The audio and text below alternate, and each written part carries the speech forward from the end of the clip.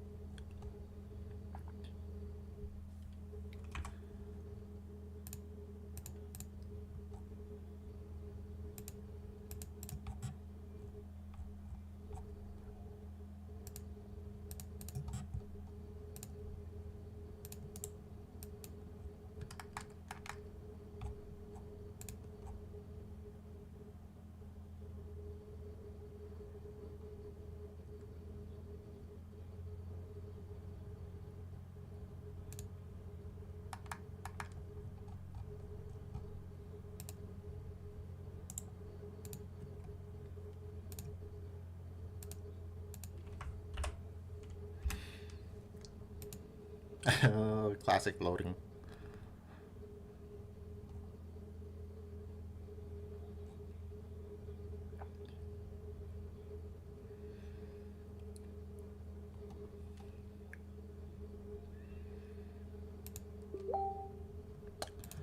Fuck.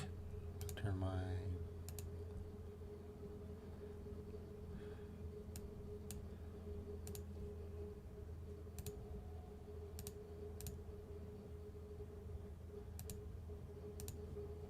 I'm just a chud. Fat little chud.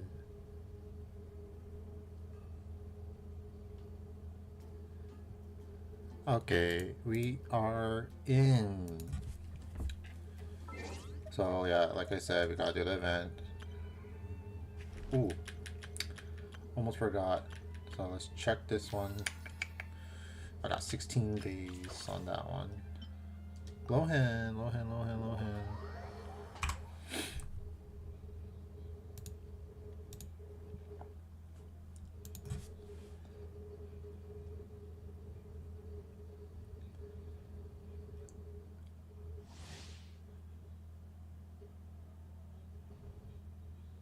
What the fuck does that mean?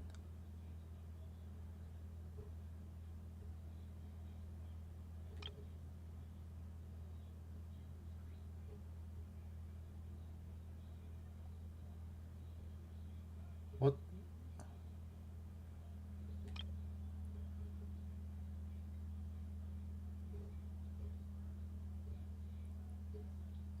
He's very pretty.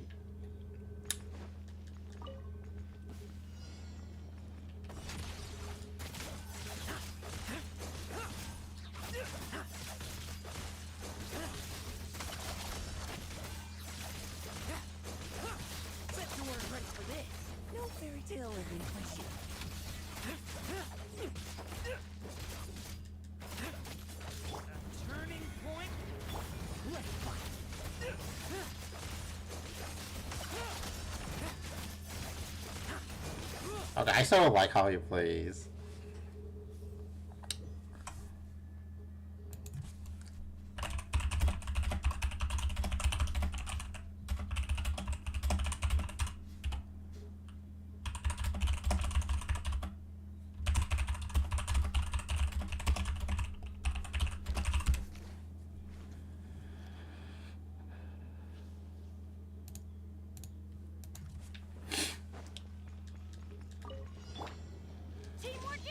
Let's keep going, team.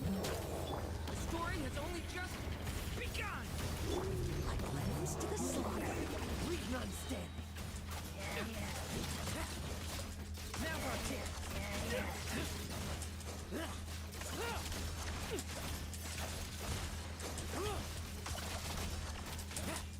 Everybody stand back. Now's our chance. The story has only just begun. Stay. No fairy tale ending for you. I won't judge. Endurance is best partner? No way. I gotta check this. No, Lohan. Okay, Lohan's like low-key, very fun.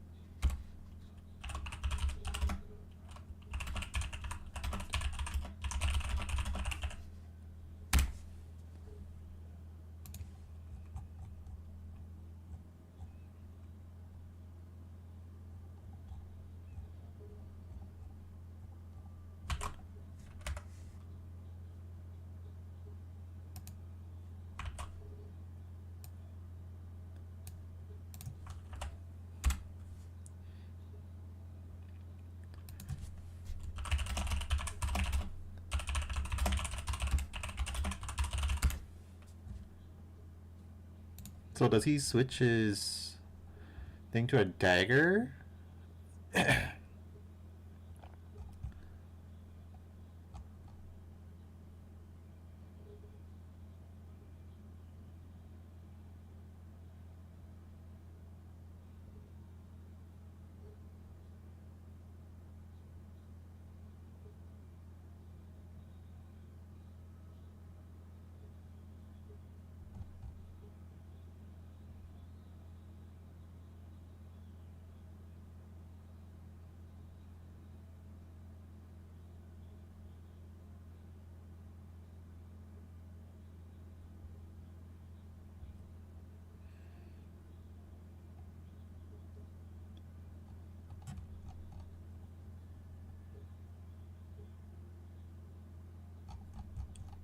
I gotta watch these gifs.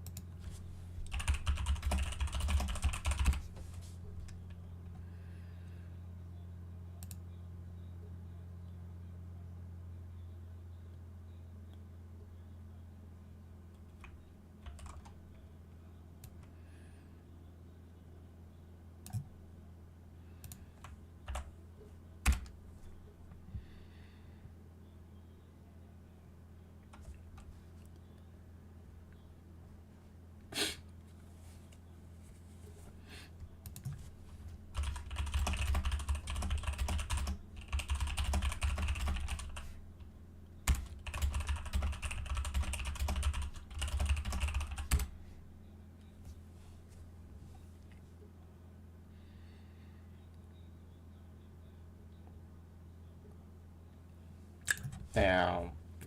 Lohan's too good. Fuck. Man, I gotta do this shit.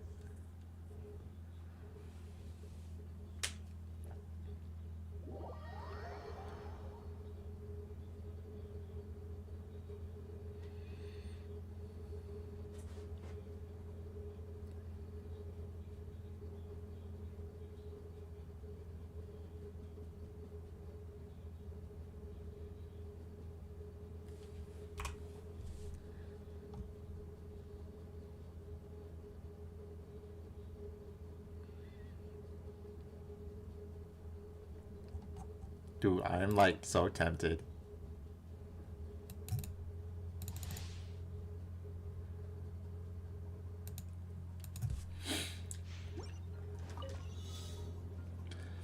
Guy plays Lohan once. Oh, I gotta play low. I gotta roll Lohan. Fuck.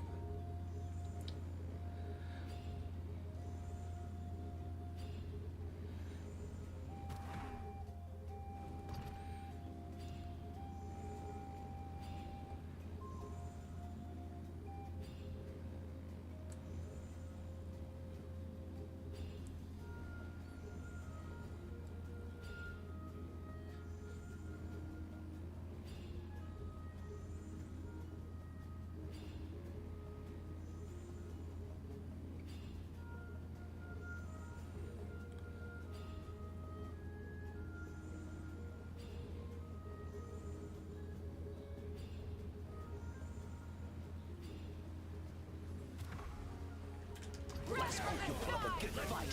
I will. Yes, you are. I'm all right. You out. Take it. Good.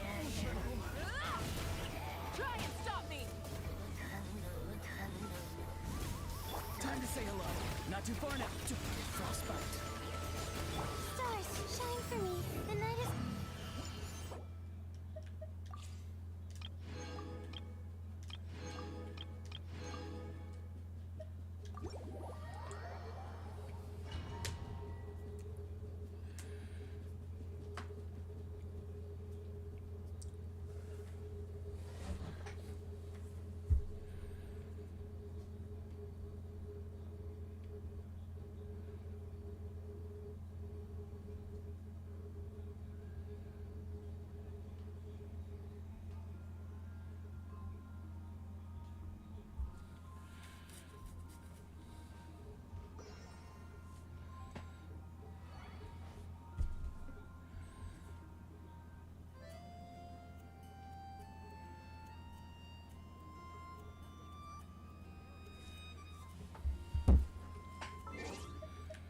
Okay, so I do want to do that.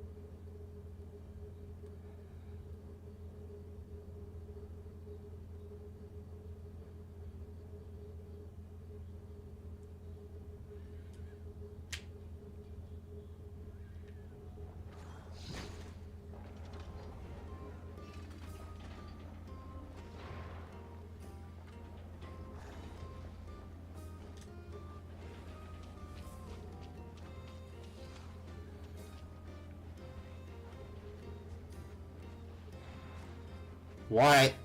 Kaza! If Lady Nefer is right, the expert we've been waiting for should be arriving at any moment now. Indeed, Mr. Sitchiak.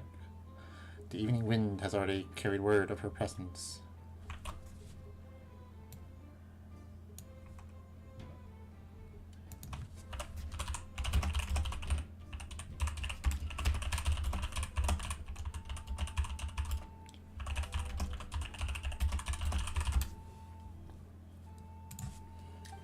Greetings to you, traveler in Paimon. It's been a while. Ah, cute. Seeing you both in such good spirits truly gladdens me. Kazu, is that you? Long time no see.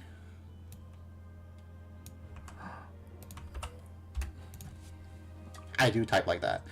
Wow, didn't expect you to see. Wow, didn't expect you to see. Typo. Wow, didn't expect to see you here in Cry, let alone chatting with a Lightkeeper.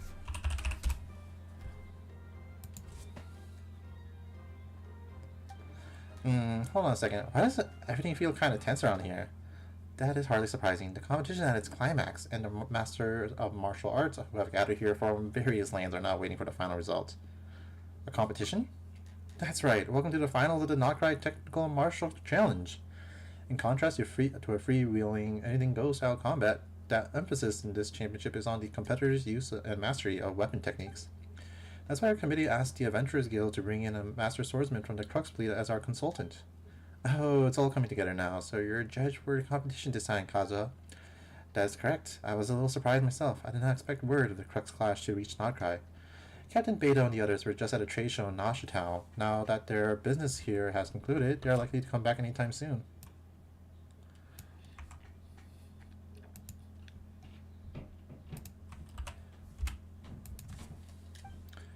Myself, I presently have some leisure time and possess a measure of experience from the Crux Clash. For that reason, I accepted Mr. Sichik's invitation. Thanks to Mr. Kazuha's keen eye and his almost perfectly impartial judgment, we've been able to make good calls even the most chaotic matches. But now we've run into a problem. Each of the three finalists has their own strengths, and none of them can overcome the other's techniques. At this rate, they could fight for days and still yield no result. No result in a competition? Oof, I was never heard of that before. In my opinion, we would do well to proceed with that plan. Agreed. We'll have to rely on our expert among experts here to resolve our problem. Huh? What's going on? Why is Traveler the star here all of a sudden? If you were to demonstrate a portion of your skill, it might be enough to break the stalemate. Do you want me to put in an exhibition match? Want me to create more buzz? No, not quite. As a champion of the Crux Clash and a true master of martial arts, you will serve as the final trial to determine the victor. You will face each of the three finalists in turn, and we will assess them based on the challenge they present to you. The finalist who achieves the highest score will be crowned champion. And to recognize your contribution, we will award you half of the original prize money as compensation. That's a rather unheard of solution, Paimon thinks. But it will definitely break the deadlock, and we'll come out better on the other side too. Pretty neat solution, Kazuha. I have to admit, I've never seen anything like this before. It's certainly a novel approach. That settles it then. Thank you for doing this, Traveler. Each of your three opponents has their own signature skill. I'm confident you'll enjoy the bouts and demonstrate the bearing of a true champion at the same time. I get the faggot off my face.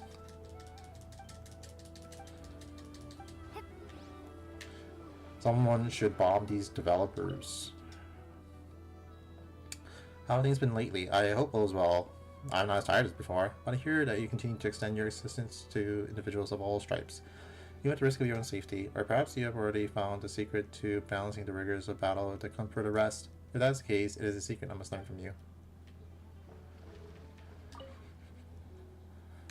Greetings, Traveler. I've been told that you will be my trial. I do hope the experience would be enjoyable for us both. Then I won't hold back. Certainly, you can beat me up until I end up on all fours, and that will suit me just fine. Freak.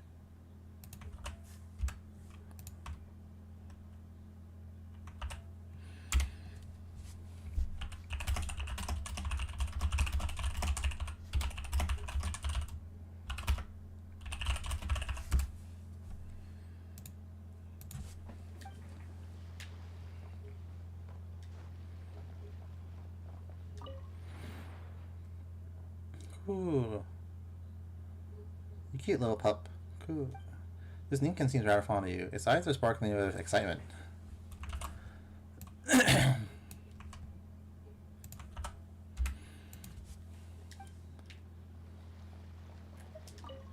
Oh, so you're the final trial guardian Mr. Sichik was talking about. That's reassuring. And you are...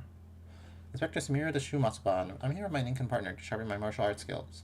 Sai has spoken of your abilities many times, and now I may finally witness them for myself. Please don't pull your punches with any of us. I'm not the only one footing the medical bills for the other two. I'm not the one footing the medical bills for the other two. Anyway.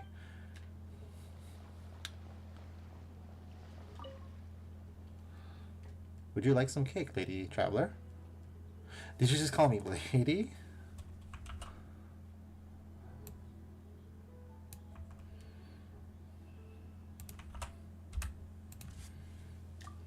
Yes, you're a friend of Lady Arlecchino's and someone my boss respects, so of course I have to pay you the utmost respect too.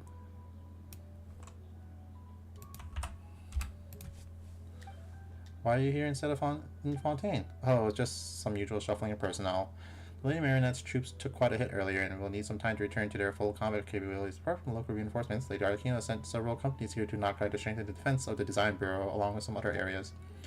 Other things have settled down in Nodcry. The companies are getting ready to head back to their old posts. That's why I've been given block leave, and the reason I'm lucky enough to take part in this competition.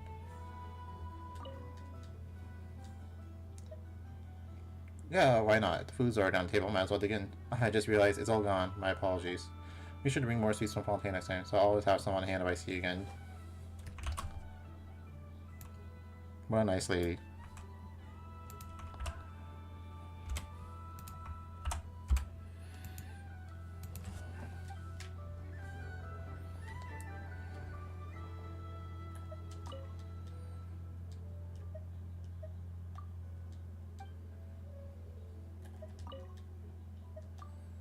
The Ninken I raised since I was a pup, and true model and leader for the newest generation Ninkens. Gawamaru might still be a little wet behind the ears, but with the new and improved training method that was put in place, its battle capability should be on par with Mr. Final Ray of Dusk Taromaru at his prime. Yes, we should be more or less there. I hope you two enjoy the battle. Please don't be too far. Otherwise I won't be able to bear it. Yeah, I gotta screen cut that.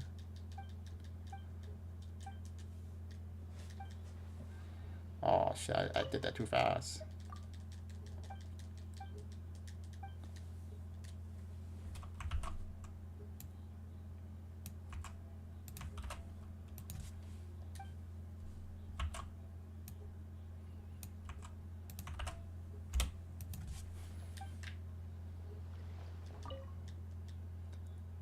Have we met before? Remember me? You got a good memory. You saw me at the Lightkeeper's office when you were on an investigation. I was called there by Lady Nefer to handle some paperwork. Thank you for all you did for Surgeon Major Sosi. Huh, I didn't realize the Lightkeepers were involved in this competition too. I suppose I can be honest with you, since you work with Lady Nefer. This competition had nothing to do with the Lightkeepers originally, and we generally don't get involved in events like this either. However, to ensure our combat readiness, we have to learn about and assess the combat capabilities of various parties from time to time. And personally, the more I know, the better too. That's why I went along with Saren's suggestion and took on the role of host in his place. I've definitely seen several really capable individuals in action so far. Unfortunately, most of them are no longer here after being limited by our 3 finalists. Actually, I'm also really curious to see what happens when Mr. Kaedehara really goes all out. Our 3 finalists are pretty much aces in their own right, if you ask me. The only people in Machikai who are better fighters than they are would be Lady Nefer, Flynn's, Officer Iluga, and Yehoda.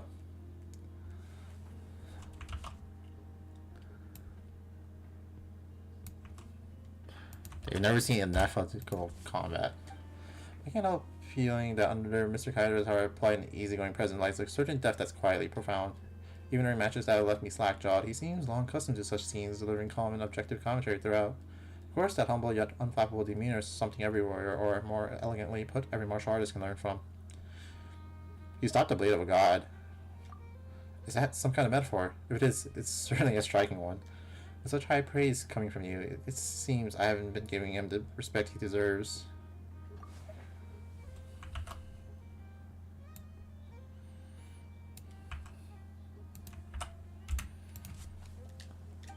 To make up for that, I shall personally throw a dinner in Mr. Kaedehara's honor after the competition. Alright, let's not meandering around.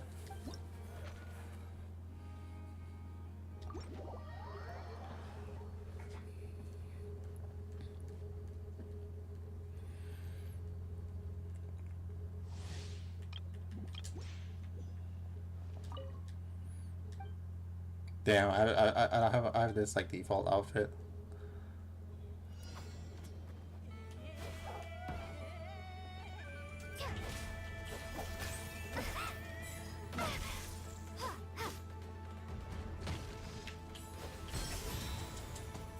Okay, I'm sorry remembering how to play this again.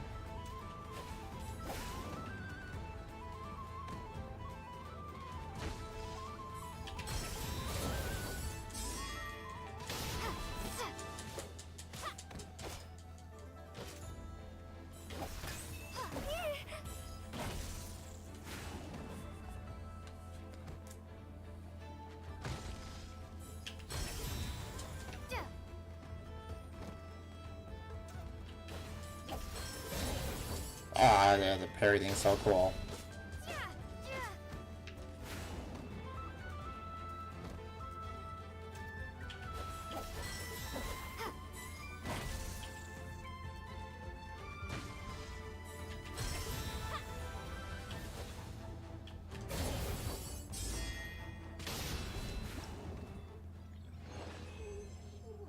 Or farmed?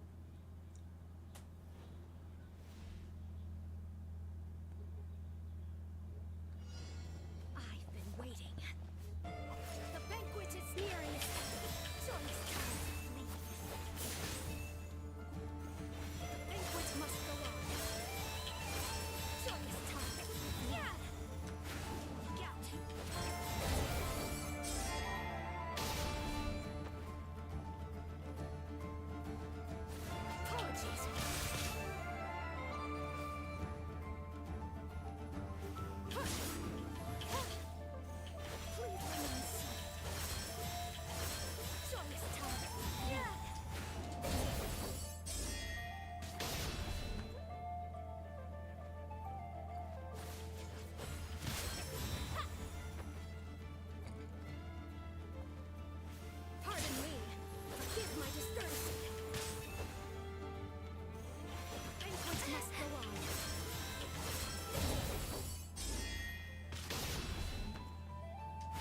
Look out.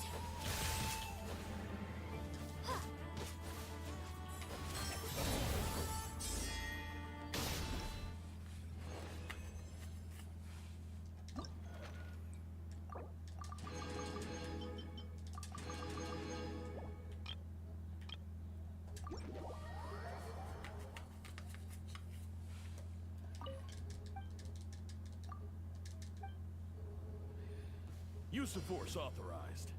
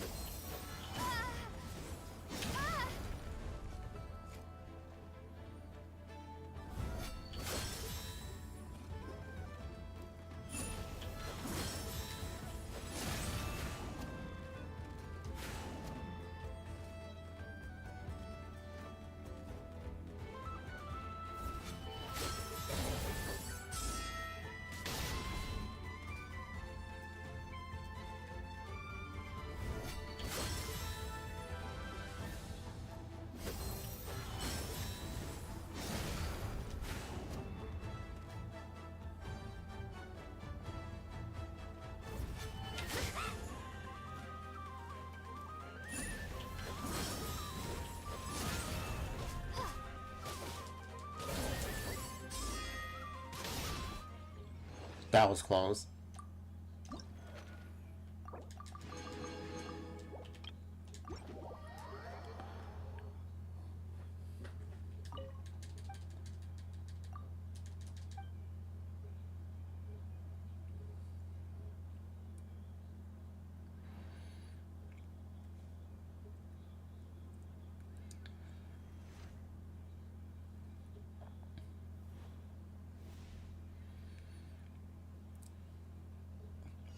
Use of force authorized. I warn you!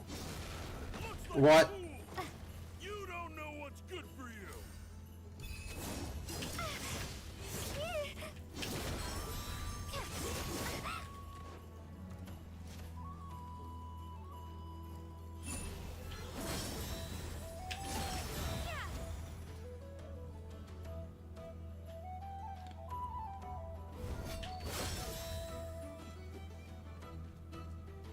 I warn you!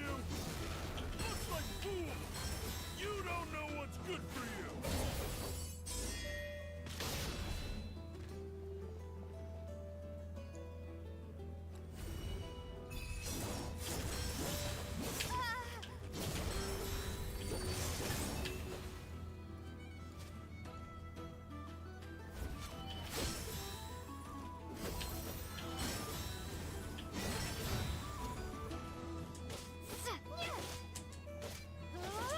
I warn you! Looks like violence is the answer.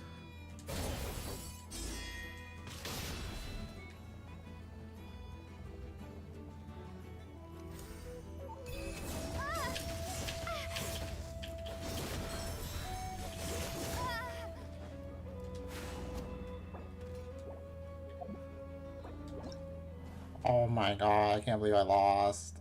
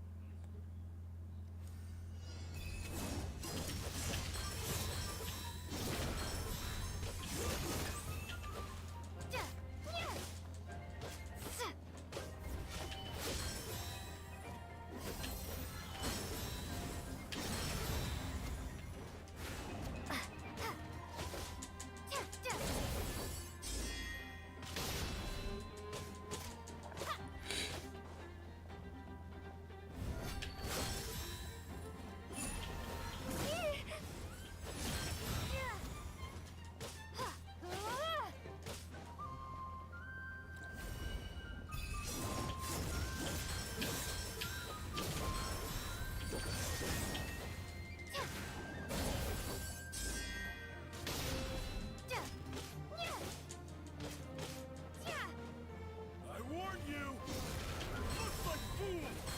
You don't know what's good for you!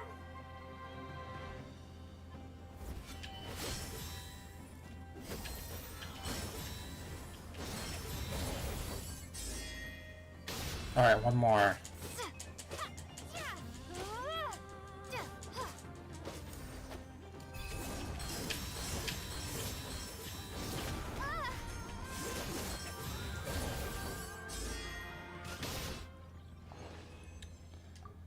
That dude was tough. Alright, that's the event. Short and sweet.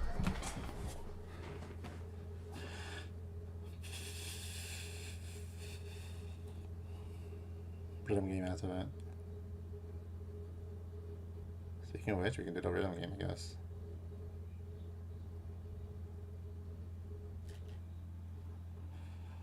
I believe you have already made up your mind, Traveler. Now let me recall my lines. This has been truly a spectacle and thrilling competition. Now it is time to announce the results. We invite our final trial warden Traveler to name the champion from among the 3 finalists. The Traveler, who's gonna... She's a winner. Whoa, this is hard first. Looks like Judge. Yeah, Onyx was too hard. Yeah, it must have been tough dealing with this big and tall Fatus wielding a great sword, right? Who, me? Thank you for this honor. It really means a lot to me.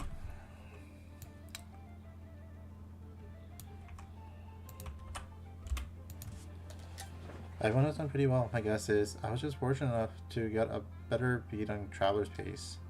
Rough. See that, Kalmar? You must learn from Onyx Gate. Nice done, Bombardier. Poor chick Stepanian. I'm sure Major Valerie will also be proud of you. While we're not holding a grand prize ceremony, I'd say that you'll value practical combat and tend to keep a low profile in daily lives anyway. This honor coming from Traveler itself is just about the highest honor one can receive in Not Cry, and one that far surpasses ordinary trophies and medals. You folks are probably the very first in the world whole of Tibet to receive a prize from Travel in this manner. We do not need any pomp or ceremony. This is more than enough. Isn't that so, Budanova? Of course. Maybe my people can host a challenge next time and make it an even bigger affair. We should have at least 100 competitors in the qualifiers to start with. That way we might be able to discover some unknown or unaffiliated talents. It makes a lot of sense. The Bombardiers will also be able to be pleased to organize something like this. I shall write up a proposal for Major Valerie. Shimatsu-han will also, if organizing this thing is going to cost tens of millions more, then never mind. But the Ninken troop will take part nonetheless. I thank each and every one of you for your kind offers. However, it is my opinion that once a competition like this is held and funded by a powerful faction, things may be a little different. Would any of you be able to resist the temptation to recruit any unaffiliated competitor who performs well, for example? Kazuo, do you mean? That's right. The best candidate to host a competition like this would be a relatively neutral adventurers guild. Yes, you have to keep the competition free of any other interests. He's right. Competition must be held only for the competition's sake, and nothing else. Yeah, Paimon thinks she gets it too. Allow Paimon to state things bluntly, then. Although the 2 for 3 contestants this time around have been really polite, some of your colleagues can be super mean and even get right to attacking us without giving us a chance to speak. If Futui ended up running this competition, who's to say they won't end up recruiting the top finishers? That means we basically be helping you scout talent to fight against us. There's no denying that now. I hear what you two are saying, but I can't make any promises on behalf of the others. Different units have different missions and way of doing things, and the words of this mere junior officer do not hold much weight. Mr. Kaidaha makes a valid point, and Traveler and Paimon's concerns are just as understandable. Alright, dude, stop scheming and just enjoy the thrill of combat like Kalmar over here. Ref. You're right. A foot soldier like me should leave matters like this to my senior officer and focus solely on combat. Next time we face off, you can expect to see improvements in my skills.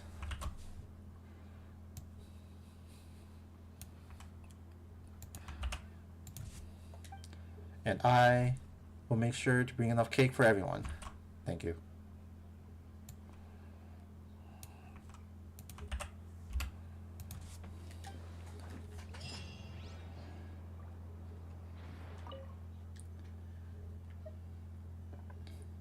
Benefits never all for action that is the current term in a way. This never has provided us with intel that has helped my squad on several occasions.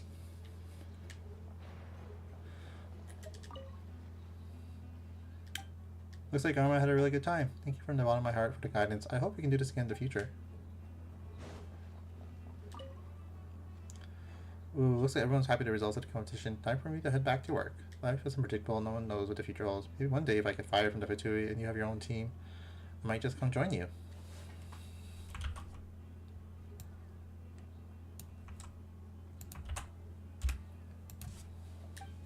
If that time ever comes, I hope you won't turn away for being too weak.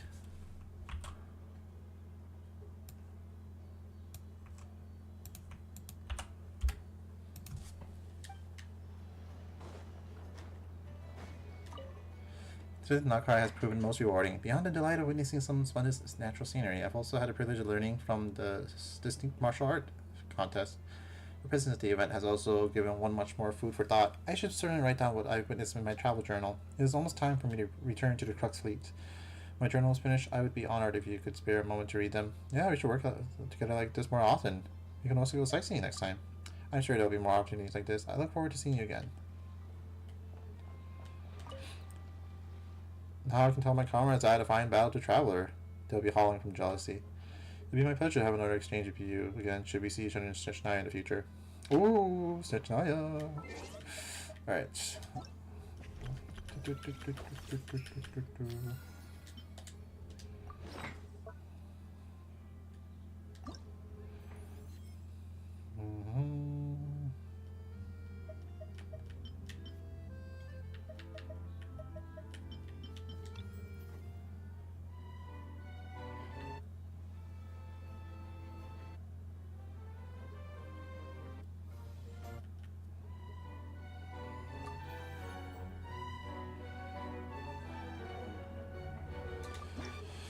Alright.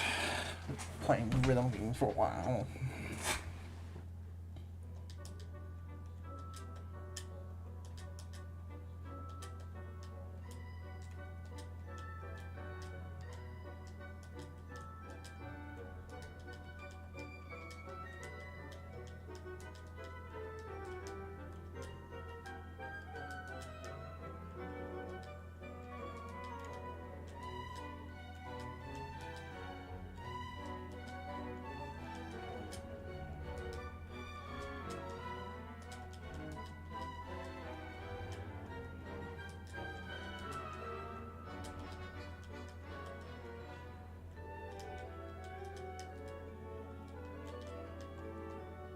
I'm doing so bad.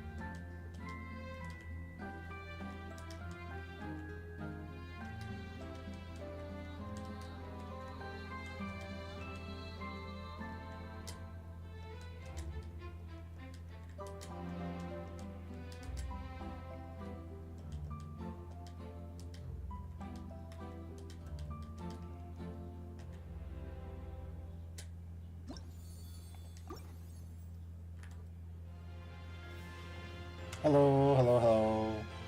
Lavender Mellow. I'm just doing the music stuff before I forget. We just finished the Perry event. That was fun. I liked it a lot.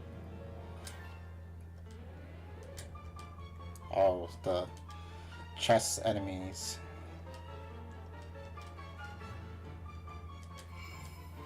Planning to do the story after this. Fuck. I haven't played that rhythm game in a while, so that's why I'm bad.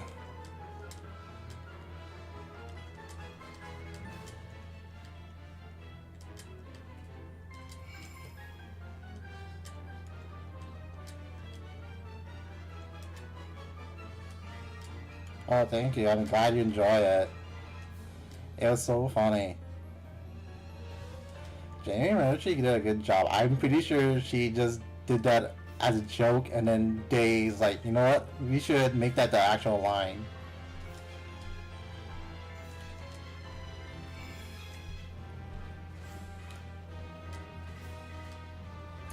It's a very brainworms video for sure.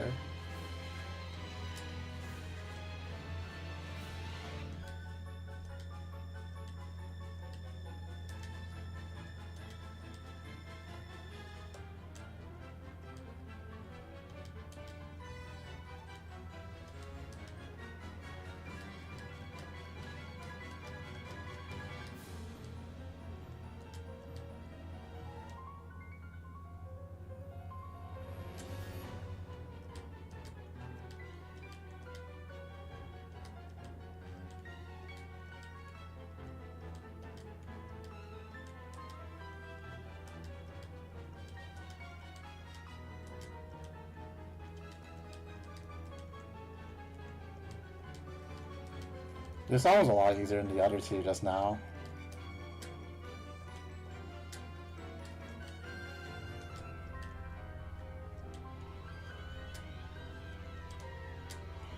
The other two were like kicking my butt. I was like missing notes every other like note. Oh, my combo!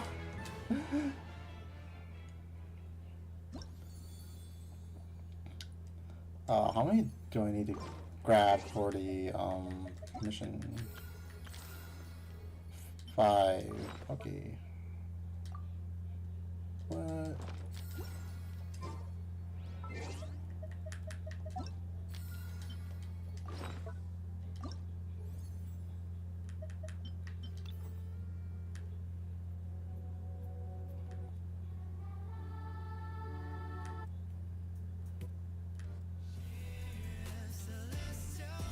What, he's a song? Alright, let's play these.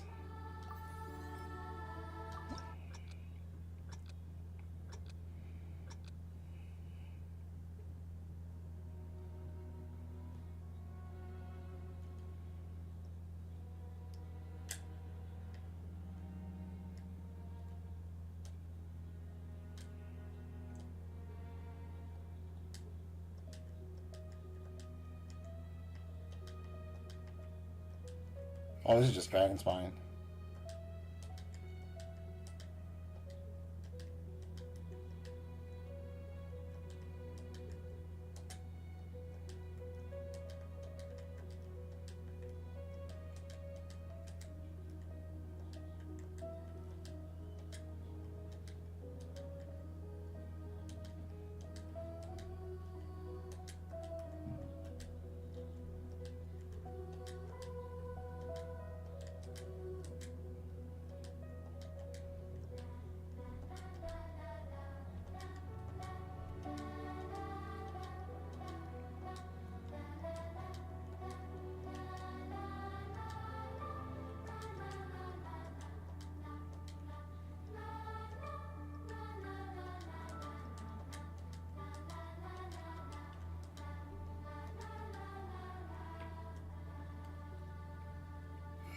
That felt like an entire song on its own.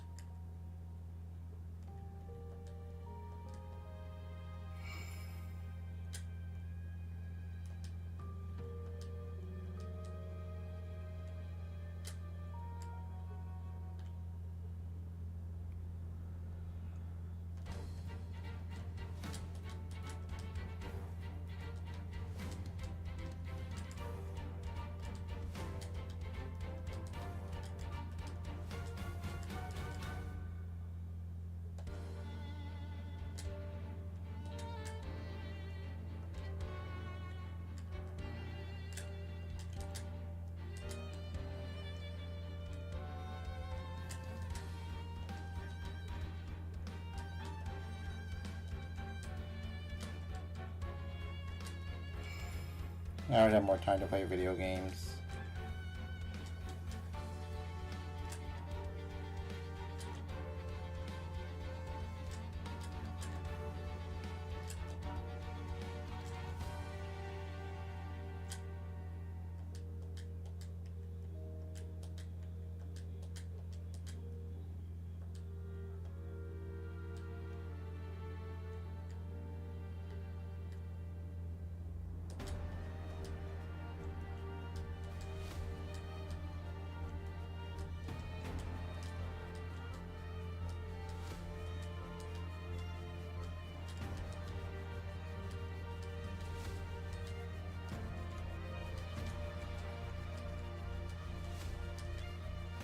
Holy crap, I'm getting my butt whooped.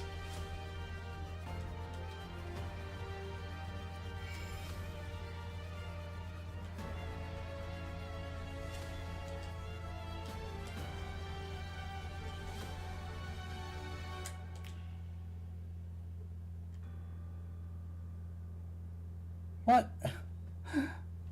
Oh, I'm getting blue balled in a song.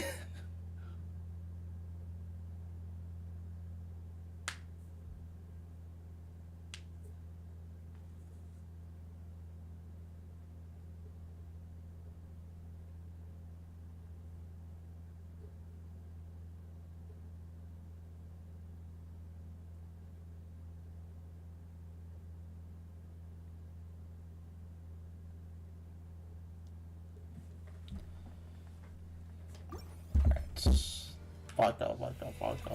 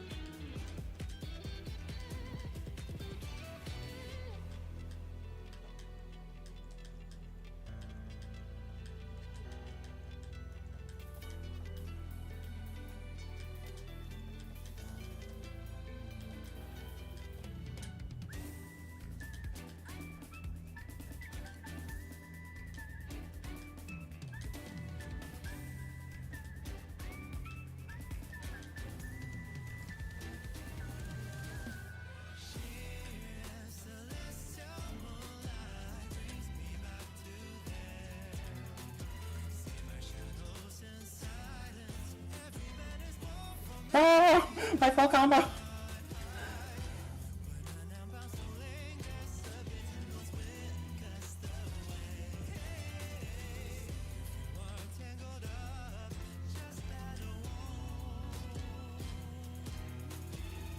all came crashing down.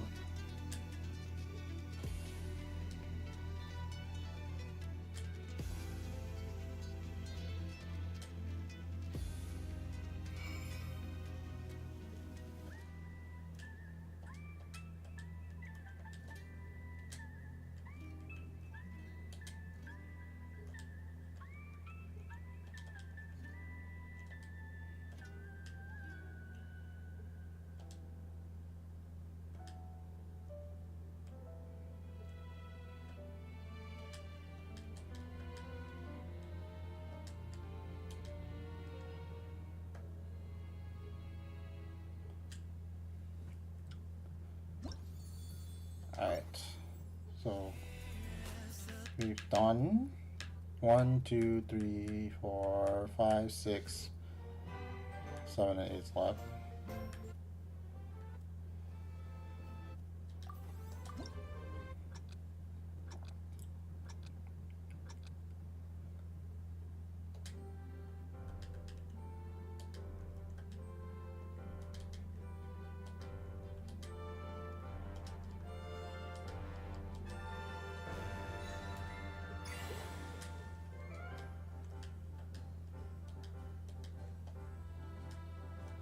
Theme of flying.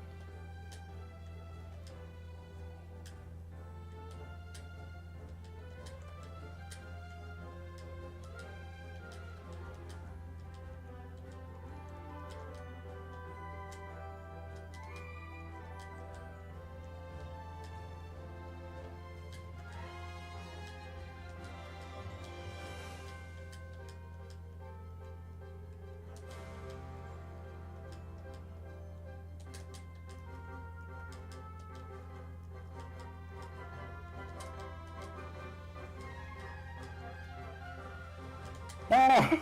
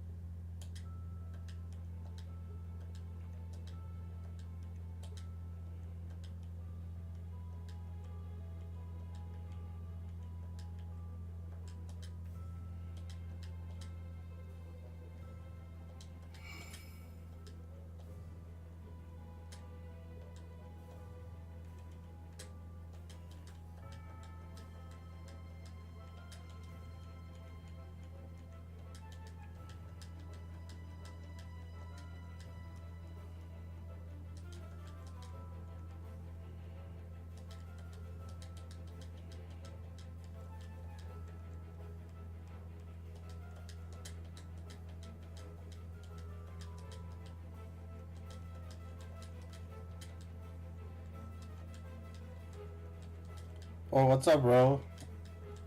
Oh my god, I'm seeing the Google Translate thing now. It wasn't showing up for the other comment, but it is showing up for yours.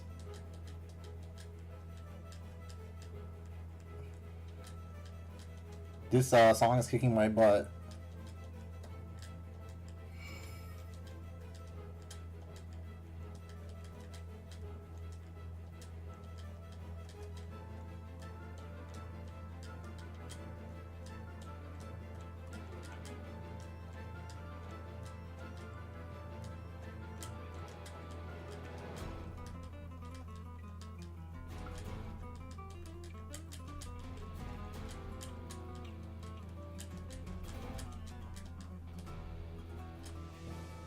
Oh no, this song is just hard. I haven't played rhythm games in a while. And these like songs have been like kicking my butt in general. I have it set up so I can like see the chat next to my screen, so it's not too bad.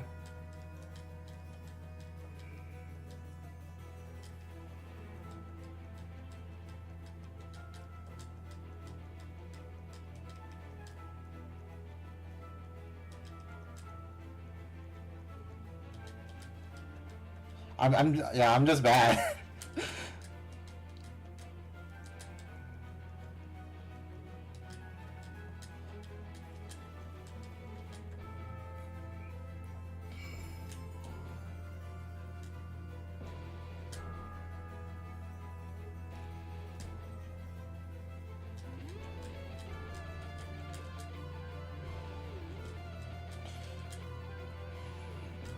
Yeah, I was so torn. I was gonna play either Rondo or Genshin, but I'm like, I gotta catch up on Genshin. I really want to know what happens because it's like really important.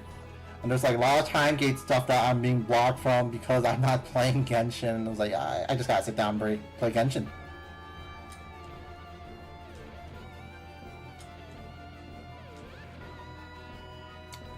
Oh yeah, I'm better than someone who doesn't play rhythm games for sure, but like, I haven't played like rhythm games like as intensely since Love Live shut down. And that was like 2-3 years ago.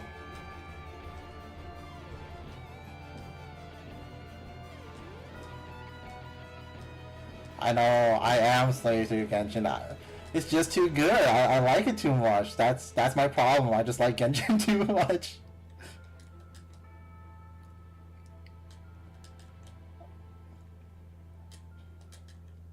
The new character, he's like so pretty. He plays so good. He's so fun. I'm like, damn. I really want to roll him, but I gotta like save for like the next character. I wonder if like Amy got him or whatever. Let me check. But how's your night been going?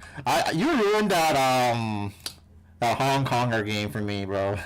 Now I'm like, man, this game's about some white guy getting lost in Hong Kong in the middle of the slums of Kowloon doing some paranormal bullshit. But he doesn't know where he's going because he's a tourist. That's literally what the plot of Kowloon's Gate is. Oh my gosh, he did have it!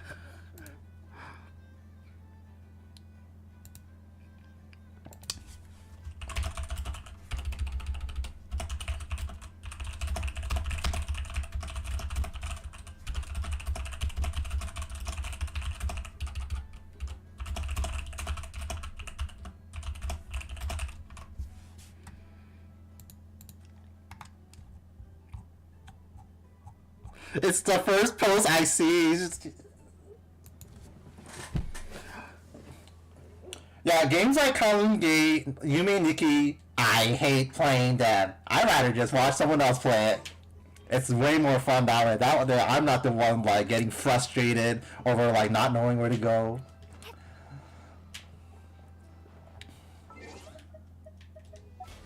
It's one of those like perfect like streamer games to watch someone like yap and play, but God, I do not want to fucking play it myself. I feel like there's like a lot of those games in general. They're like, wow, this is like fun to watch, but I don't want to play it. Alright, gonna begin the main story quest. Let's put out some predictions.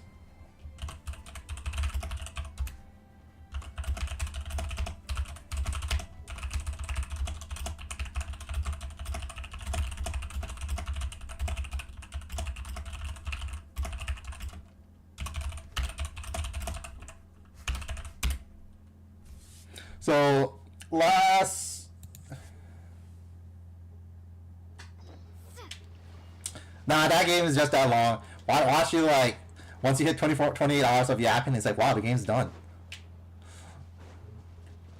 Yeah, so the last time we did like a main story quests. I think this is like going after the Dottore one. So last time we killed Dottore, and on the banner thumbnail he's back, so what I'm guessing is that was just a clone or something. He has many other clones and copies, and we're back in Sumeru too. That's his homeland. The Middle East North African Dottore is from Sumeru, where all the other Middle Eastern North Africans are. Where the fuck would I go?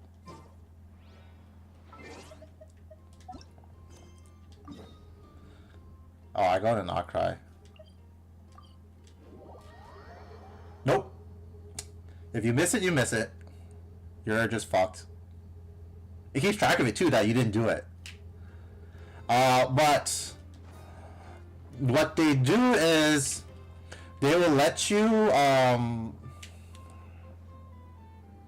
Yeah, it does suck. It's a one-time only thing. It's really miserable. I wish they get better about it. Like,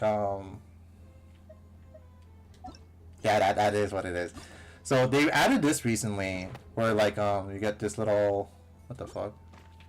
This travel log thing, and what it does is like you can like read all the dialogue from it. So if you just want to check, oh, what happened, blah blah blah, or something. So that they added that, so I'm really happy. At least they have like the dialogue stuff, and then yeah, but it could be better.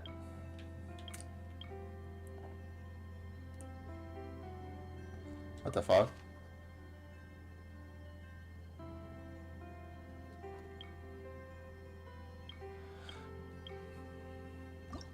Yeah, this is where we like killed his ass. Yeah, Star Rail I think lets you like reenact the cutscenes in movies and stuff at the very least. Yeah, Genshin doesn't. This is actually brand new. They added this recently. It was just like a design decision where like they where they don't want to rerun stuff. So what happened was in the initial like runnings of Genshin, if you didn't do something and you play like a quest that's related to it, they'll know that you didn't play it and rewrite the dialogue around as if you didn't play it. But if you did do something, they will change the like cutscenes and stuff to show that, oh, you played this, so you do know this information, so we will show it to you. So I think that we talked about before where like it really sucks because then like you're sort of like losing content. Or no, I talked to this with my brother. Yeah, you're losing content that could have been there if you had done it properly. So there's this like one quest, like the main story quest, right? If you do the side quests before it, it changes like the main story quest, where like they'll in the main story quest they'll explain there's just like a problem going on that needs like clearing, but the side quest is you going to clear all these like cursed forests and stuff. And then if you do that before the main story quest, they're like, oh yeah, I've seen you clearing these cursed forest stuff, so I probably don't need to explain it to you. And then there's another one where like there'll be like bonus dialogue that gives like more lore to the characters if you have done these side quests related to it. And it's like, oh, I wish they tell you, because the one bad thing about Genshin is they never tell you how to start quests. You have to like go do some bullshit to find it. But once you've started a quest, they'll like handhold you all the way through. It's all just a design decision that they chose to do for Genshin, because HSR does not have this issue as bad, if I remember correctly.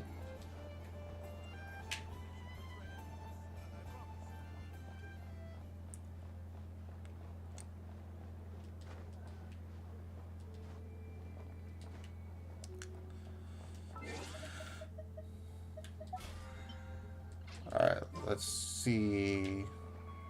Okay, we gotta go talk to Catherine. It's Sarin.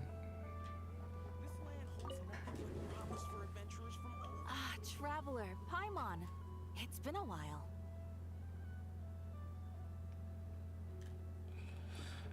No, it's weird because again, like this is just a design decision only for Genshin. It's not for like the for the other teams. I don't know about ZZZ. Let's see. Does ZZZ let you review cutscenes? Yeah, ZZZ also lets you review cutscenes.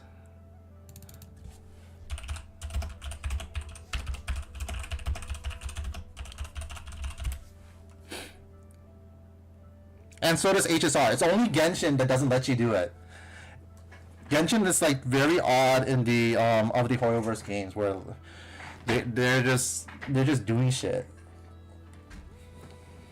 As it happens, there is a letter here for you. One moment. Here. A letter? From who? Dear Diary, I'm Kale. I work as a trainee forest ranger under my master, Tainari. I'm also studying at the academia. So she used to have some like crazy skin cancer. The big bad guy that is for this chapter, he's the one who caused it, and we helped cure it for her. He goes around giving like people cancer and stuff. I think like Amy thought she's hot or this dude's hot or whatever. I'm like, this guy's evil.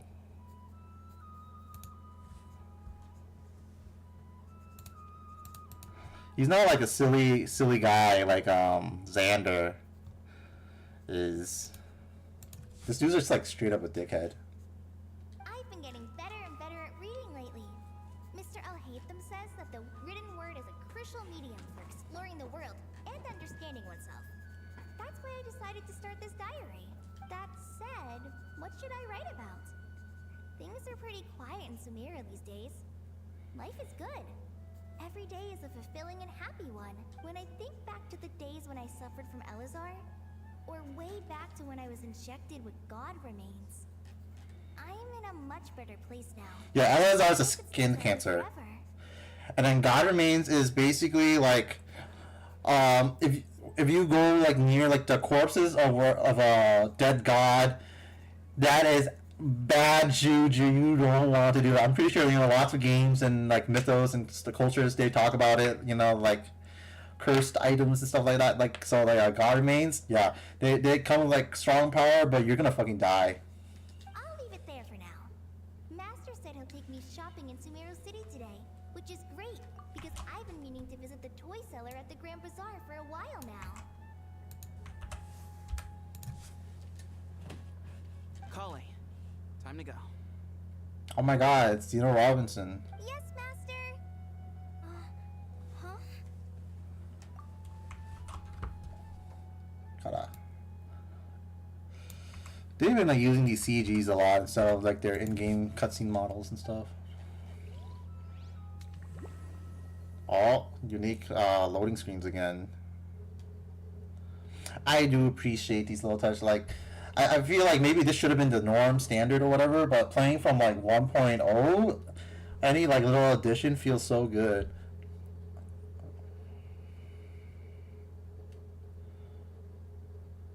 My dream is one day that this game will have an offline.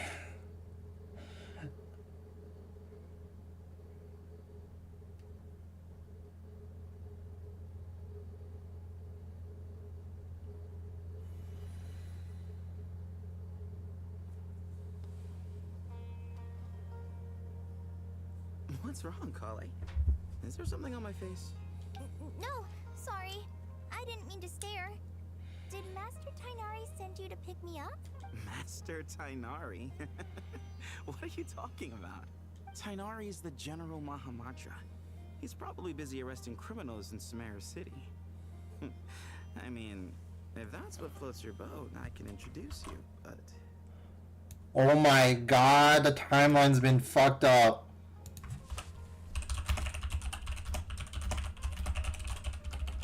So this has happened like 2 times now that, or before. This is the 3rd time the timeline has been messed with. The first time it happened was the Archon for Sumeru was erased from history.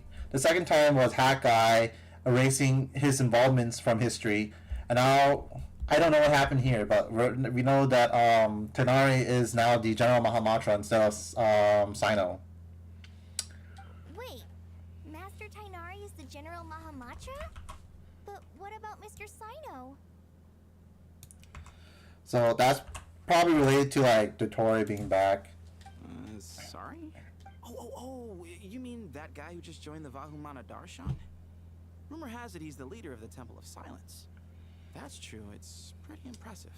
Sounds like you've been getting to know more and more people since you joined the academia. It's great, but don't let your Forest Ranger duties fall by the wayside, okay? What's going on? Sethos is acting like he's my master, and Master Tainari has taken over Mr. Sino's job. Yeah, Is this some kind of prank? This region has to deal with the Samsara cycles, so I guess that's why they have that timeline. Can be fucked with bullshit. So, it's a weird choice of prank. But anyway, Sethos doesn't look like he's joking. What is this all about? Hey, you're zoning out again. I'm gonna buy some tools for the Rangers. Why don't you stretch your legs a bit? It's been a while since you last visited the city, right? Wait! He's right. It has been a while since I last visited Sumeru City. Was it always like this? I mean, it feels familiar, yet somehow... something seems different. Is this really Sumeru City?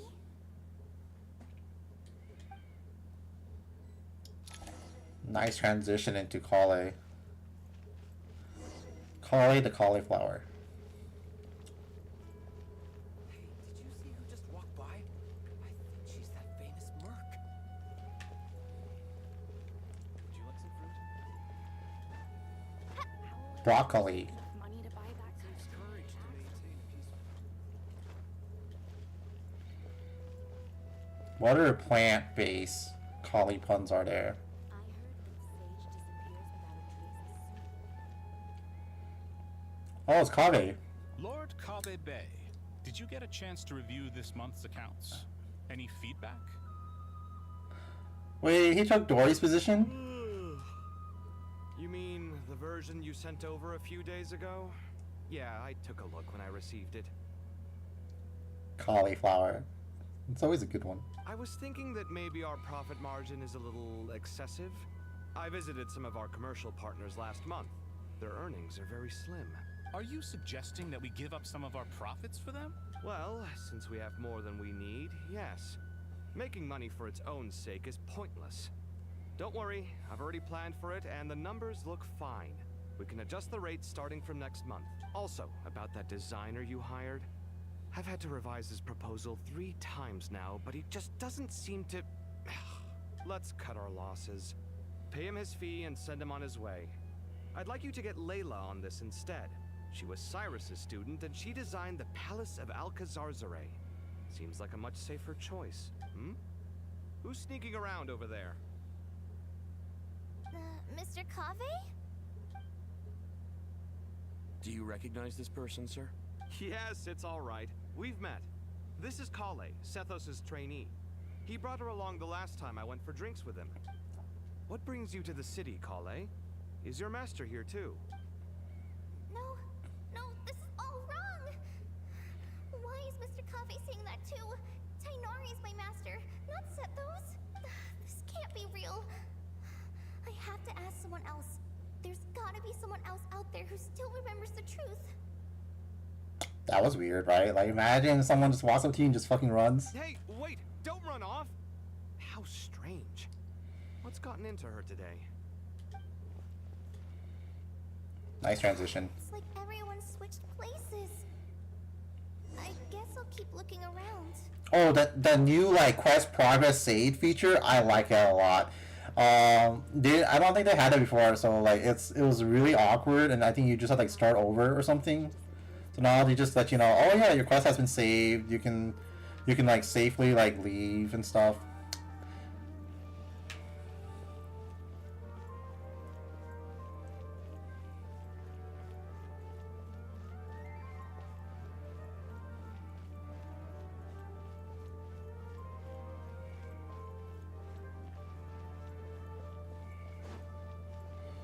Nilu and Dehia, and I don't know who the last guy is. Pressure these days. Alani, I know her. Write their papers for them. Lots of visitors today, I see. Welcome all. It's been a while. Hey, Rahman. You know that guy who sells face powder on Treasure Street? I haven't seen him around in a while. Any idea what happened to him?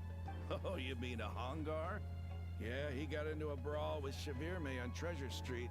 He's been banned from setting up shop there for now. Seriously? Oh, well, that's a shame. I was planning to pick out some makeup for you. Oh, don't worry about it. What the fuck?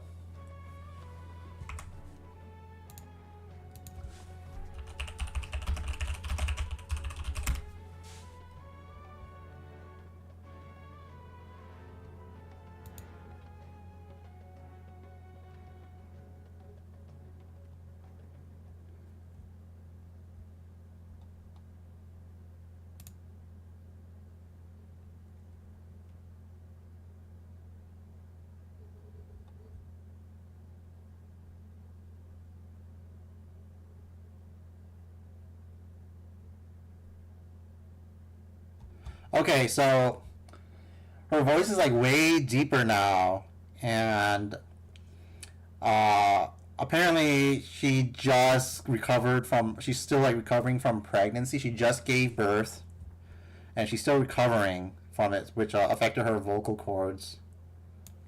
But yeah, that threw me off. I'm like, what? I just heard her. She sounded nothing like this.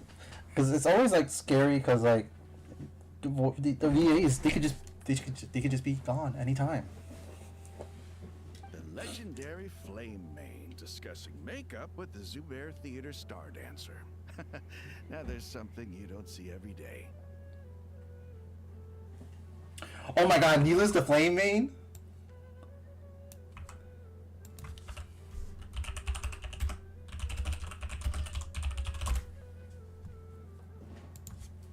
Flame Mane? You know, I'm not actually sure when people started calling me that. Maybe the other Eremites thought I needed a fiercer title to scare people off?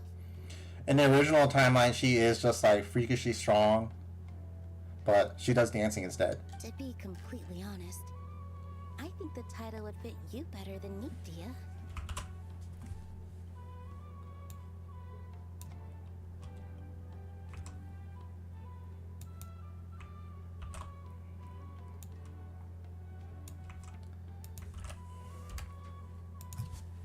You think? Can't say I've never imagined myself as a merc. If I ever give up the dancing, maybe I'll head to the desert and give the Eremite life a try. You would? Is that so strange? Oh, not at all. In fact, I've actually had similar thoughts before. If I ever get tired of sleeping out in the wild, I think I might go look for a job at the Zubair Theater. I've adored the dance of Sub-Zeros ever since the first time I saw you perform it. If the chance ever came up, I'd love to try it out on stage for myself. It looks like Kale is like fucking melting into the ground. Really? If our manager Sataria heard you say that, she'd hold you to it. Probably grab you by the sleeve and never let you go again. Hey, when that day comes, I'll do your makeup myself. How's that sound? Sure.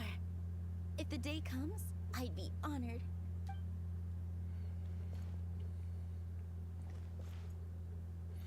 Everyone I know, everything I've ever known. Suddenly it's all a jumbled mess. The question is, who's right? Them or me? There's so much pressure My these head days. feels so heavy. Would you like a I cup can't of coffee? think straight. I like Danny Chambers a lot. Some lore about her. She's super into Phoenix, right? Ace Attorney. She really wanted to voice Maya if she ever got the chance. She didn't get the chance. She got to voice in the Dahlia lady, you know, Phoenix's girlfriend. She got to voice her though for the dub. Remember a while back when I was working on a renovation plan for the House of Dana? Well, I submitted a report to the Grand Sage and he rejected it. It's infuriating. How does someone with no sense of aesthetics whatsoever even become the Grand Sage? Please, calm down, Lord Kave. Maybe it's for the best that the proposal wasn't approved. Weren't you planning on paying for the renovations out of your own pocket? The Grand Sage just saved you a huge sum of mora. You're right. It's his loss if he doesn't want to work with me. Let him live out the rest of his days in an artless void for all I care. Anyway, enough about that killjoy. There's supposed to be a show at the Zubair Theater today. Are you guys free later? Tickets are on me if you want to join. That's awesome, bro.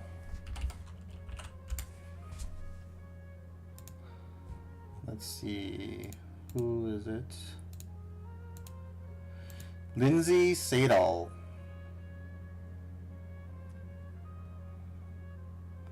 Well, oh yeah, Maya Fey. I'm talking about like the anime one, by just so there's not a mix-up. It's the one for the Ace Attorney anime. So what I'm talking about.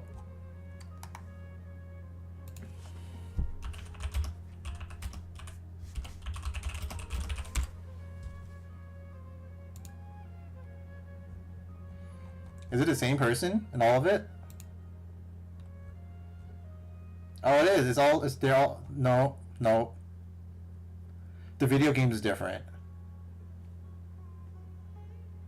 Yeah, Abby Trot. Yeah, I had to make that distinction clear because, like, yeah, I know like the anime VAs are like someone else than the video games. That's cool though.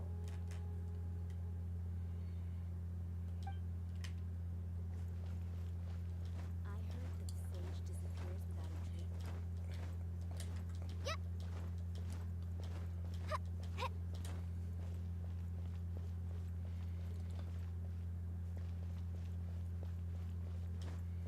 Would you like a cup of coffee? Oh my god, Coffee? this is Dia's best friend. Would you like a cup of coffee? Would you like a cup of coffee? Takemi, the one that the weekend fumbled. Would you like a cup of coffee? Would you like a cup of coffee? The store's been pretty busy lately. Lots of customers have been feeding Ashru, who watches over the shop, and now Ashru's put on quite a lot of weight. Maybe I should put up a sign saying, please don't feed the cat. Isn't Ashru like Nefer's cat? I guess not. I'm pretty sure Nefer has a black cat. Would you like a cup of coffee? Oh my god, I have to like actually pay attention. I'm noticing like NPCs that don't match what they do. Oh my god, what the fuck? That's not Catherine.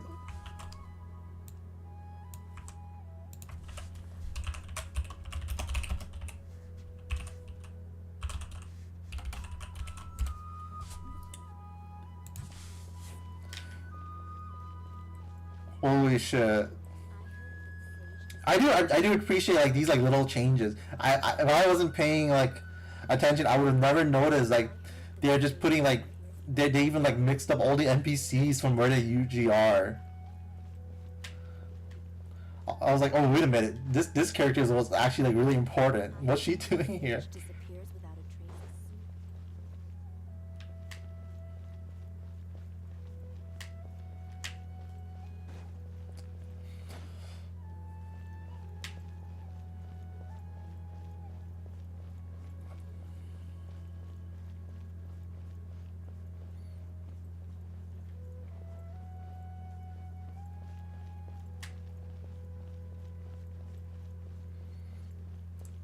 Would you like a cup of coffee?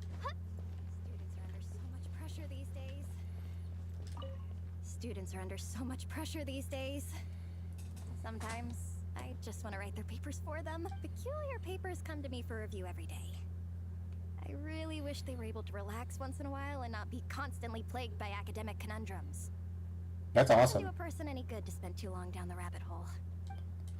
Nezuko finally had a speaking role. It was so good.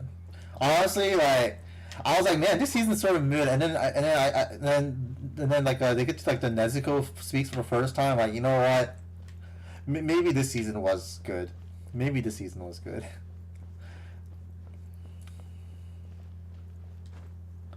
Yeah, I didn't like that season, but like it had a really good first episode and finale. The in betweens, like it's like whatever. Like it's fun to watch. It's like okay, I guess, but whatever. Nilu, have you been to Aru Village recently? I've got a friend who I haven't seen in a while. I was wondering how she's doing. You mean Faruzan, the guardian of Aru Village? I saw her not too long ago. She seemed completely absorbed in her research. What the fuck?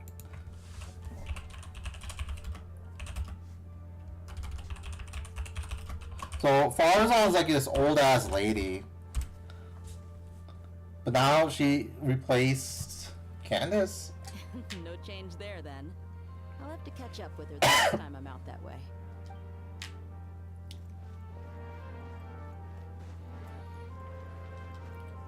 But I'm just like not getting progress done. I'm just like trying to look for spot the difference. Oh, there he is. Hi, Mr. Sino. What are you thinking about? There's There's a chapter in King of Invocations where the spirit of someone who died long ago possesses a living man's body. To the outside world, it looks like he's developed a whole new personality. I was just thinking how terrifying that would be for his friends. Imagine waking up one day to find that a friend of yours has suddenly become a different person. Huh? So what got you thinking about that?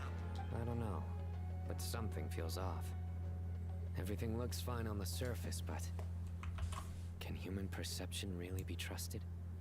Wow, he can tell something's fucked up. Anyway, King of Invocation is a reference to Yu-Gi-Oh! He's talking about how the Pharaoh 10 like possesses Yugi. And King of Invocation is a play on King of Games, because you know Yu-Gi-Oh! Means King of Games.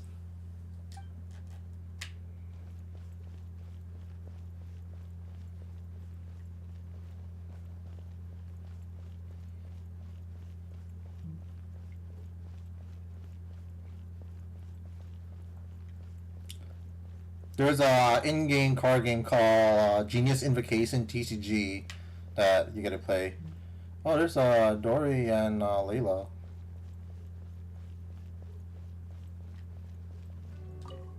Alright, not a single Mora short. That covers you for this month's rent. What a relief. I was worried the design fees I received this month wouldn't be enough. Well, next time, don't fret. Just let me know and I'll give you a few days grace. We've known each other long enough for that. Anyway, how are you settling in? I couldn't help but notice that you're staying up late quite often. Yeah, I can't explain it. I just feel more inspired at night. Once I get in the zone, I can race through a whole bunch of drafts. No problem. She has multi-personality disorder, so usually like during the night, her really smart personality like takes over and is aware that she has multi-personality disorder. This one doesn't realize anything. But what about you? I keep hearing you sighing these days. Is everything okay? Well, it's just... Don't you think this house is a little small? I guess I should be used to it after living here for so many years. But for some reason, I've been feeling claustrophobic recently. I want to move somewhere bigger. Once I've made enough Mora, I'm gonna buy a huge new house. As big as... at least as big as the palace in Alcazar.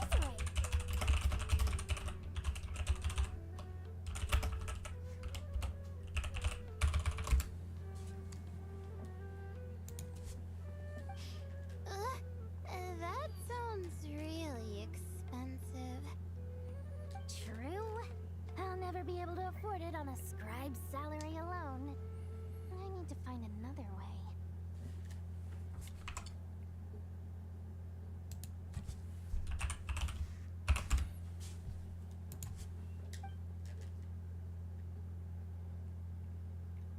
I have like no interest in Don Don Don, but like hearing about it is always so funny.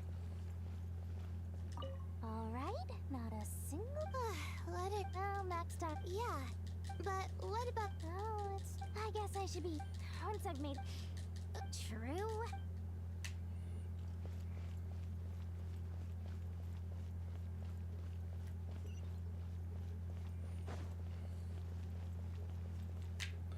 Oh, it's Tinari.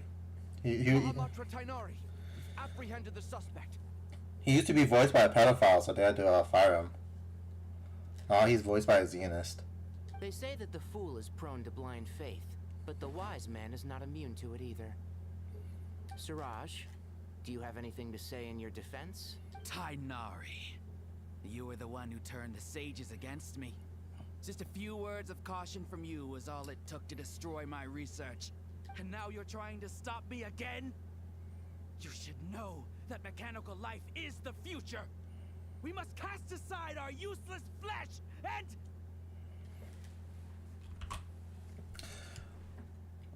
What's your thought about people having those like chips and stuff in their bodies, you know?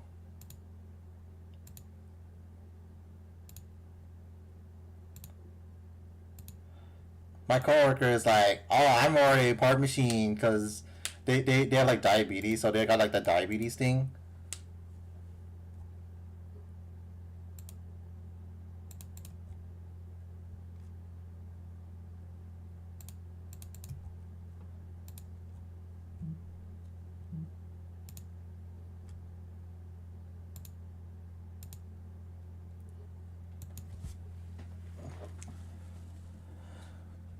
Oh, I mean, just in general. He was just joking because like a lot of people are doing like those chips thing or like those weird enhancement thing. I think someone has like the mechanical spine thing in their like body, and you can see like the ridges of the stuff. It's like ooh, I don't want to imagine it.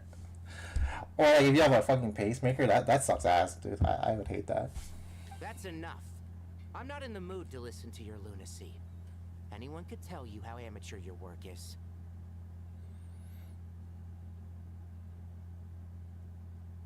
Yeah, I know. That's what I said. They're just like, I don't know. Have you seen like the people who are doing like internal physical augmentations to their bodies? They add like mechanical pieces, like they like surgically inside their bodies and stuff, and like someone that has like a little thing, so like it shows they can like have like a light up, so then like the skin's like glowing or whatever.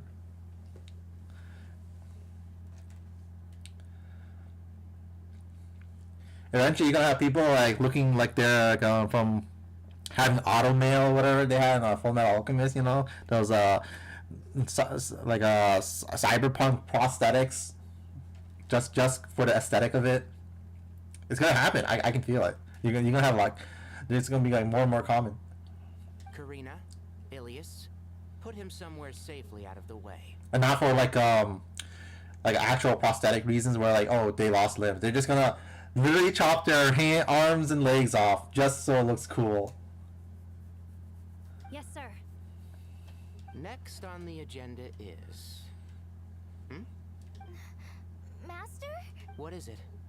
Wait, did Professor Zahahati send you? She's been encouraging me to take on an apprentice. Might be getting a bit ahead of herself there, though. No, Master! It's me! Kale!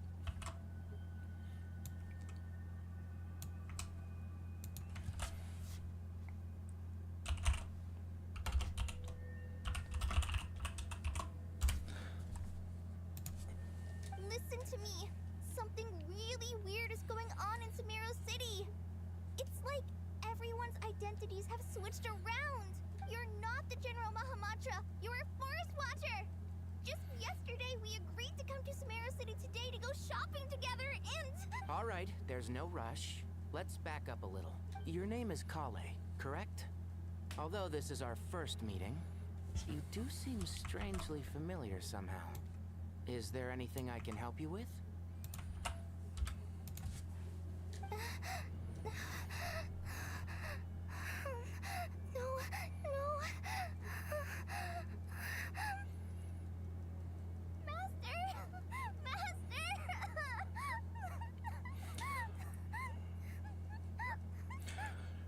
One thing I like is about Genshin is they've been really improving the cinematography and stuff. These are all the in-game models, so not like special pre-rendered cutscenes.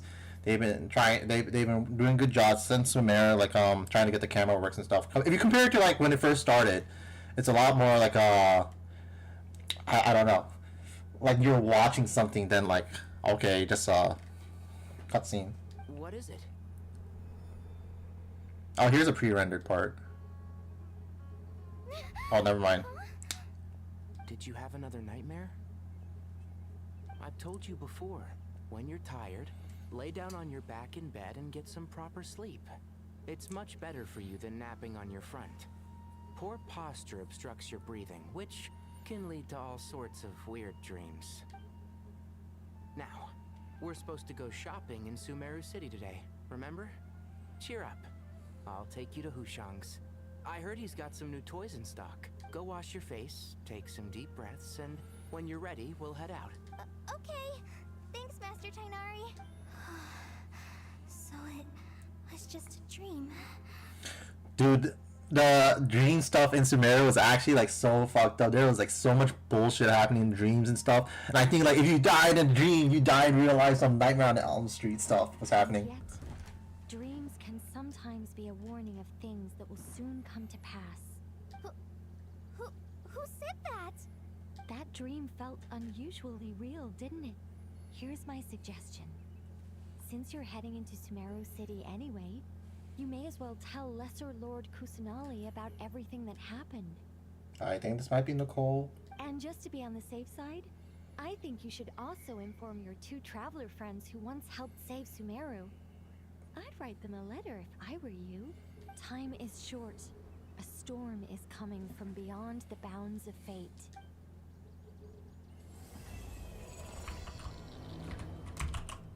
Oh, what the fuck? It's all glitched up. That's how the last one ended. All glitched.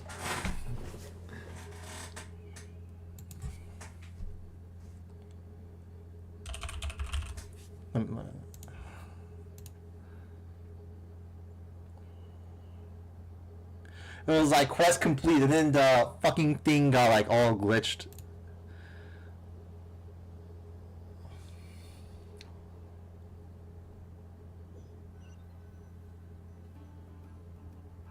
What a strange situation. No wonder Kali was in such a rush to write us a letter. Imagine waking up one day to find that everything around you has changed. You might not even recognize Paimon anymore. Whew, that's a scary thought. Let's get to Sumeru and find out what the heck is going on.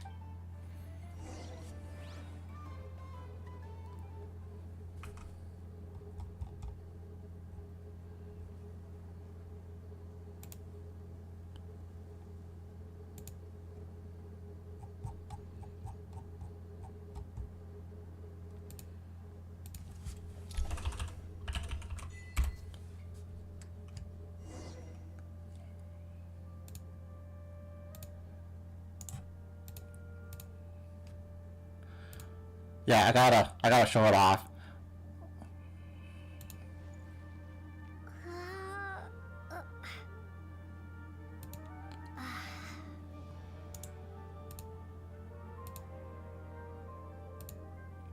Right here. This is how like the last quest ended, and now the next quest starts like that. That's crazy.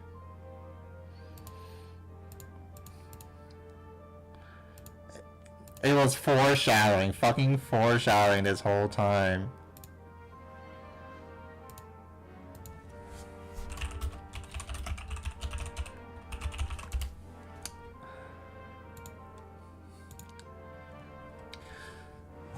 I don't know how I'm supposed to like guess that was gonna happen until now.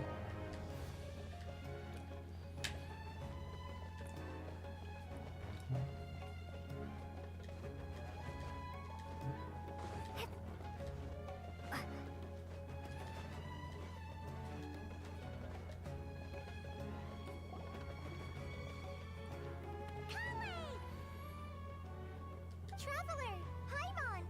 Thank goodness. I'm so glad you made it. Of course. We won't let anything happen to you, Kale. So, what's going on in Sumeru City? Looks like lots of people are moving or something. Yeah, I was just gonna say. After I wrote my letter, Master and I went to Sumeru City and told the Dendro Archon everything that I experienced, from start to finish. What did Nahida say? She was silent at first. It seemed like she was deep in thought. Then the next day, we got told that she was ordering everyone to leave Sumeru City immediately and move to Caravan Rebot. The entire population of the city has to move? Oh my god, they're doing the SpongeBob thing. What if we move Bikini Bottom?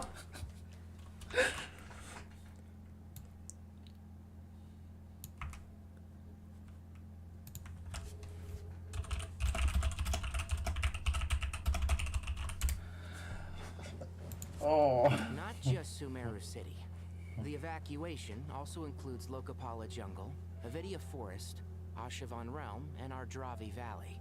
Basically, everyone living in the rainforest must temporarily relocate to Caravan Rebot. Holy smokes! It's crazy! Yes, it's quite an operation. Even if people only bring the bare essentials, the scale is simply enormous.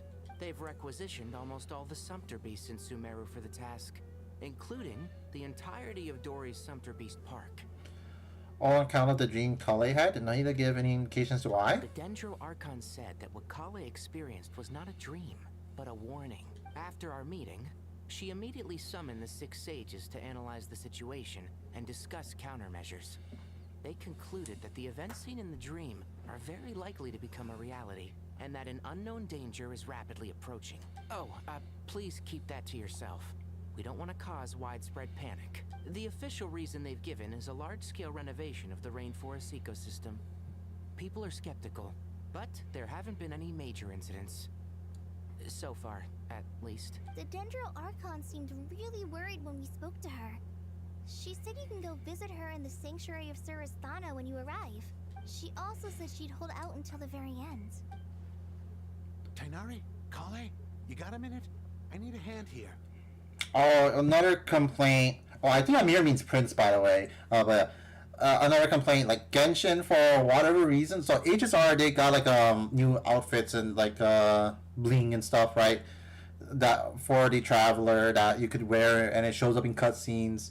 And they had that down right away. But when Genshin had the new outfit, they didn't have that ready to show up in cutscenes. I'm like, why not? You already do that in the other game. It's not a big deal. Like, but yeah, now they fixed it in like the recent patches. Well, I don't know. One moment, I'll be right there. As a forest watcher, I've been tasked with assisting with the relocation work. There's a lot to be done, and they need all the help they can get. This will be the final group of evacuees from Sumeru City.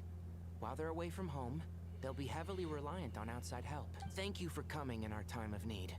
As you can see, another crisis is upon us.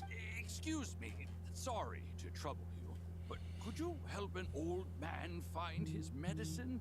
It's buried somewhere in my luggage. Where's my mom? Where did she go?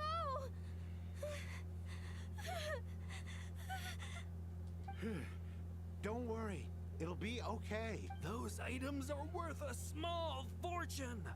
Make sure you store them somewhere safe. You understand? I bet you thought you'd get away with this in the chaos, huh? Guess again. No petty thief gets past me. A mass evacuation undoubtedly comes with all kinds of problems. Nahida wouldn't have resorted to this unless it was absolutely necessary. The strange events of Kale's dream took place in Sumeru City. Whatever dangers afoot, it must start here, which is why everyone has to leave. We should go help the evacuees. See you around. I'm so glad that you believed me and came all this way to help. It means a lot. Please stay safe. Don't worry. We may not know exactly what's going on yet, but as long as we stick together, we'll find a way through this. Apes together, strong. Bye.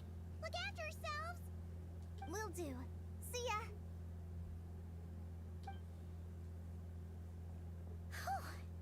Paimon's not sure how she found the words to comfort Kale because, honestly, she's kind of nervous herself.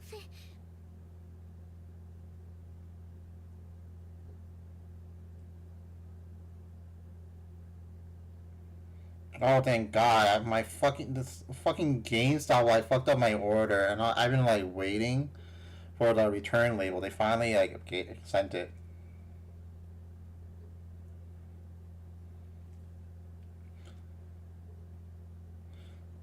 I'm still like in the middle of a PayPal dispute. I'm like, fuck. Let's head to the Sanctuary of Surasthana and see Nahida.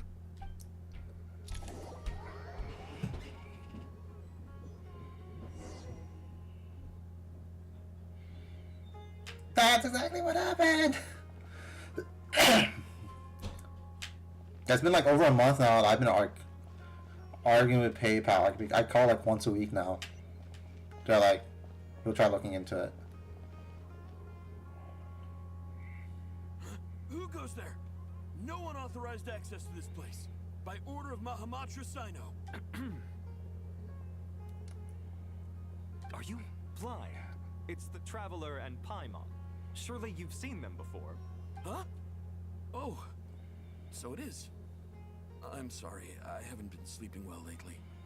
My nerves are a little frayed. Not sleeping well, you say. What's troubling you? The Dendro Archon is in a very vulnerable state at the moment. Mahamatra Sino is concerned that our enemies might choose this moment to strike. So he's ordered us to strengthen our defenses. Just seeing you two again already puts our minds at ease. Please, enter. I'm sure everyone's expecting you.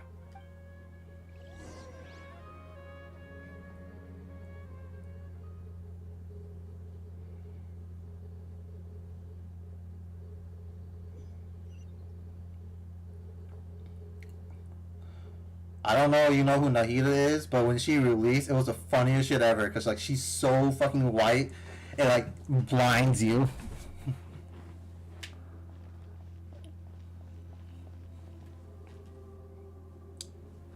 There she is, the little cabbage.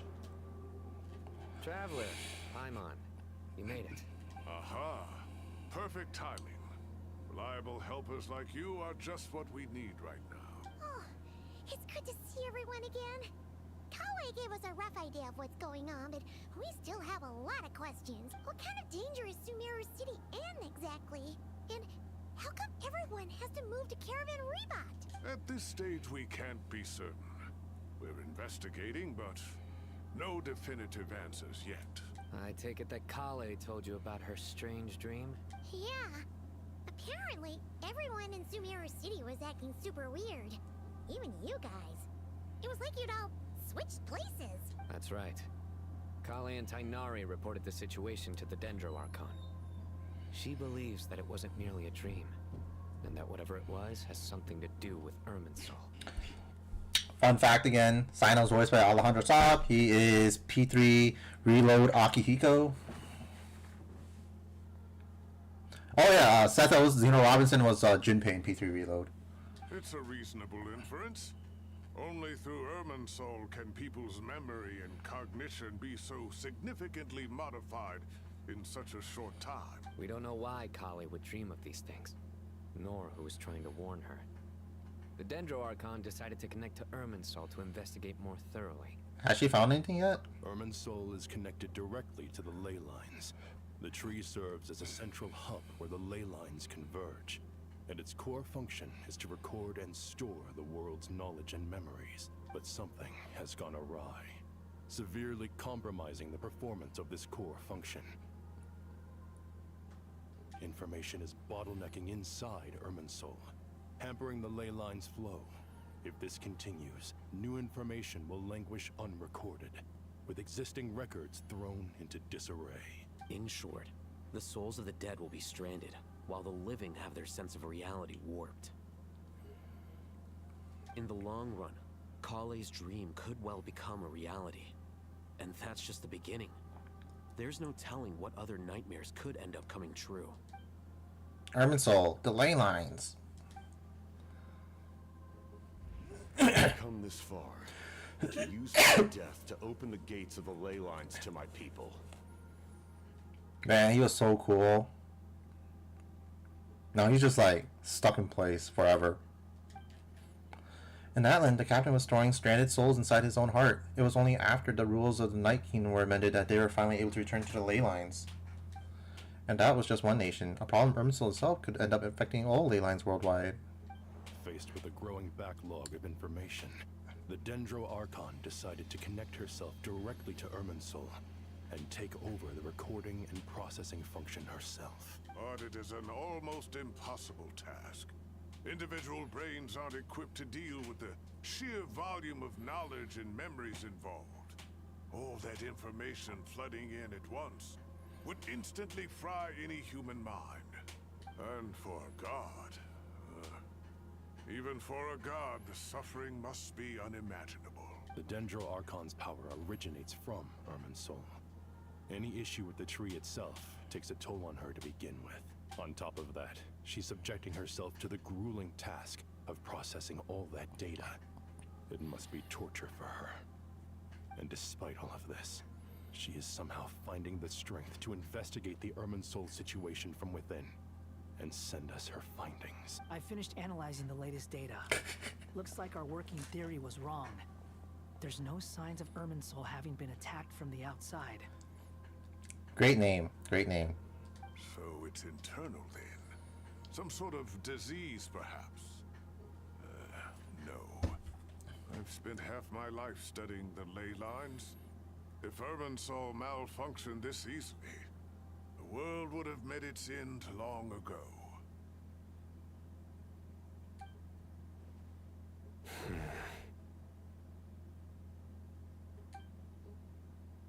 Sino? What is it? Not long ago, I got a tip from the Core of 30 that a large number of unidentified merchant caravans had recently been spotted entering Sumeru through Beta Harbor. At first, I suspected that they might have something to do with all this, so I sent some people to investigate. But if Irminsul wasn't attacked from the outside... Don't you think there are more important things to worry about right now than guessing who's behind all this? It's been over 12 hours with no new intel. If even the Keeper of Irminsul is this badly affected, you can imagine how bad things are in there. Blah! Dendro Archon. Nahida! What's wrong? Her breathing is weak, and her elemental energy levels are dangerously low. Looks like it's time to move to the backup plan. What's the backup plan? Get out of the city and take the Dendro Archon with us. The entrance to Irminsul is directly beneath the sanctuary of Surasthana. That means this is ground zero if anything goes wrong. The Dendro Archon has a very strong connection to Irminsul. But theoretically, this connection should grow weaker with distance. Under normal circumstances, she can unleash her full power here.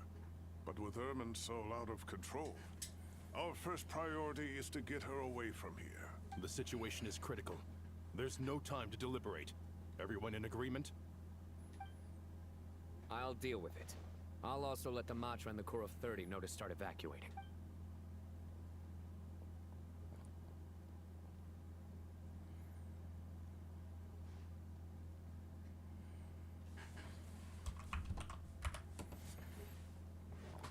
Poor little baby. No sense grieving when there's nothing more we can do.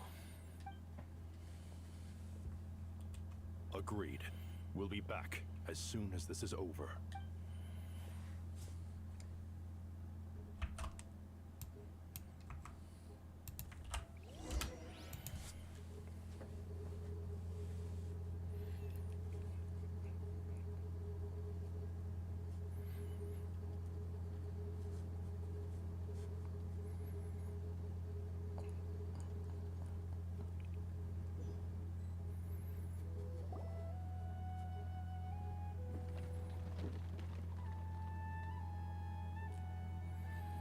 The last group of civilians has been safely evacuated. Dendro Archon's carriage will travel with them. Sino and Hat Guy will protect the convoy. That's good news, but you don't look very relieved. With the Dendro Archon in a coma, we've lost our means of investigating the situation. I love what Hat Guy is called in Spanish. It's Don Sombrero or something. And with Irminsul still deteriorating, we have no choice but to evacuate Sumeru City. Feels as though we're being pushed along by an invisible hand. They love using that word, invisible hand, in like media. Stop moaning, Cyrus. We're the teachers here. We should be showing a little more confidence, don't you think? A wise judgment. Let's move out to Caravan Rebot.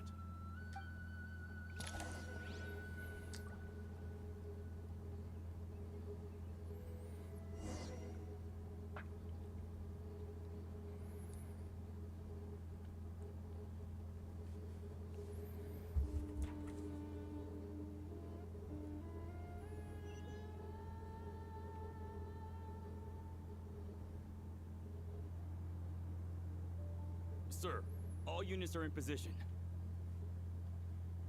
Good. Everything is going to plan. Interfering with Sumeru City is a necessary step, so do not hesitate. The Irminsul situation will not harm you. Electro. We need to speed things up here, too. We don't want to keep our client waiting, do we? No, sir. You have my word. Everything will be completed on schedule. They say that fervent ambition attracts the favor of the gods, and with it, a vision. But we appear to be the exception. So, is our ambition not strong enough? Or does it threaten the very foundations of this world?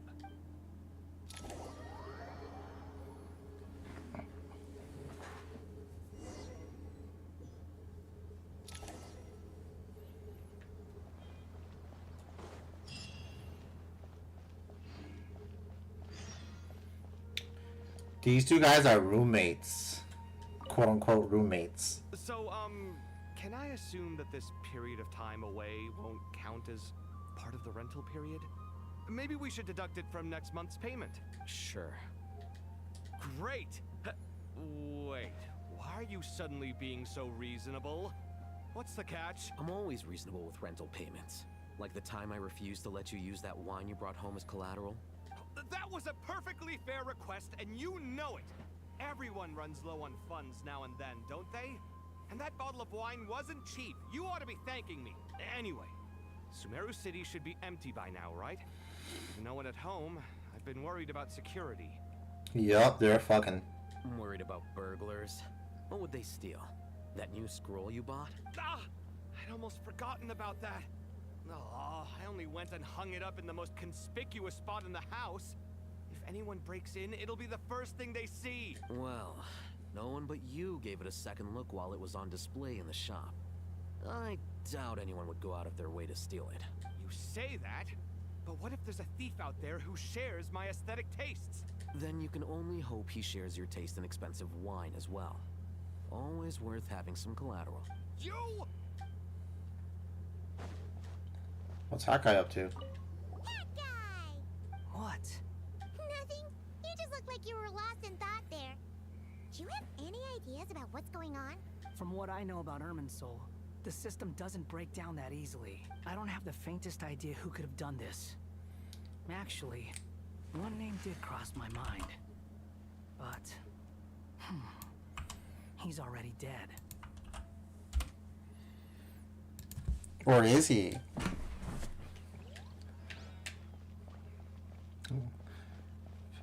That guy ruined his life so many times. It's crazy.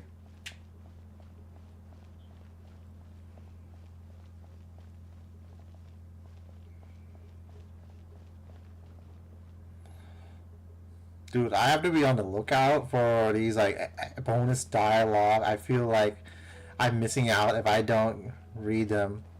And it's so easy to miss. You can just go straight to like the checkpoint and continue the story, and you'll miss out all these like little details, like how Kaveh is using wine to pay his rent instead of giving fucking money. It's like, why do you just, instead of buy wine, just pay rent? Oh, whatever.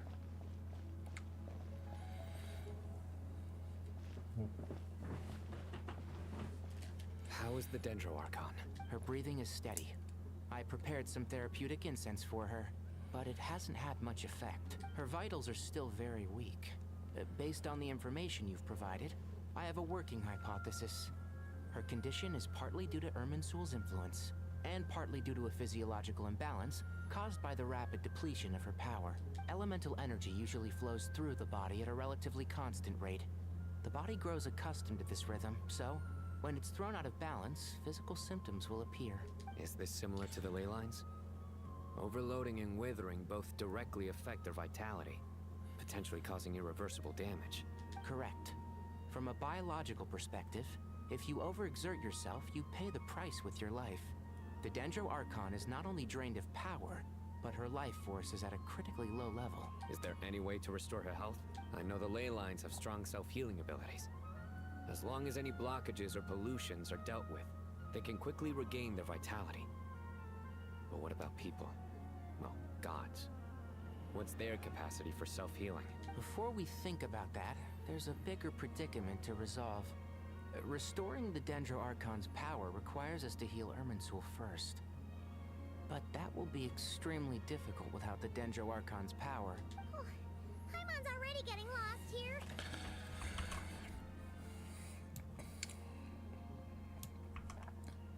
This was like literally me the other day at work. We had like a problem, and they got the one person who doesn't fucking know what's going on to like fix it, and like I fixed it. Everything ended up working, but oh my god.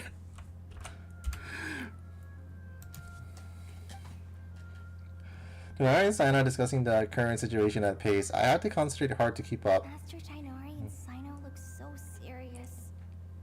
I've not heard Master speak in this tone for a long time. Tainari. Yeah, it was like a all hands on deck type of issue we had. Master Nephis? Sages? Tainari, haven't seen you in ages. Have you gotten taller? Or did your ears get longer? Hopefully the former, Uncle Baladori. Sino, where's Professor Cyrus? I thought he'd be with you.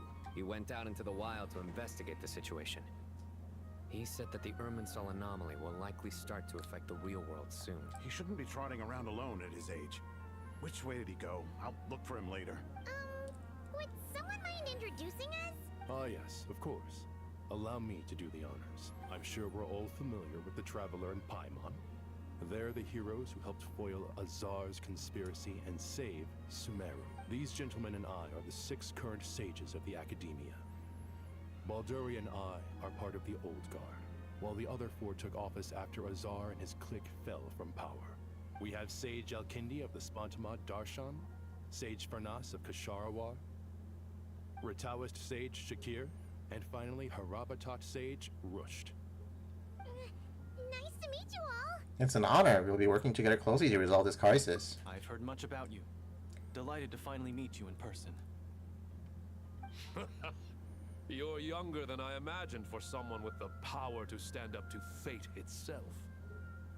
Thank you for lending your aid to Sumeru once more. Once we're on the other side of this, could we get a photo together? My daughter has a friend named Isak. He's always talking about you two.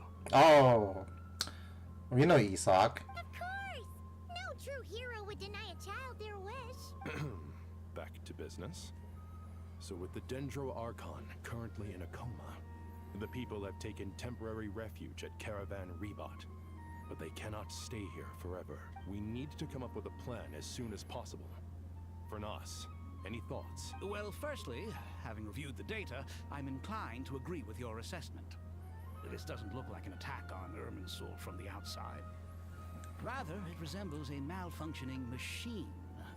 Calculations going haywire and sparks flying. That being said, before we consider how to fix it, we need to understand precisely what has gone wrong. Furthermore, we somehow need to ascertain this without relying on the Dendro Archon's power. We have no direct access to Irminsul. However, we might be able to gather the information we need from the ley lines. Study the branches to learn about the trunk, in other words. Wait, is that what Cyrus is up to? No wonder he ran off to research in the wild. Curse is always one step ahead of me, isn't he? I heard that while in the sanctuary of Surasthana, the Dendro Archon had to serve as the central information hub herself. This is a clear sign the situation within Irminsul might be far worse than we can imagine. Irminsul is vital, not just to the safety of Sumeru, but to all of Teyvat. We must be the ones to bear responsibility for this world. To be on the safe side, I think we need to consider some backup plans. Are you saying we should consider a scenario in which Irminsul is completely destroyed? I'm merely pointing out that the possibility exists. You have a valid point. But until worst comes to worst, I believe we should focus our efforts on resolving the Irminsul anomaly and helping it recover. Kale, I understand that you were the first to foresee this crisis. If it's all right, I'd like to talk with you about it in more detail. Of course, but even I don't know how I came to have that dream. If there are no signs of external damage, could it be a stress fracture? Metals tend to suffer from this issue with long-term use, and Irminsul has existed for centuries, after all. It's possible, but surely a stress fracture would be more likely to cause a complete shutdown rather than chaos. Sages, General Mahamatra, sorry to interrupt, but something has come up. What happened? Some citizens didn't believe that Sumeru City was really in any danger. They slipped away and hid during the relocation, intending to return home. How many people are we talking? About a dozen. Sakura found them while on patrol, but they appeared to be suffering from psychosis. For whatever reason, they were trying to kill each other. Dude, that's just like during COVID when people like didn't take it seriously, and then, you know, it got worse. By the time we arrived, there were only 2 survivors. One was unconscious from their injuries. The other tried to attack us, but was subdued. Where did this happen? Near Yasna Monument. That's not far from Caravan Rebot. Master.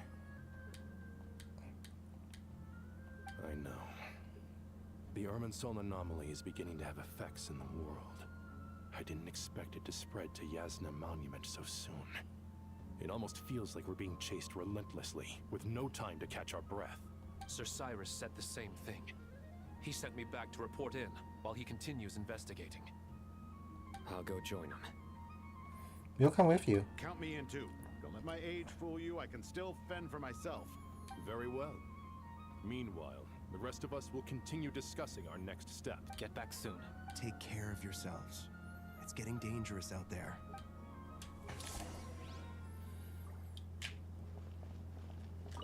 Don't be nervous, Kale. I just wanted to ask, have you ever had similar dreams to this one before? Similar how? Dreams so vivid, they seem real. Filled with strange or dangerous things that you cannot explain. Let me think. There was one time, I don't remember it very clearly, but I saw fire.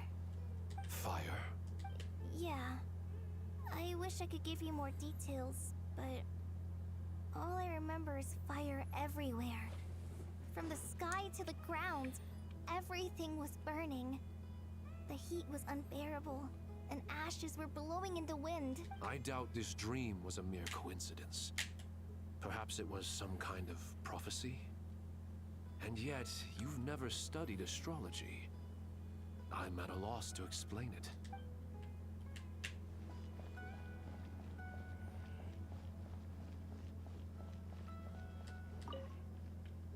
Thank you for everything, Tainari. Don't worry about me. I'm fine. But if you don't mind me saying so, Master, you're looking a little nervous yourself. I only just got appointed as Grand Sage, and now this happens. It's quite overwhelming. Looking back now, I don't think I handled the situation with Azar very well at all. Yes, I protested, but I went about it the wrong way. Instead of helping, I just ended up getting locked away. Now that I'm the Grand Sage, I have to be responsible for everyone's lives, including the dozen or so who fled to Yasna Monument. I can't help but blame myself for their deaths. It's only natural that you want to do the best job you can. But Master, we both know perfection is impossible. You're right.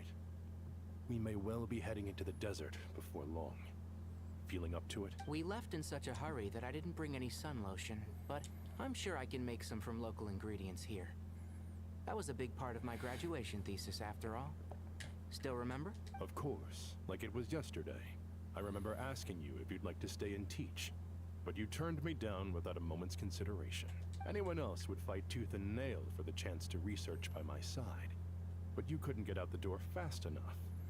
Weren't you afraid I'd hold up your thesis and stop you from graduating? If you'd pulled a move like that, I would have reported you to the Matra right away. You wouldn't give me a second chance? What about the bond between mentor and student? No, Master. I would not sit by and watch you go astray. Very good. Then I taught you well. Oh, do you like Final Fantasy VII Remake? I heard like the next game, the final entry, is going to be very dependent on the choices you made throughout the game or something. What? Nothing. From what I know, I don't have the faint. I haven't played beyond the first one. I want to have time to play Intergrade and then the part 2.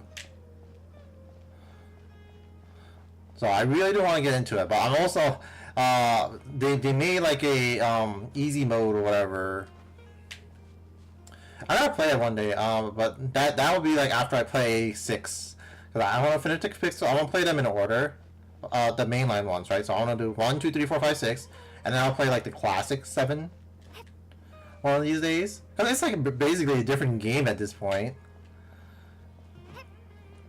And then 8, 9, 10.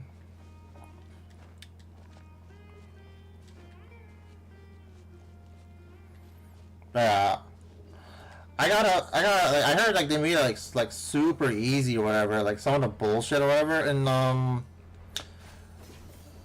originally it's like turned down now in the first entry, so I was like, my friend's like, yeah, it was a breeze now. I was like, oh damn, I should play it. I should go back and play it. I was getting my ass kicked by some of the hard mode enemies because they have insta kills. I'm like, I can't deal with insta kills.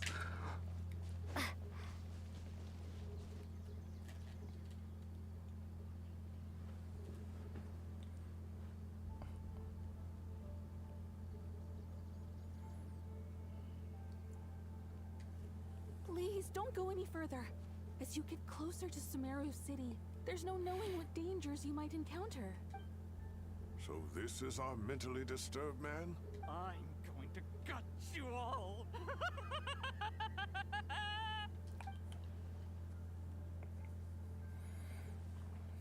I quite liked 1. It was fun. Her 6 is amazing though. Didn't even bring a single guard. Do you think you're some sort of warrior? It's fine. Come here and look at this. Oh, it's... A ley line blossom. That's right.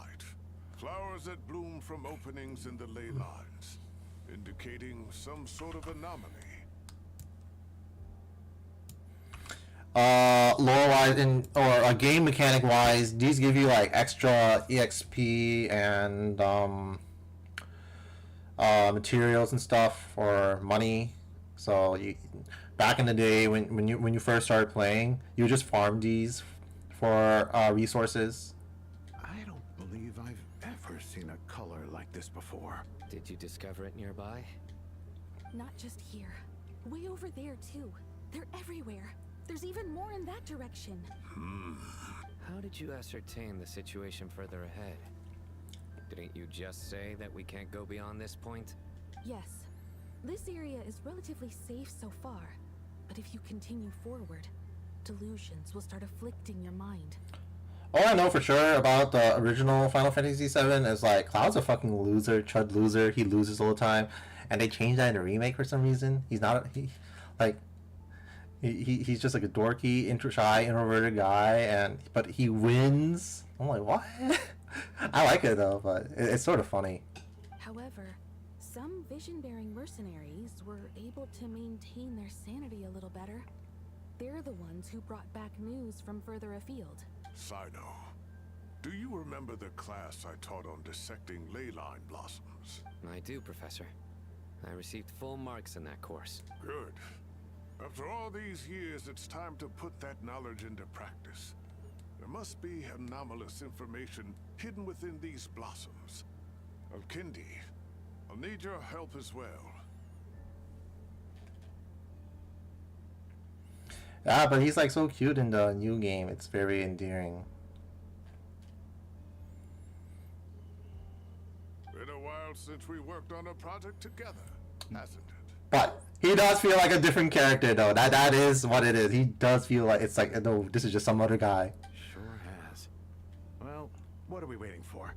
Let's get to work. Anything we can do to help?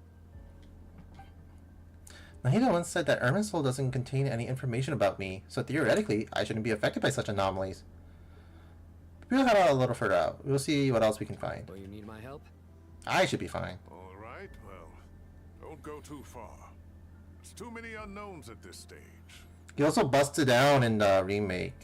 Let's regroup at Caravan Rebot later. Don't worry if you don't show up. I'll come and find you. Twerks and everything, you know.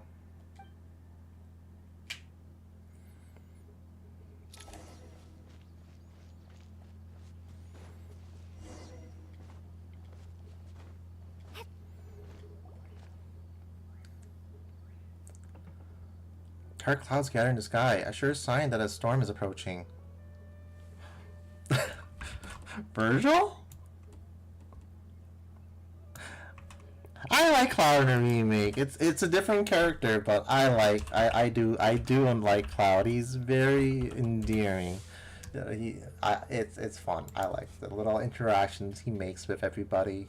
But he's no longer like the edgy, brooding character, I think. But I think that was a lot of it was because of the original translation was a little like took liberties with it, and then Nomura like fucked it up as well with the Kingdom Hearts entries of Cloud. I haven't watched Advent of Children. Isn't he like weird, like super edgy in Advent as well? Or slowly but surely, the strange weather is spreading. The rainforest creatures must have sensed that something is wrong because they're beginning to flee too. You don't have much time left. Tenari said Tenari said that to help the Dendro Archon regain her power, we need to heal Irminsul, but healing Irminsul requires a Dendro Archon's power. Is there any way to solve the puzzle? That should be the heart of Oasis. All we need to do is light it with the fire seed, and it'll restore a pep with elemental power. I like Kimberly's voice acting. She sounds nice. She's also like Nagatoro. The damage it suffered internally will also slowly begin to heal. That's it. Brain Blast. If I use the Pep's Heart of Oasis, I might be able to help Nahida replenish her lost Dendro power without any need to rely on Irminsul. What is it? You thought of something? I know a way to save Nahida. Really? Then let's get back and tell the others. I don't blame you. I mean, I haven't seen it either. I have it, like, downloaded. I just haven't spent the time to watch it. Whew. Glad to see you've returned safe and sound. Any longer and we would have gone out looking for you. Well, this is a nice surprise. Paimon sure feels better with everyone we know here. It's great to see you all. We've made some progress, so let's start by giving you and Paimon a quick update. By dissecting the ley line's blossoms, we've been able to deduce that although Irminsul is experiencing an anomaly, it has not completely rejected access from the outside. The Dendro Archon has the power to connect to Irminsul, but there's also another way. I assume you recall the devices everyone was wearing when you first arrived in Sumeru? Devices? Oh, wait. You mean... The Akasha terminals? Oh my god, voice acting! I love whenever she gets to voice act. That's right. Of course! It's been so long, Paimon almost forgot all about the Akasha. Wasn't it shut down, though? Yes, but although the system isn't currently operational, the technological infrastructure is all still there. So Akasha terminals are little, like these little like earpieces or whatever that can like beam knowledge into your head. It's literally like some cyberpunk bullshit. And it turns out that a certain someone gets so bored at work that he's actually read through every single one of the instruction manuals. No prizes for guessing who that was. If praising others is that embarrassing for you, you can simply spare yourself the ordeal. As much as it pains me to say anything nice about him, there's no denying his intelligence. He rarely forgets anything he's read. The Akasha is exactly what Sumeru needs at this moment. Between us, we should have all the knowledge and expertise we need to get it up and running again. They're also like communication devices, if I remember. But if I recall correctly, doesn't the Akasha need a Gnosis to function? That's exactly right. The Akasha relies on the Gnosis as a power source, and in its absence, we'll need to find an alternative. To tackle this problem, it looks like we'll be relocating once again. Namely, to the Temple of Silence. Ring any bells? That's his home. It's the only major institution in Sumeru dedicated to preserving the knowledge of King Deshret's civilization. You might find the answers you're looking for hiding there. I agree. There's a good chance. Master Nephis and the other sages have discussed it. As the chaos from Irminsul continues to spread, Caravan Rebot won't be a safe haven for much longer. We have to move into the desert next. The scholars and sages will head to the Temple of Silence, while the civilian population seeks refuge in Aru village. The Eremites will keep everyone safe during the journey, and Candace will be there to receive us at the village. This leaves us just one thing to worry about. That Dendro Archon. She's very weak. We can't afford to wait until Irminsul is fixed. There has to be another way to help her. Huh. Well, luckily, the Traveler had a eureka moment while we were out investigating. Really? Really, really. Wow, nice one, Traveler. Let's hear it. Yeah, around about the time you and Nahida saved a pet. Let's say our Amorta experts. Theoretically, it's feasible. From what you're saying, although elemental life and elemental energy have their differences, the Dendro Archon has explicitly stated that she can imitate the power of the former. In which case, as long as a Pep is willing, she should be able to convert her own power into a form that the Archon can use. It wouldn't be difficult for her at all. The only problem is convincing her to help. I'll find a way to persuade her. Yeah! Even though she wasn't exactly friendly the last time we met, she didn't refuse to talk with us. When she realizes the danger that Nahida is in, surely she won't turn a blind eye to it. Well, hopefully not. Either way, we're not exactly spoiled for choice here. Have you played Metaphor ReFantasio? I think Paimon's like the brown elf lady in that game. Hey, it's better than having no options at all. I agree. Without Irminsul's aid, the legendary Dendro Dragon Apep may well be the only living thing in Sumeru who can help our Archon recover her power. There's no time to lose. I'll bring this proposal to Master right away. If he and the other sages agree, we'll split into 3 teams. I have it, but I haven't played it either. One of these days, I got all these games I gotta play. Goddamn. The academics will go to the Temple of Silence to look for a solution to the Akasha problem. The Eremites will escort the civilians safely to Aru village, and the Traveler and Paimon will take the Dendro Archon to see a Pep. I just played too many gacha games. There's still a long road ahead, and no knowing if we'll make it. But at least we have a direction now. I'll take it over floundering around in confusion. If there are no objections, then let's proceed. But before we adjourn, I would like to leave you all with some parting words. Oh, you haven't beaten those before? P5 should be like super fast. It honestly felt like the shortest Persona game I've played of the 3 social link ones. No matter the distance between us, there will always be an invisible force tying us together. May the bonds forged in the past shine bright like stars and open a new path before our feet. You read that in the manga. Huh. Is that from King of Invocations? No. This one's from King of Invocations, the sequel. What's the difference? The sequel's much cooler.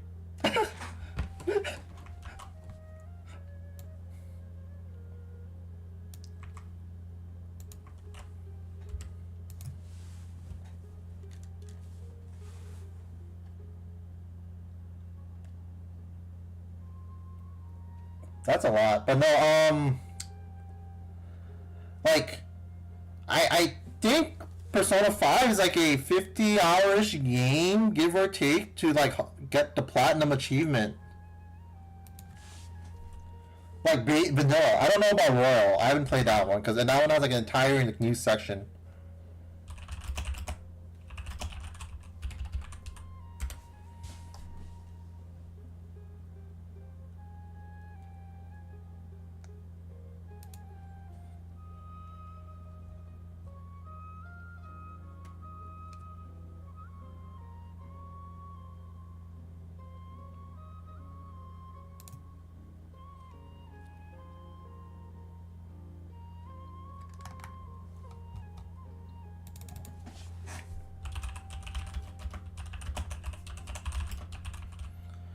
Yeah, but like, Fez is like totally different compared to like 4 and 5. Because like you have to do, because like Fez you have to do you have like the auto controlled allies, right? But you can't control it yourself. You have to do yourself, and I think like you don't have like as good like fusion recipes or whatever, because like P5 is just like. You just play the game, get to like the you play the games normally, and then I think around summer. No, but like I'm not saying it's bad, but like it's like it adds to like the amount of, like how fast you will beat the game, right? Because you can't like choose your setups as fast. Because like P5, it's like you just make your setup, you just do the setup constantly. Then you get to summer, or something, right? Or, so around summer or fall, and then there'll be like hay fever, right? And then you just like roll around, wait for the Reaper, and then because it's hay fever season, the Reaper will be sick and die immediately, and then you just kill it a lot and get max XP, and then you'll be like totally busted. You can craft all the personas you want and boulders through the rest of the game.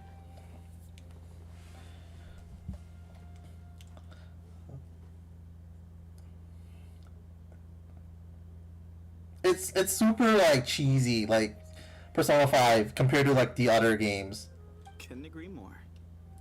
And then you have your like social links that give you like in-game combat mechanics that like even make it even more easier.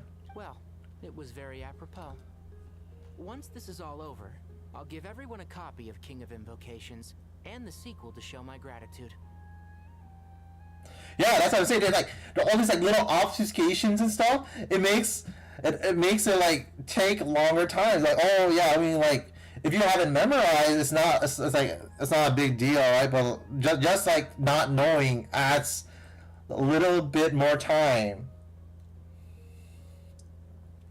It's not like a difficulty thing that you can't see. You just like reload the save or whatever because you got fucked up or whatever, right? And then you breeze through it. But all these like hand holding stuff in Persona 5 makes it like so much faster to just like blitz through. Come on, let's get moving.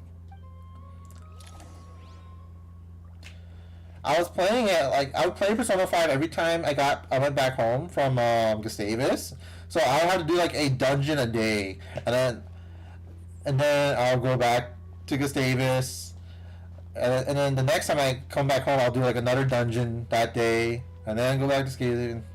That's how I was playing Persona 5, and it was like very doable. I beat it like in a pretty short time compared to the rest of the Persona games.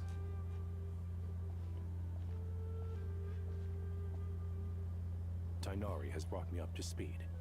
I approve of your plan of action, but we can't proceed with everything right away. The people need to rest. For many of them, this will be their first time in the desert, so we'll need to find additional personnel to help escort them. You two, please go on ahead with the Dendro Archon. Let's rendezvous at the Temple of Silence later. No problem.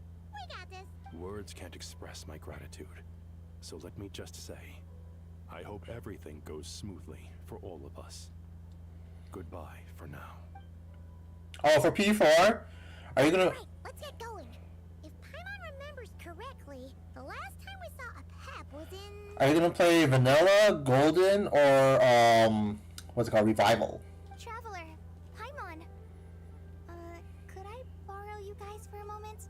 It'll only take a second. Colin, what's the matter? Well, the thing is... Have fun. I don't know anything about Vanilla. I only played Golden. So that had like, you know, Marie and her extra dungeon. Master Tainari once told me, after you raise a problem, you should think about how to resolve it. But ever since I had that dream, I feel like I haven't been of any help at all. I tried my best to keep up with the conversation, but there was so much new information, I couldn't take it all in. So, I just wanted to ask, do you have any tips for me there? Paimon knows exactly how you feel.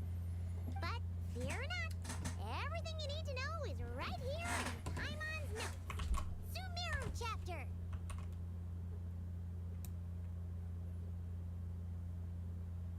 I like Marie. I think she's fun.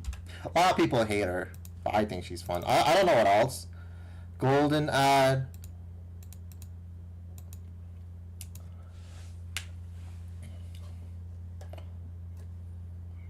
It's got tons of info about all the things we've seen and heard on our adventures. Some parts are a little simplified, but hopefully it all makes sense. You should have kept that one quiet. You see? Being the greatest guide in Tibet isn't just a fancy title. It takes a lot of hard work. I don't know what happened. I don't remember what happened in winter break. I like the Adachi social link. It was a lot of nothing. You gotta have Adachi hang out with this old lady, and then he slowly he's all like tsundere about it, but he's like appreciates the old lady, and then and then like it ends like so miserably for him because then her real grandson comes in and she just ditches him. And he's like, "Oh, back to my lonely chud life." Nothing can reproduce the PS2's accidental mechanics. Paimon doesn't always understand the things you're talking about with other people. Whenever that happens, she notes down the confusing parts and goes over them in her own time.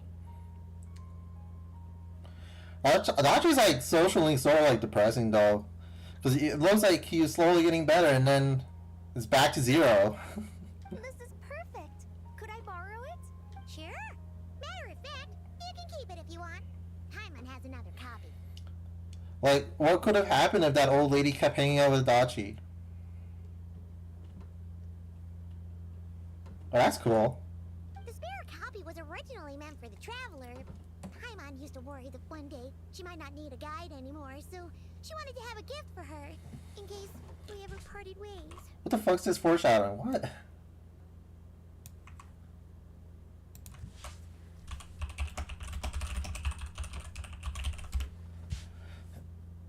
But it doesn't seem so necessary nowadays. We have so many more places to see together. One copy will be enough for both of us. Thank you so much. But still, these are your treasured memories. I think I'll make my own copy and then return the original to you. Anyway, that was all. I won't keep you any longer. Have a safe trip. See you again soon. See ya! Bye. Alright, time to bring the Hida to see a Pep.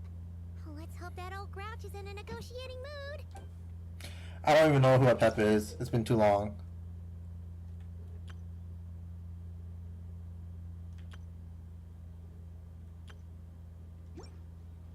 Hey, here's a thought. If we brought Nervalette along, do you think he could help us persuade a Pep to help? Actually, never mind. In a Pep size, Nervalette's probably one of those dragons who's grown too close to humankind. They might end up fighting for all we know.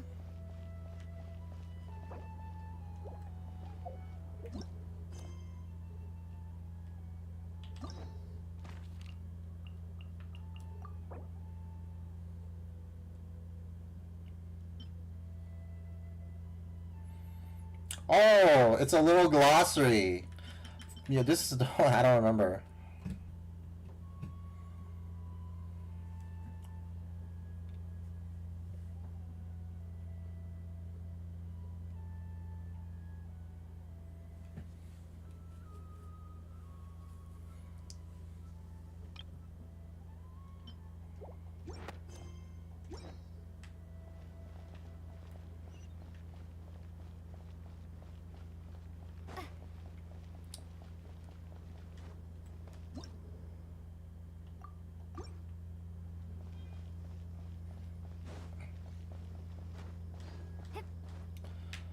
It's so crazy. There's so many games on the PS2 where, like, because it couldn't handle some stuff or whatever because of hardware limitation, it gave really cool effects, and then with the like modern ports of it just aren't able to reproduce it.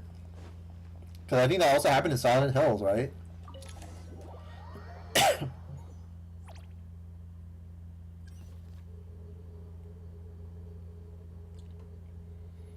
Me and the little cabbage.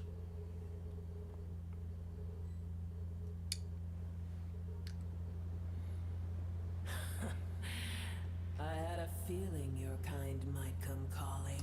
I think that also happened in the Nintendo 64 like Switch thing that they did.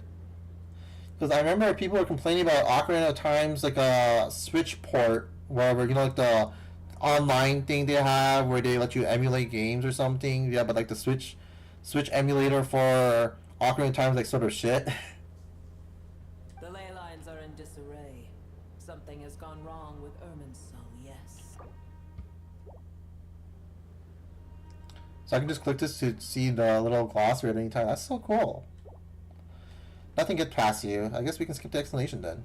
Even from a great distance away, I can sense that Sumeru is headed for destruction. You who took our home from us, prepare to watch as your own world is plunged into oblivion. the cycle of history comes to a poetic conclusion.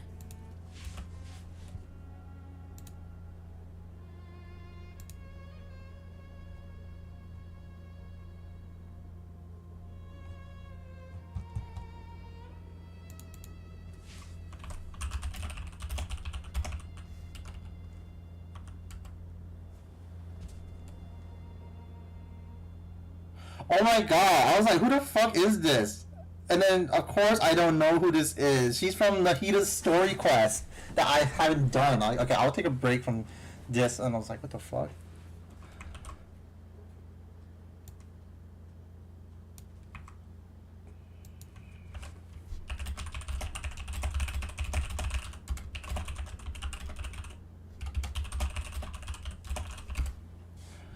I wish they gave you like a note that, oh, you should have done this quest.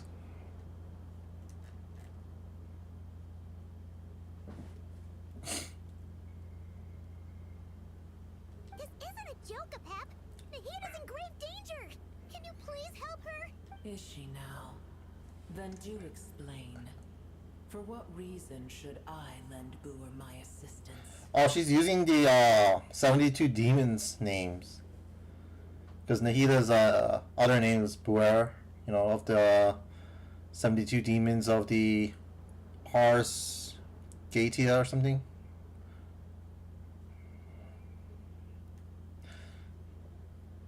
Because you owe a debt of gratitude, this way you can pay it. Apep, if you truly despise gods and humans so much,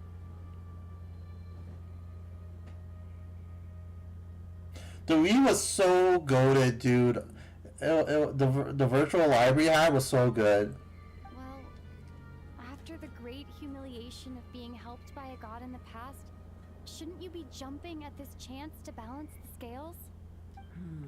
Now that is a compelling reason. When El Ahmar plotted against me and I was tortured by forbidden knowledge, it was Boer who saved me from agony.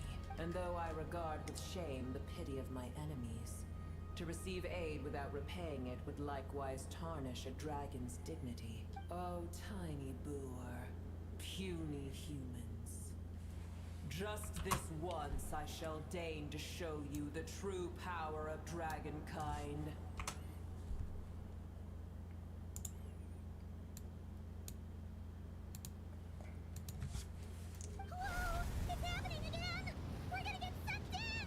Hold on to me, you don't have to protect the fire seat this time. Oh, are we switching gears? I am so mad. Usually they warn you, like, oh, make sure you've done this quest before you play this for the best experience. Fucking lazy ass company. This is an awkward silence. Is silence a mandatory part of an audience of a dragon? It is done. The heart of Oasis is supplying her with life force as we speak. It shall not be long before she recovers. But I should warn you. Boer's existence is closely intertwined with Irminsul. Unless the issues plaguing it are resolved, she will never completely recover her former strength. Thank you. Spare me your words of gratitude. Will giving your power to Nahida affect you in any way? You may also spare me your feigned concern. It's just like last time. It's impossible to have a normal conversation with this dragon. A dragon's sovereign's power is far greater than you can imagine. While I was indeed weakened when the heart of Oasis ran dry, providing Tiny Boer with a morsel of my life force shall have little consequence for me. Oh, good to hear.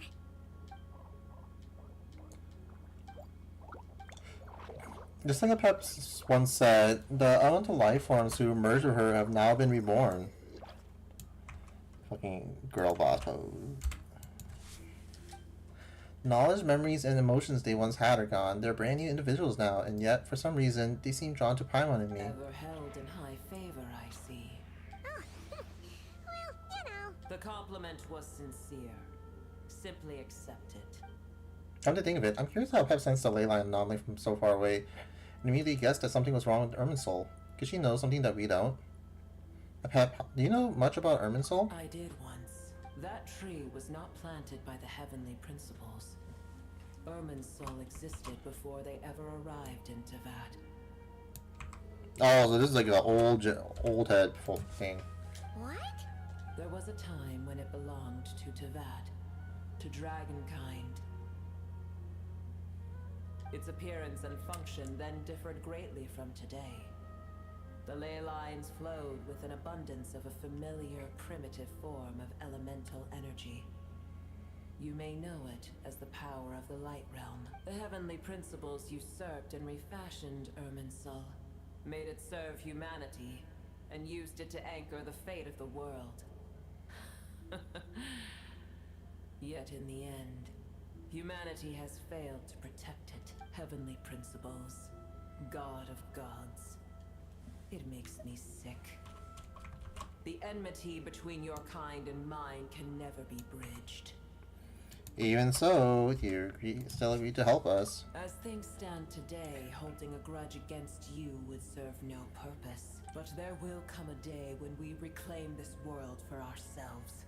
The opportunity will arise no matter how long we must wait. I can already sense that far away from here, the Hydro Dragon has wrested his authority from the hands of the usurpers. Though we have yet to meet, I know that we are both preparing for our revenge day and night.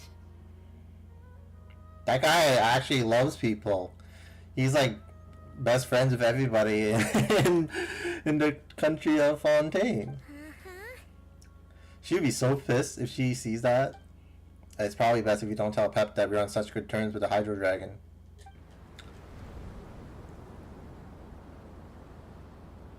I hear a great disturbance out there. Huh? What is it? Sandstorms come. The Jinn. I see. What happened? Another calamity approaches. You both seem restless. Let us part ways here. Booer is safe with me. Once she has recovered, I shall return her to your side. Oh, thanks again. Take care, alright? I told you already I have no need of your feigned concern. There she goes again. We've done what we came here for. Time to check what's going on out there.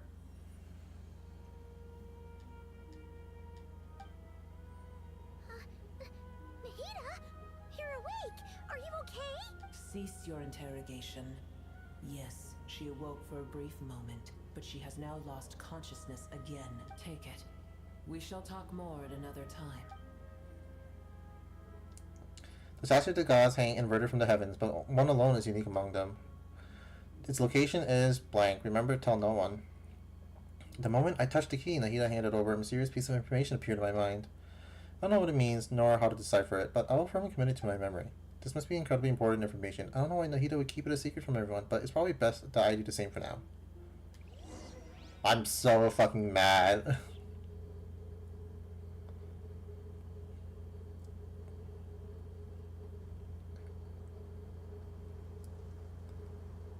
I was so lost. I was like, of course I'm lost. I didn't fucking play it.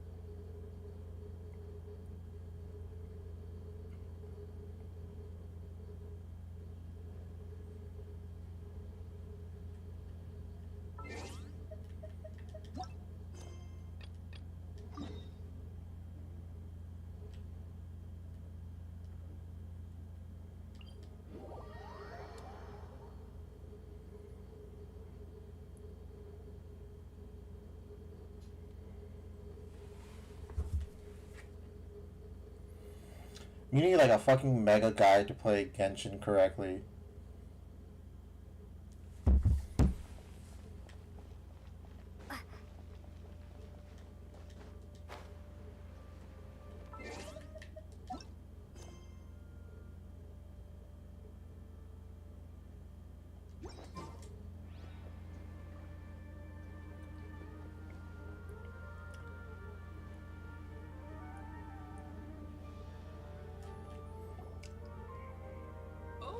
You're back already.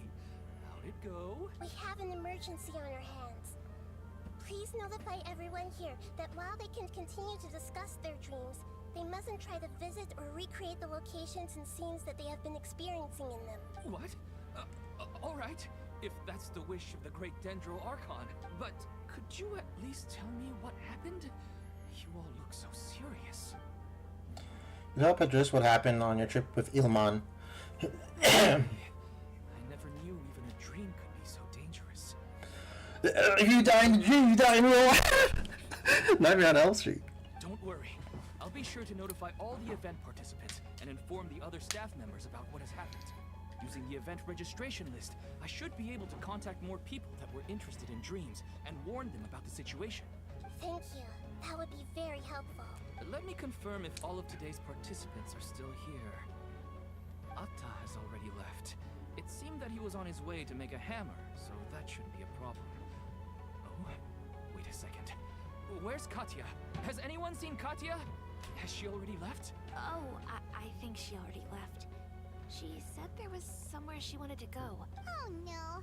Did she want to look for the place from her dreams too? Can you tell us where she went? Yes, she did briefly mention it. Somewhere near Chatrakam Cave. Alright, thank you. We'll go look for her. Please help us tell the others not to do anything reckless. Sure thing. Who would have known things would have turned out like this?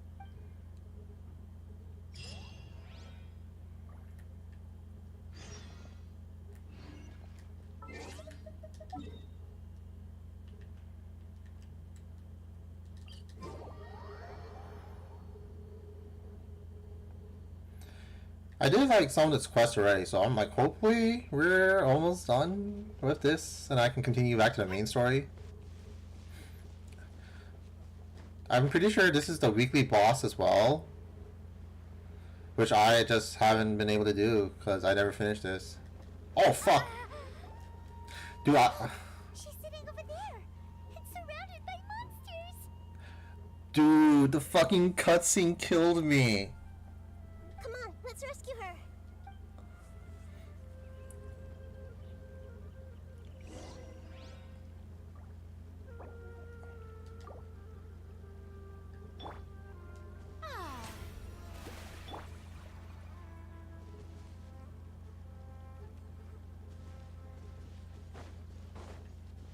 Show no mercy. This shit like always happens in Genshin. Fucking get killed by cutscenes.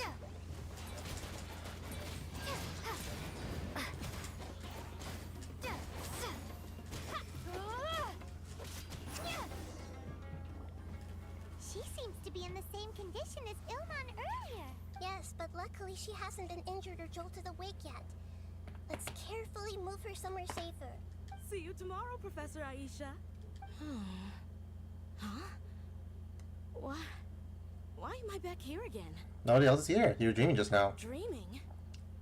But what about Professor Aisha? Oh, I see. It was all just a dream. Well, that makes sense. After all, it hasn't changed a single bit. Huh? What's it? Nearly 20 years, and it still hasn't bloomed. Does it have something to do with your dream? Please, tell us what you mean. Sorry. I'm still feeling a little groggy. Please give me a moment here. Alright. Where to start? Right. This plant. So, Professor Aisha gave me this plant just before she left. She was a good friend of my parents, and my first real tutor. She was also an outstanding Amorta researcher. In addition to her extraordinary academic talents, she was also skilled in combat, and would accept lots of work from the Adventurers Guild. Oh, so you mean she's left on an adventure? Yes. When I was about 10 years old, she told me that she must go look for the secrets of the Abyss, and that she would be gone for a long time. This is the old Paimon VA, if I remember correctly. I grabbed hold of her and wouldn't let go. I didn't know what the Abyss was. I just knew that she was like family to me. She hugged me, and we cried for some time until I fell asleep. When I woke up, I was already back home. She still decided to leave, but had left behind a letter for me saying that I was the person she cared for most in this world. She claimed that investigating the Abyss could help more ordinary people protect the people and things they care about. She had obtained some important evidence during her past adventures. If she didn't set off right away, she might miss the perfect opportunity. Guess Ad Astra Abasask isn't just a slogan. That's the thing Catherine, the guild lady who gives you quests, says all the time. She left a seed in the letter, telling me that if it sprouted and bloomed, then she'd come back no matter what sort of risky situation she was in. She said she looked forward to seeing me all grown up. Grooming?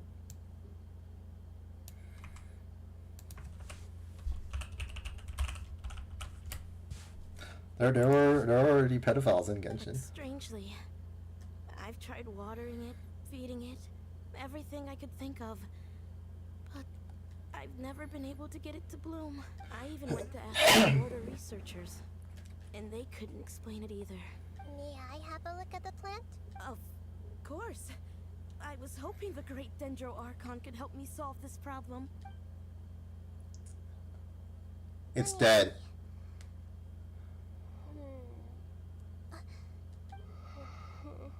Huh? We've never seen that look on Nahida's face before. Wait, could it be an expression pleading for help? She looks a little unwell. Hold on, we'll be right back. I miss the old Paimon voice. What's wrong, Nahida? You can't tell what's wrong with the plant either? No, I immediately understood what's happening with that plant. I'm just not sure if I should say it. This plant is not known to the academic world. It's a new species that her teacher managed to cultivate by some special means. Judging by its features, I can tell from the moment it sprouted, it'll never be able to bloom. It can't be. It means that this Professor Aisha she keeps mentioning might have foreseen the danger and was prepared to never return. From my experience observing people, she would undoubtedly regard this as a brutal revelation. When forced to confront such brutal truths, people may break down into tears, talk nonsense, or lose their tempers. I know she has to face the truth, but at the same time, I don't want to hurt her. Tell me, what should I do? Yeah, that's a tricky one. Seems like you've already got a good idea of the feelings she might experience. I'll tell her. But wouldn't that mean I'm just pushing it all on you? What if she just gets angry at you instead? It's alright. There are all kinds of people, and the examples you observed are just the most extreme cases. I've seen many situations like this before. There's always a way to work through it. Okay. Thank you. Let's go back and tell her.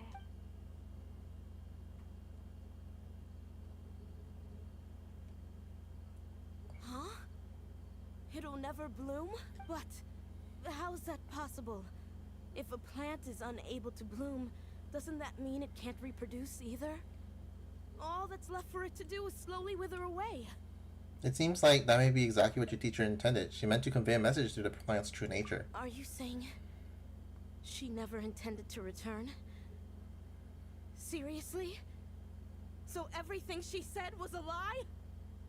But she meant well. Since the separation was inevitable, she hoped that you would be able to come to grips with such a cruel parting a little later in life. She really cared about you. Yeah. Her love, care, and attention to you, all those warm moments were real. I guess she had hoped that you could understand and respect her choice after learning the truth. I see. Sorry, I don't want to sound ungrateful, but it's just so much to take in. The dreams are so beautiful.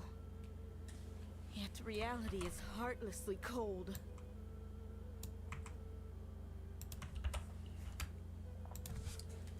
I really thought she had come back. I I had so much to tell her. We're trying to investigate these dreams. These dreams may not be as pure and beautiful as they seem. Some kind of power may be exploiting your feelings. Really? Yes. So with that in mind, until our investigation is completed, please return to the event and ignore any further temptations from your dreams. I see. Thank you for rescuing me, and sorry for the trouble. Luckily, the plant didn't get hurt either. Otherwise, I wouldn't have anything left to remember her by.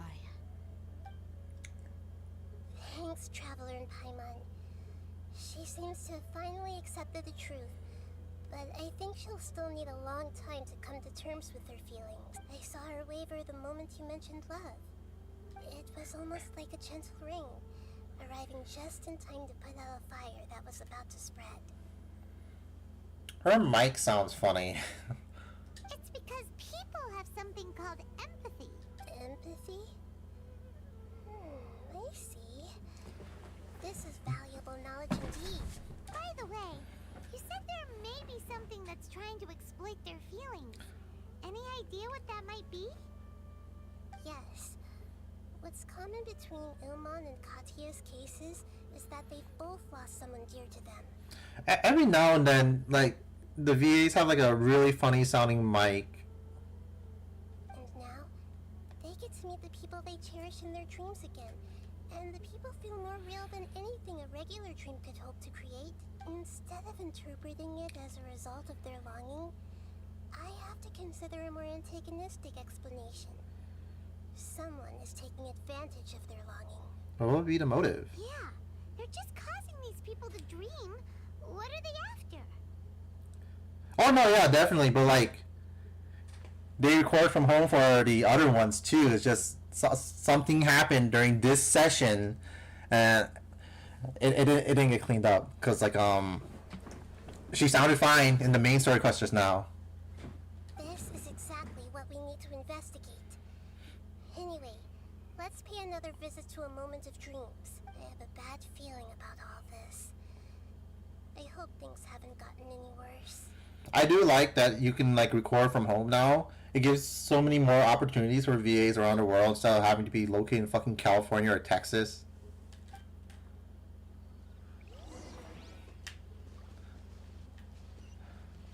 Now you can be like, what, bumfuck middle of nowhere, Idaho, and you can still allow voicing roles.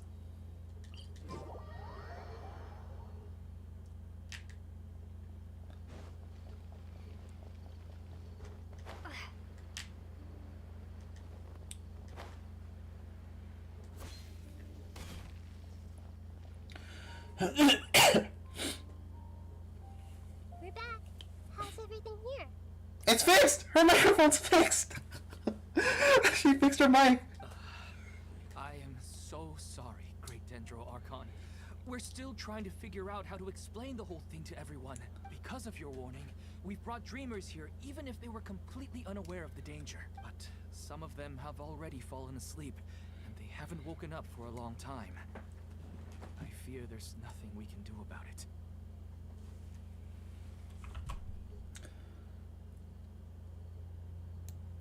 Yeah, it's probably it got missed during production or whatever, and they didn't want to re-record it.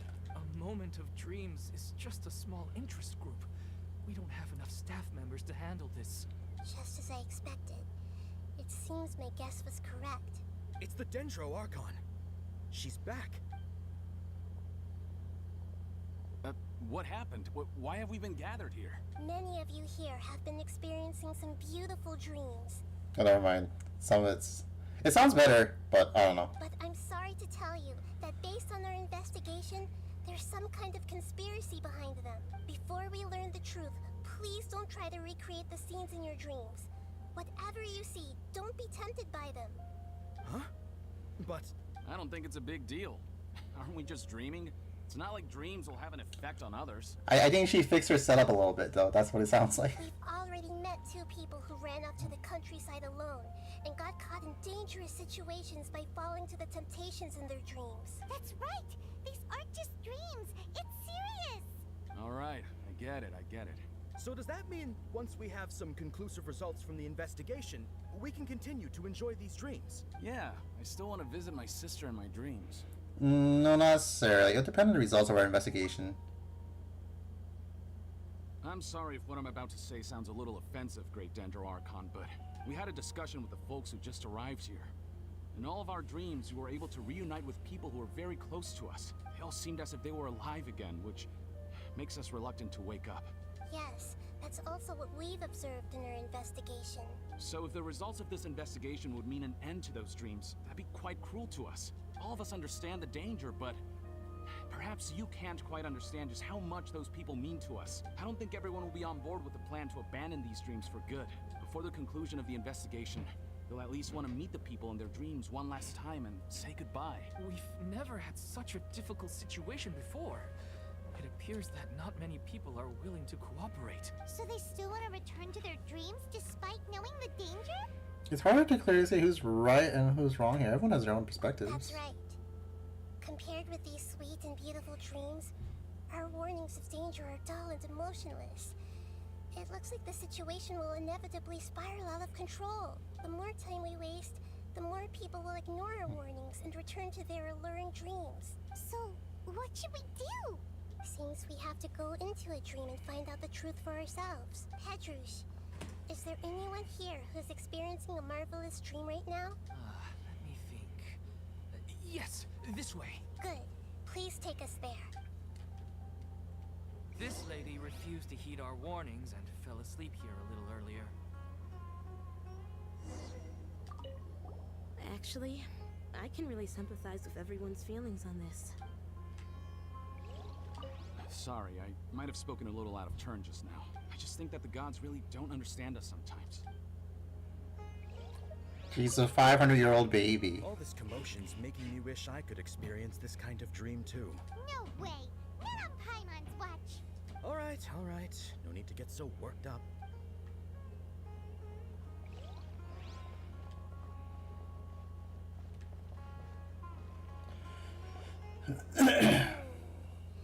She's only asleep and hasn't started sleepwalking. It seems she hasn't sunk too deep into her dream yet. Do we also need to fall asleep if we want to go into her dream? Don't worry about that. I'm Lesser Lord Kusanali after all. Now, don't be nervous. Just close your eyes. Imagine yourselves as waves gradually rolling onto the beach. Oh, what's up, Simon? I thought you was in Japan hanging out with your girlfriend. You slowly wash over the shore and sink into the sand.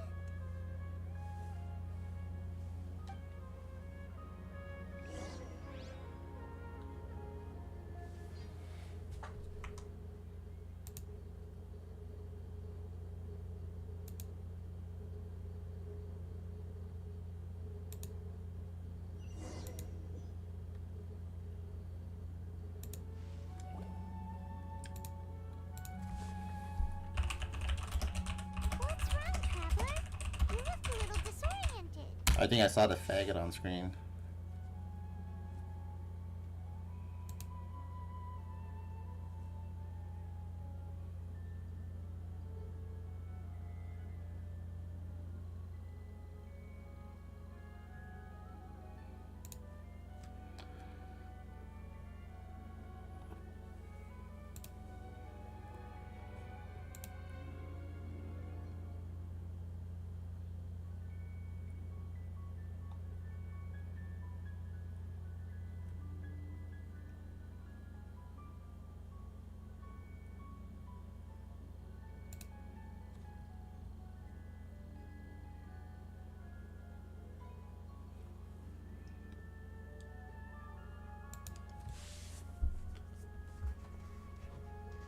Just playing Genshin. I gotta check out how to turn off this auto-translate bullshit.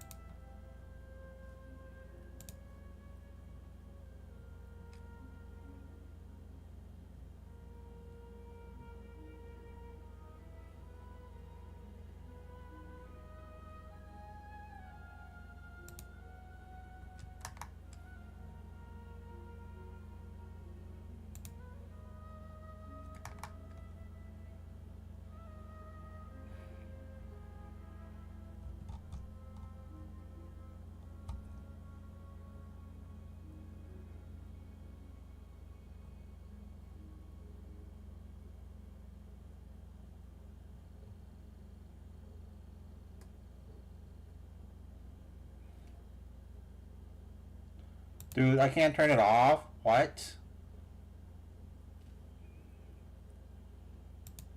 That's so dumb.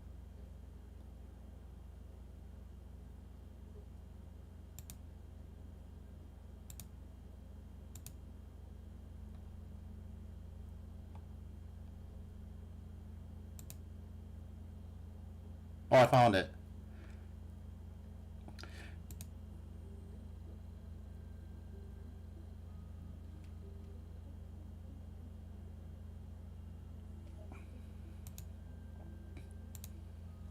Let me close this and reopen it.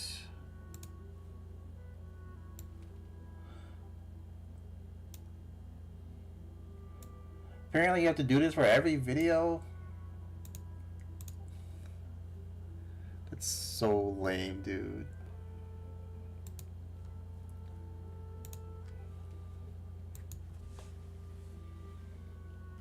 Oh yeah, I don't see the little auto translation anymore.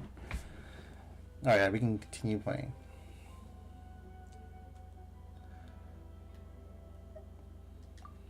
Really?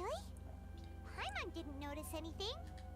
Anyway, seems like we've made it into the dream. I thought we would arrive at some familiar scene, but we seem to have landed in a completely unfamiliar place. Yeah, it for whatever reason they're having like auto translation in chat. So your first message was like something else. So many giant plants, even in the sky. My friend here was having the same issues yesterday, if I remember correctly.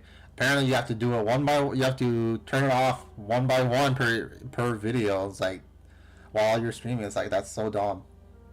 Nope. It just randomly does that. If it's not like a clear English word, it would just auto translate it. Theoretically, we should have gone straight into Debbie's dream. Things do seem to have gone a bit sideways here. Anyway, let's see if we can find any leads. I hate AI. Real.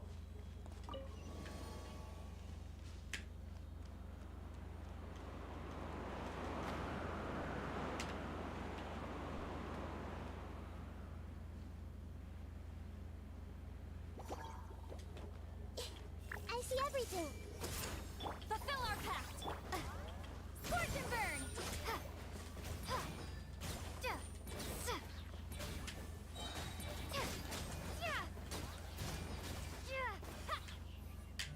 What little one?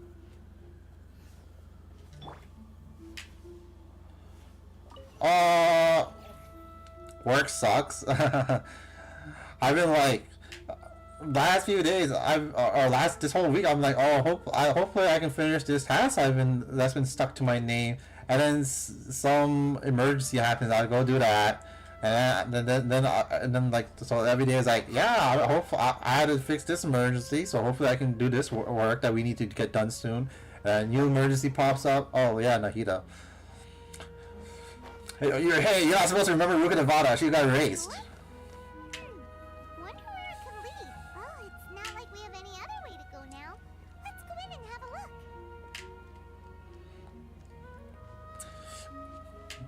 Oh yeah, I'm doing the heated story quest right now because apparently you're supposed to do that before the main story quest, right? That's happening right now, where the timeline's going to get changed once again.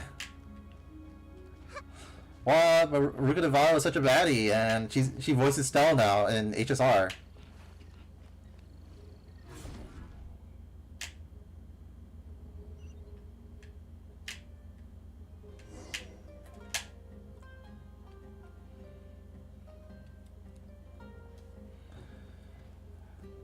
Hey, this place looks familiar.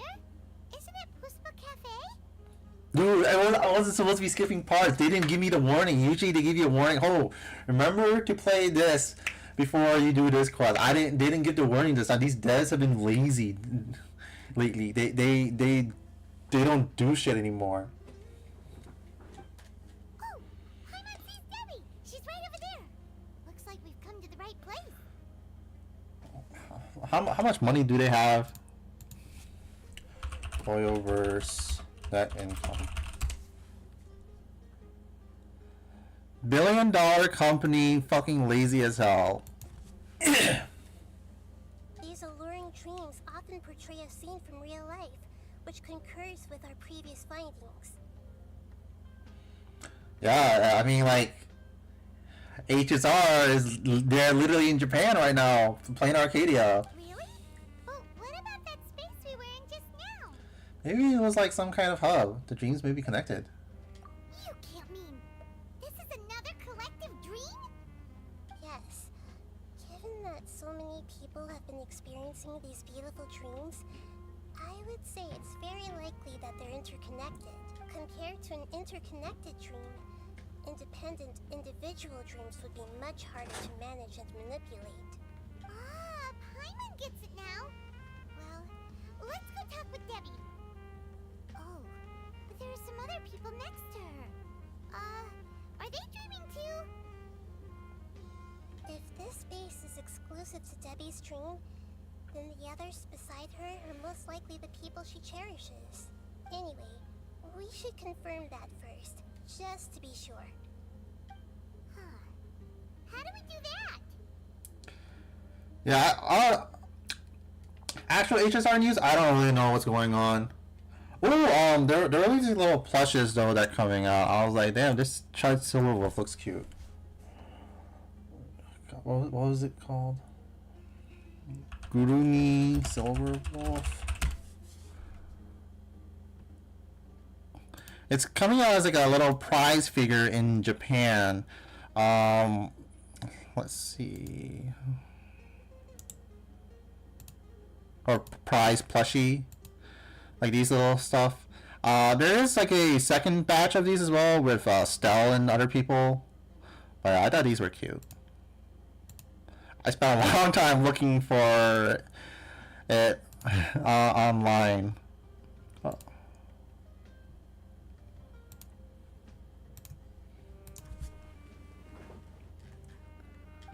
Just leave it to me.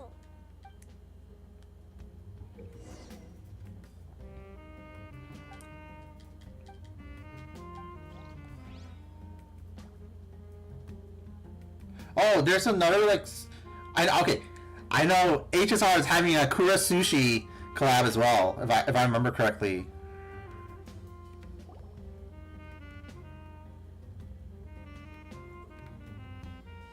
The coffee here still tastes the same as ever. You two have traveled all around Tibet. Surely you've all tasted better coffee than this. Man, I haven't had sushi for a while. I keep like passing by it in Sam's Club. I'm like, damn, I sort of want to grab some sushi, but like, nah, we got like other food that we'll be eating. I suppose so, but no matter how good things may be elsewhere, nothing beats the taste of home. Maybe I'll ask my mom if she wants to go there tomorrow, like grab some seafood. Let's see, I don't know what it is either. I just saw it. Oh, it's an American thing.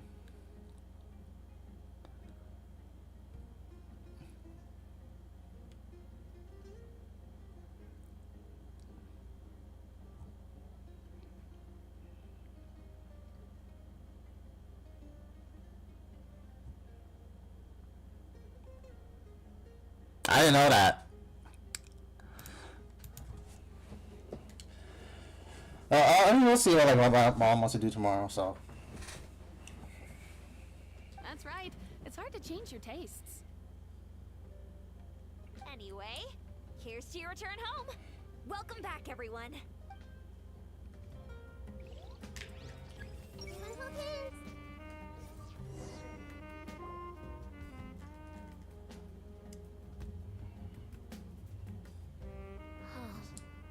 How could they be?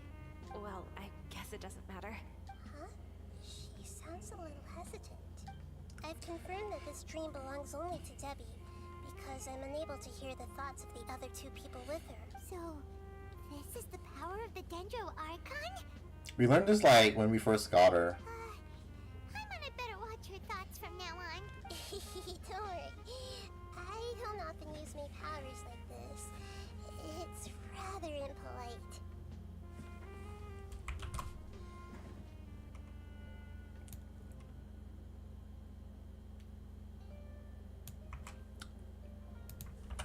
I like when characters do like this drooping head thing and look like they're feeling bad. Alright. I need to get myself ready. It won't be easy to break it to her, but there's no avoiding it now. The Great Dendro Archon! What brings you here? I'm sorry to interrupt your celebration, but have you noticed that what's happening here doesn't quite match up with your memories? Dude, I'm trying to catch up on everything. I'm struggling here. I still need to catch up on Nikkei. I gotta catch up on Limbus Company. A new event came out. I gotta catch up on HSR. Oh my god, I'm drowning. I gotta catch up on the FGO. OC3 is about to come out as a summer event. It's gonna spoil everything on OC 1 and 2. I don't quite understand. Great Dendro Archon. What do you mean? I get it. The Dendro Archon is trying to say that it's a once-in-a-lifetime opportunity that we're able to gather here. Hey, how about a cup of coffee for all of you? My treat. We just returned from a fruitful adventure. Memories. Oh, once-in-a-lifetime opportunity? Well, I mean, you've been in Japan. Think carefully. You of all people should know what really happened to them. Are you sure that meeting here and chatting the day away like this isn't just a product of your own wishful thinking? Yes. The reports from the Steambird were true. The ship they were on struck a reef and sank. And I never heard from Basima and Gaspar again. Hey, come on now. What are you talking about, Debbie? Yeah, trust your memories. Nothing you see here is real.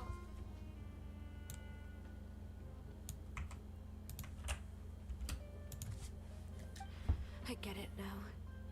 This is a dream, isn't it? But since it's my dream, it doesn't matter if this is real or not. I enjoy the way things are here. I no longer have to face the tragedies of real life.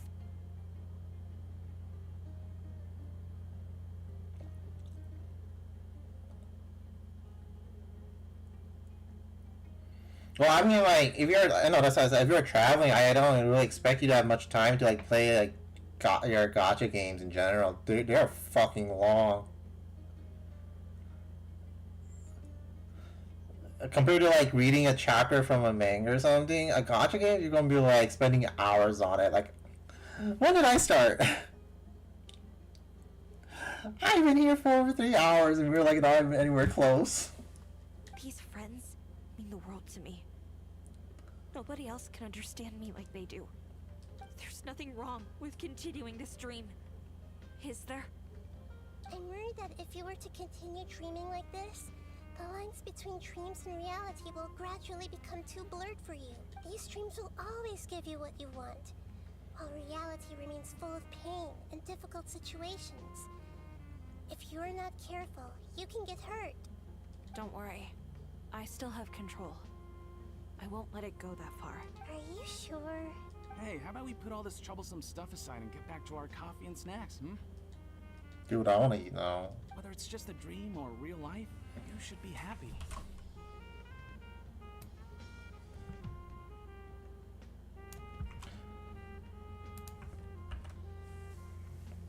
Yeah, that's why I said I don't blame you. They're fucking long as fuck. You can't just brush off something like this. We don't even know how you people got here or where you even came from. Don't push Paimon. These are important people to Debbie. Sorry. Paimon didn't mean to upset anyone. But it is Paimon's old VA, so I'm really happy to hear them again. No, it's alright. I understand that you're just trying to look out for me. It seems that for now, this place is still relatively harmless for you. But I wonder if there's any way to go deeper into the dream. Huh. Now that you mention it, I once heard a strange voice tell me that there's an entrance here. I'm not interested in checking it out at the moment, but maybe I'll go in and have a look later. Okay. Thanks for your help. Can you even play Rivals there? Do you have anything to play Rivals on? Just as I expected. We're only on the surface of this dream. Let's go.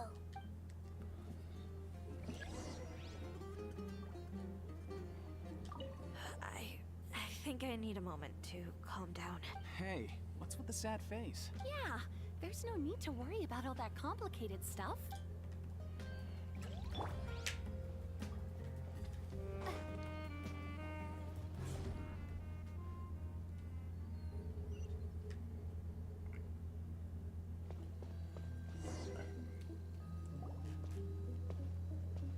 She's my bestie.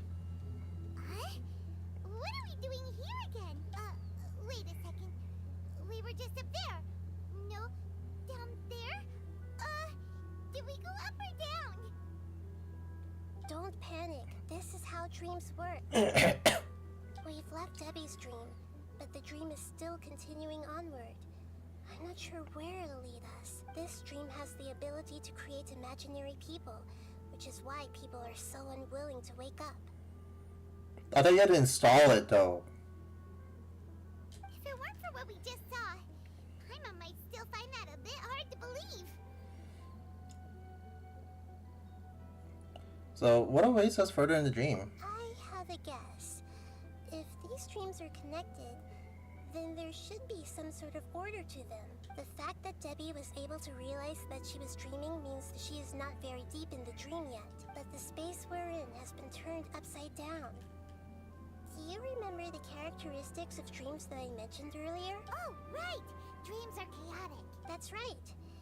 It's possible that we're heading deeper into this dream now, and the deeper we go, the closer we'll get to the essence of the dream. Right!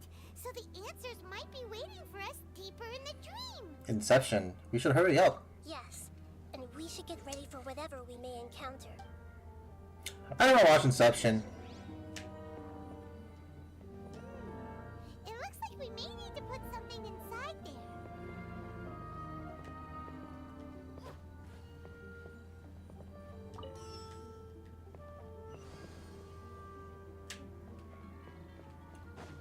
Oh dang.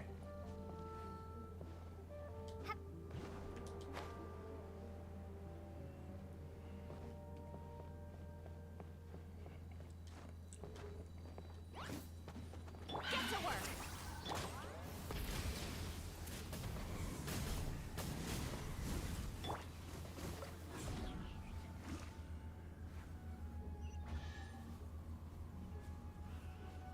Whoa. When it rains, it seems to disappear slowly. Yes, and it appears again as soon as the rain stops. It's less like a flower, and more like a dendro slime that's trying to keep out of sight. Here we go again with Nahida's analogy.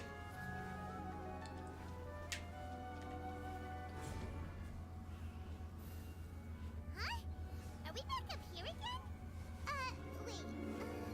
Paimon's confused. Are we up here or down there? Good thing we didn't fall. Yes, we did. We just fell upwards. That's not helping, Nahida. Paimon has no clue what's going on anymore. PC cafe you're talking about? I've never been to one. But I don't like play like those multiplayer PC games, so if anything, I would just be hanging out at like a regular arcades where they got like a rhythm game of fighting games, you know.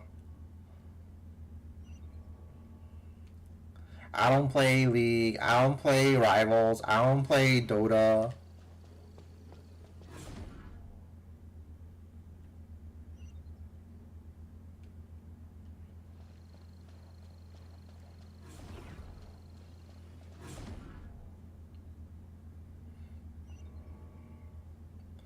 Yeah, I'll probably be spending an arcade if anything.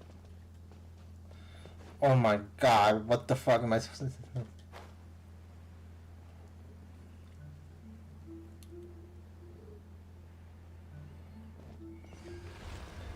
Oh, you should do fake Grand Order arcades. If they still have those.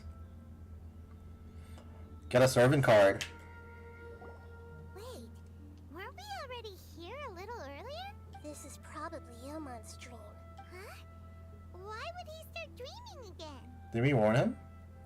Yes, but it seems that the danger isn't enough to stop him from longing for his wife. I miss my wife. Based on what we've learned so far, he must be sleeping more deeply for his dreams to appear here. But fortunately, he already knows us from before, so hopefully we'll be able to wake him up. Ah, dang.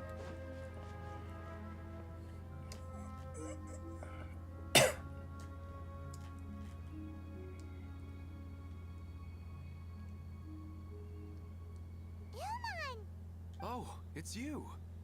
Incredible. I didn't know you would appear in my dream too. Did you say dream? Wait, so you know this is a dream? Of course. Such good things rarely happen to me in real life these days. Here, let me introduce everyone. This is Minar, my wife who I mentioned before. And this is our daughter, Hydar. Hello. It's a great honor to meet the Dendro Archon. Whoa, Dad!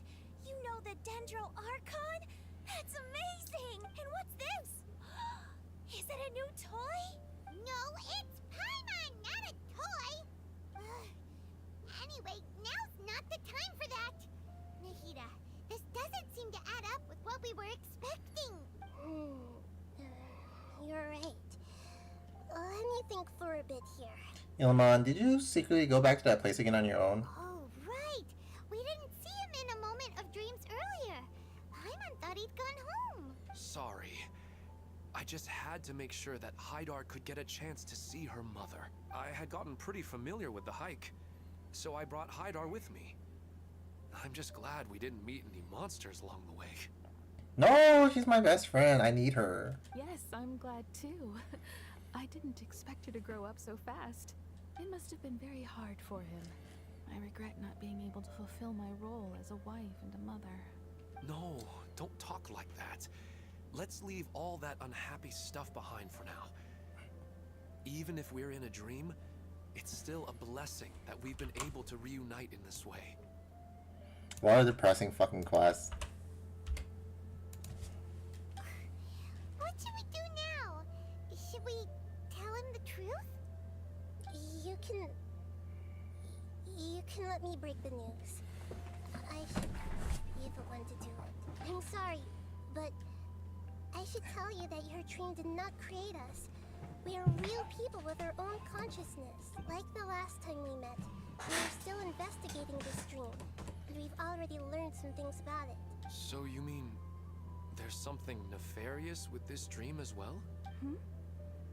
Ilman, what's going on? Alright, have fun, bro. Thank you. It seems the reunion of our family is destined to only be temporary. Huh? Is Mom leaving? Maybe.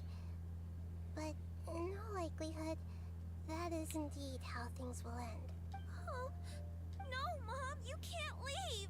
I'm afraid I don't quite understand what's going on. Don't worry, Hydar. Mom's not going anywhere. Please, don't cry. Minar doesn't understand any of this. I'm fully aware that this is a dream, so that's why I've never told her the truth, but never mind. It's not like I would know what to say. I mean, I don't get any of the complicated stuff. But regardless of whether this dream is good or bad, you're here to resolve it, right?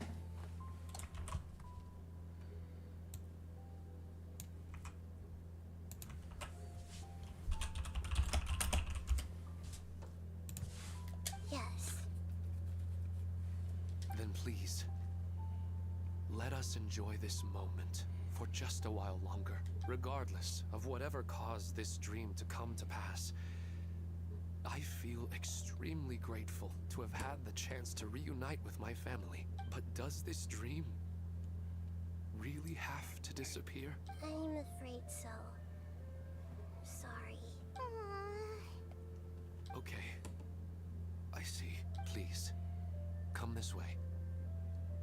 You can go even deeper into the dream by heading in this direction. I have heard that the further down you go, the more pleasant the dreams become. And the more you want to stay. The answer you're looking for may also be found there. Go ahead. Thank you for helping us. And I'm truly sorry. You're welcome.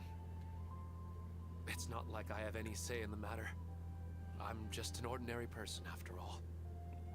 Who am I to interfere with the work of a god? I'll be right behind you. I should at least let Minar and Hydar know what's going on here. Otherwise, my daughter might be mad at her mother after we wake up.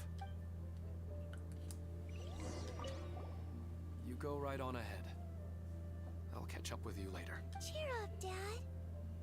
And Mommy, too. Thank you, Hydar. My baby. We're not doing something bad, are we, Nahida? depends on how you define good and bad. Are we the baddies?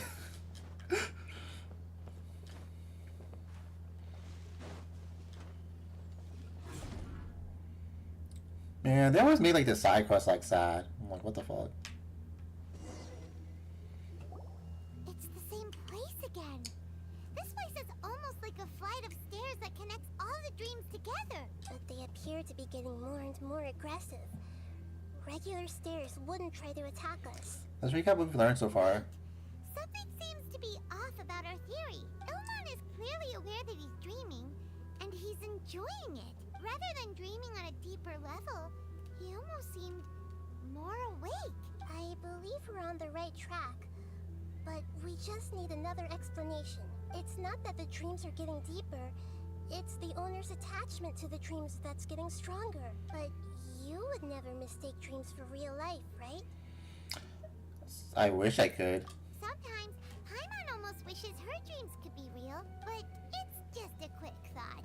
It's not long before Paimon's thinking about other things, like sticky honey roast. Listen, we're real beings living in the real world, and that's where our focus should be. Isn't this like the plot of Final Fantasy Tactics or something? Where you play as like the one Debbie Downer who's like, get a grip on reality. And you force everyone to wake up from their delusions. Especially that one kid who's like a crippled in a wheelchair. This also explains the insubstantiality of our dreams. No matter what they may become, we don't really care.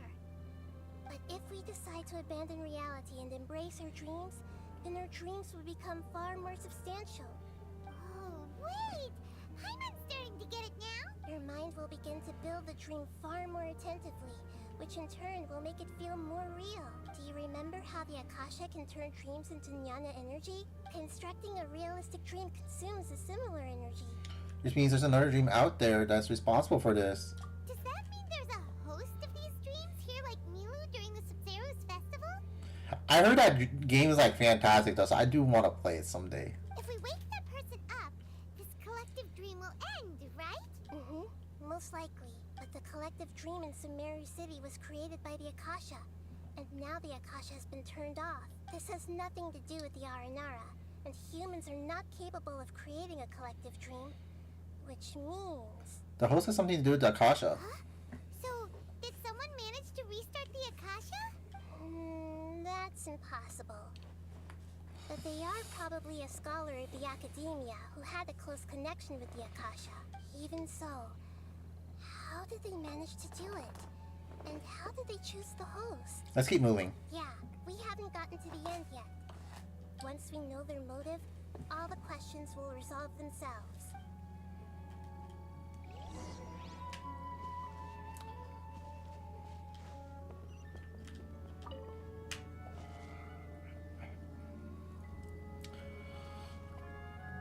There's so many games I don't play. I just want to take like a month off from work and play video games.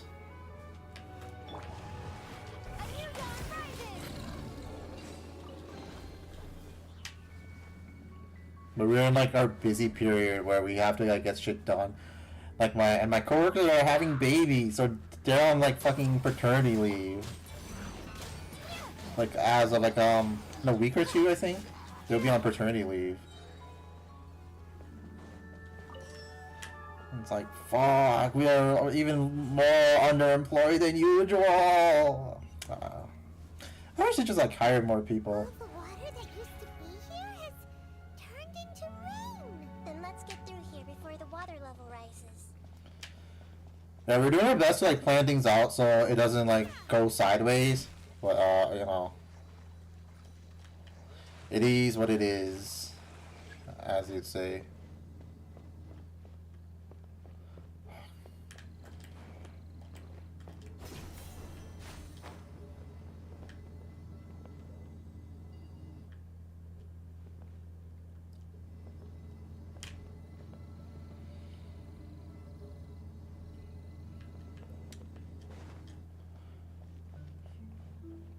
I wish they would give us like more people.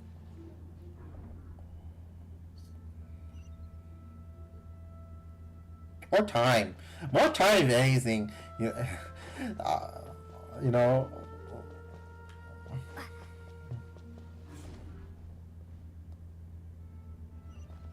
Okay. So what do I do here? How do I drain the water?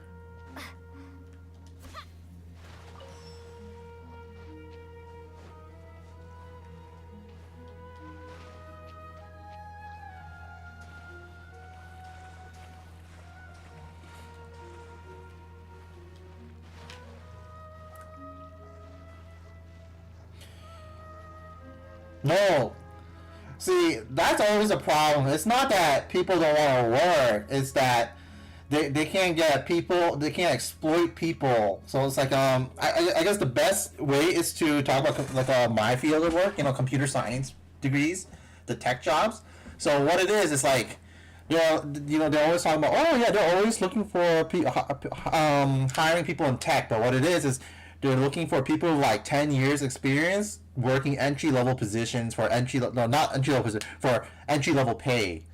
So it's not that people don't want to work. It's the people they want don't want to work for them. Yeah, it's like so like bullshit though. Regardless, because like what they don't want to like spend the time to hire someone and train them to learn the job, because that costs money and time. They want someone who already knows what to do working for them for like very little pay. We finally made it! The destination is right ahead! But then like, because there's so many like job listings, they just misconstrue it as, oh, nobody wants to work. I'm like, shut the fuck up, man. There's so many people who want to work, you just won't like hire them.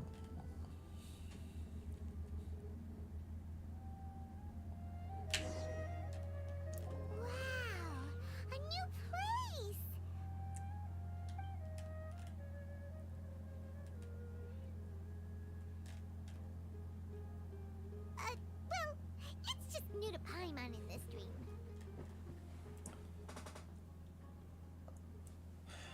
No, I mean like people still say it, that's why. Like there's I see like hiring stuff all the time. It's just, if you look closely at the hiring postings, they're asking for the impossible.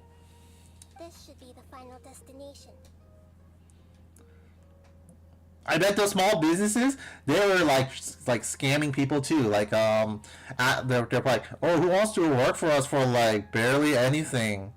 And it's like, we don't live in a time where that's like livable anymore. You know what I mean? Like, it's probably like they probably like pay barely minimum wage if anything, and like you cannot live off that, especially in 2022 during the COVID times where everything started crashing. It's more ordinary than I imagined. That's why like so many businesses shut down, because they couldn't afford it. Like nobody could like buy anything. Yeah, these are just ordinary city streets.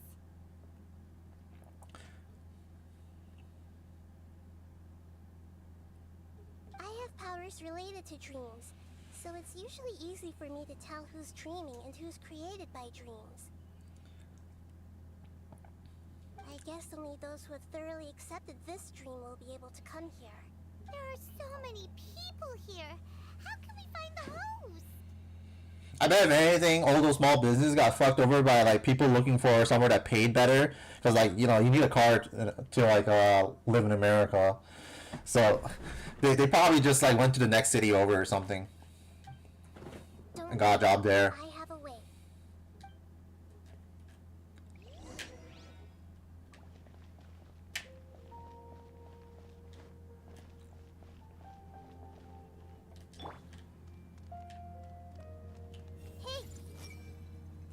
Lisa's always so calm. I wish I were the same. He's just in an ordinary dream, so it shouldn't be him.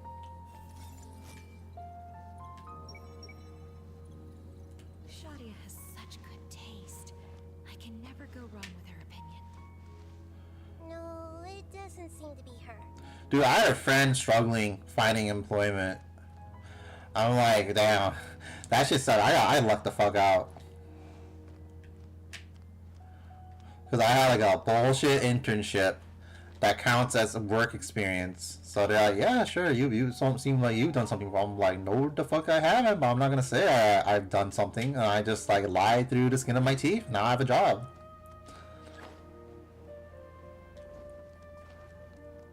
I see everything.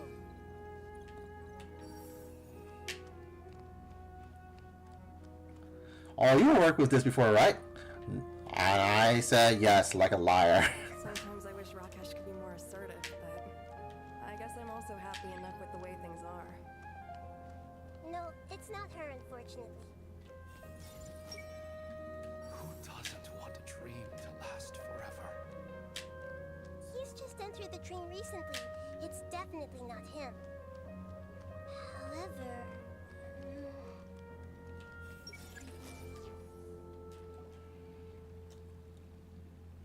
You know, I've heard that plants grow better if you play music for them.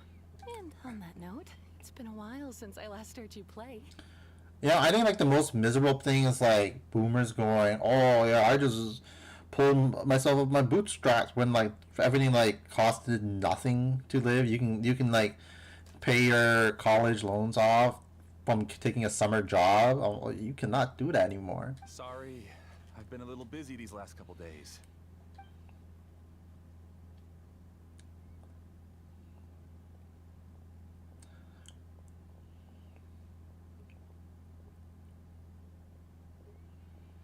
Oh, the Dendro Archon. What a pleasant surprise. The housing market is shit. My coworkers talking to me about how people can't even like buy houses, even though like they have like fucking two people like these like couples have like a fucking 6-figure jobs. They cannot buy houses because you need to be like a millionaire.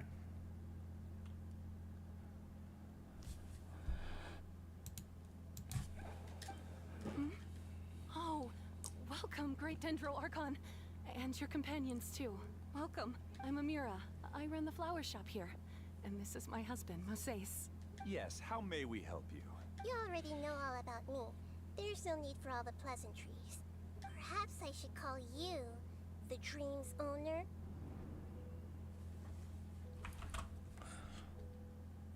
She's so sassy.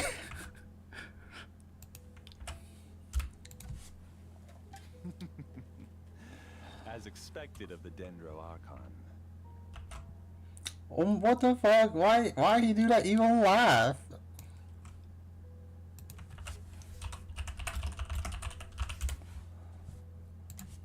I'm sorry, Amira. It seems my research has attracted the Dendro Archon's attention. Why don't you go back to the flower shop? I'll come help you a little later. Okay, of course, dear. I'll see you later.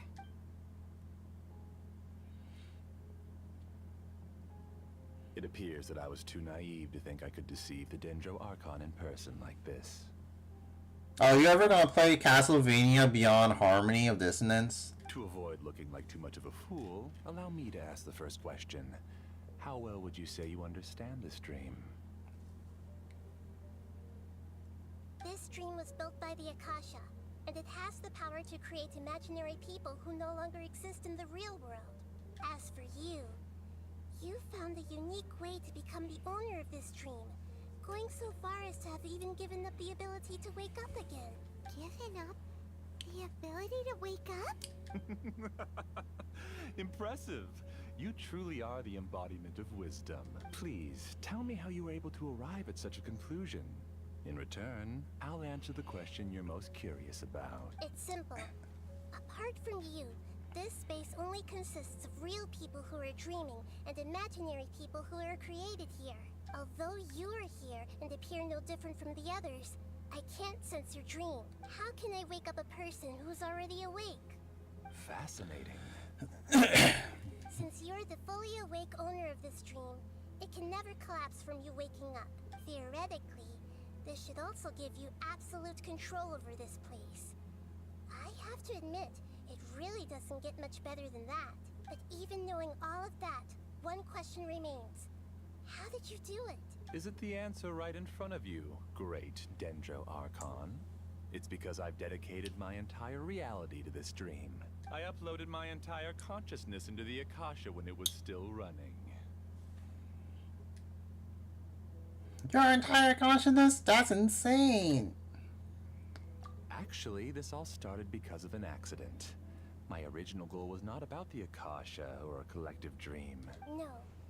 You were motivated above all to create a hyper-realistic person. The desire to reconnect with a real loved one is the one shared sentiment between all our dreamers.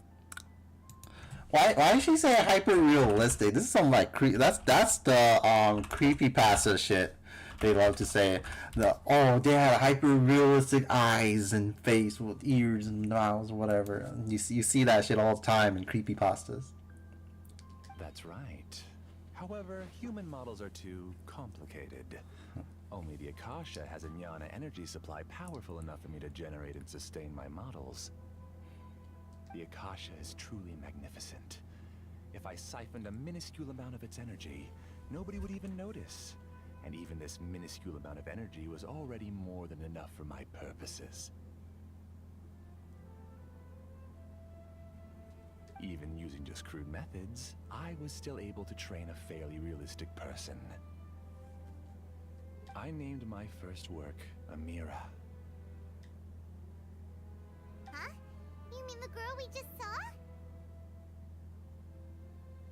She and I entered the academia on the same day. Starting with admission procedures, we bumped into each other 6 times on just that first day. And because of that one day, we eventually went on to fall in love. We studied, conducted research, and made breakthroughs together. Our rhythm was always in step. I felt like we were 2 separate bodies that shared the same heart. However, Elazar later took her from me. Oh my god, it's the skin cancer thing that Dotori caused. So you're getting others like you?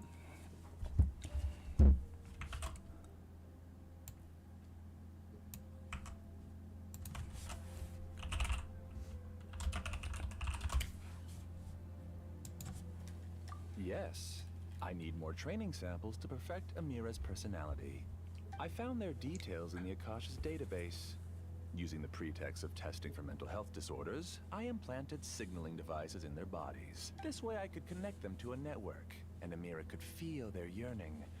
Little by little, they helped her to grow and develop a warm, human personality. To improve my efficiency and allow myself to focus on nothing but my research, I uploaded my consciousness as well, and became a part of the network.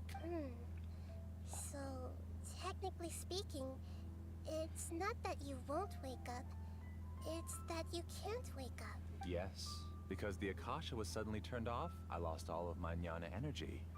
I became imprisoned in the very network I had constructed. At first, I panicked.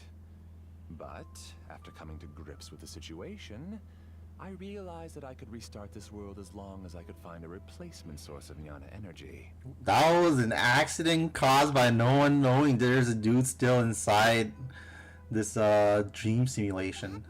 Everyone in the network is providing you with jnana energy. That's all there really is to it. I don't think I'm doing anything wrong. I'm just saving them as well as myself. I provide a beautiful dream, and in return, I harvest their jnana energy as fuel for the dream. They can wake up anytime they wish. People need to sleep anyway, so why not have some beautiful dreams while they rest?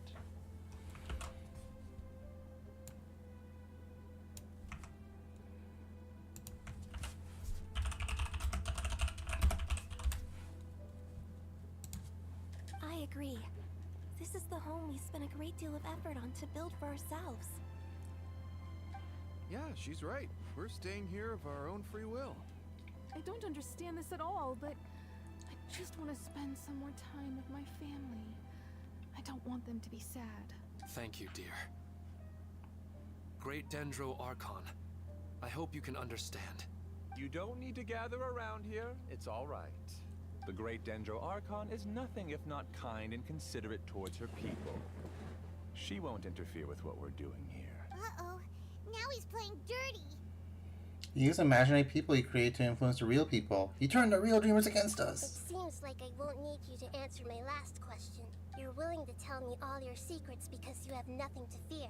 If you use real people as your weapon and turn them against their Archon, then there's nothing the Archon can do. They just want to be with the people they cherish. I don't think there's anything wrong with me providing them with that opportunity. They don't wish to eternally part with their spouses and friends. What's so wrong about that? If you understood humans a little better, or had also experienced firsthand the absolute devastation of loss, then perhaps you wouldn't be so cold towards us. She's not cold at all. You don't know the first thing about her. If you had used your talents and determination for a just cause, you could have become a sage of the new generation. Unfortunately, you've committed one of the 6 cardinal sins of the Academia by attempting the forbidden and fearing none. You equated people's feelings with cold Nyana energy and deprived them of the pain that they have to face. You lured them into these dreams, and even now, remain completely unaware of how evil all of this truly is. Pain? Luring? Those kinds of things haven't existed here from the moment this world was created. She's right here. This is Ilmon's child, Haidar. Huh? My daughter? What's wrong with her? She's not real! This dream relies on a set network, which means that only those with devices planted in their bodies can enter this world. Carefully think back and retrace your steps. I secretly went back to the mountainside with Haidar. Minar was already there waiting for me, and Haidar was able to see her mother. You mean she isn't actually the real Haidar?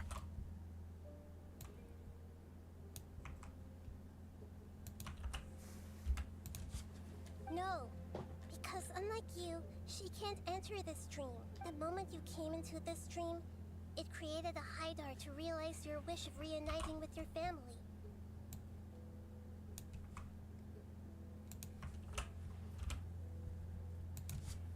So, tell me, where's the real Haidar? She's still out there on the mountainside. That's right. And she must have been terrified to see her father not in his right mind. Not to mention the monsters in that area. The situation is very dangerous. He abandoned his daughter!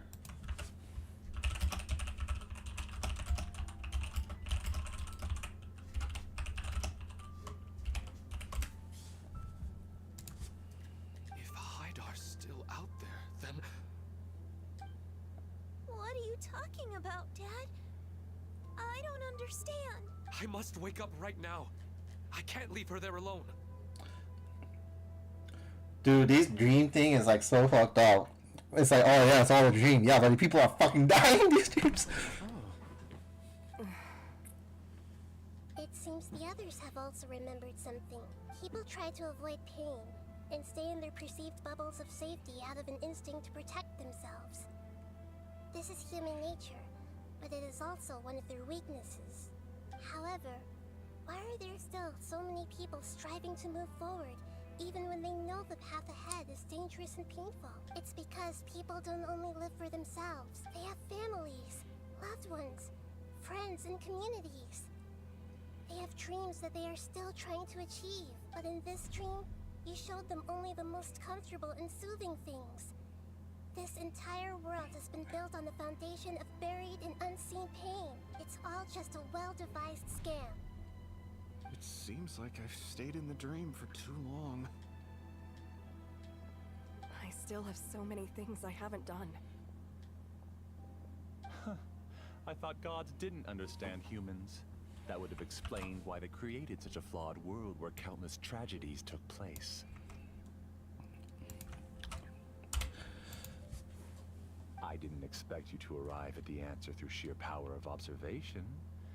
But unfortunately, it means nothing now. If you wanted to spend a little time in the waking world, go right ahead.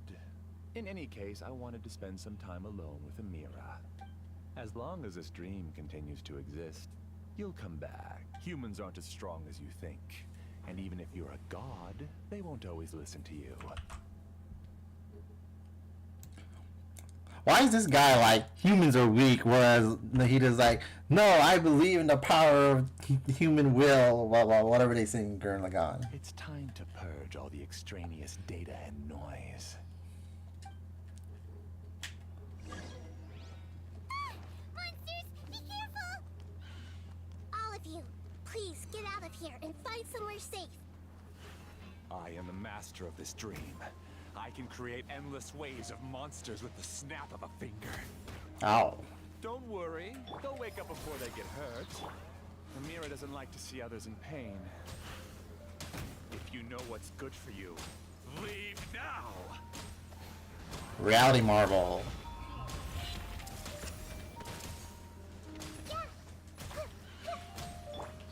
Scorch and burn by everlasting.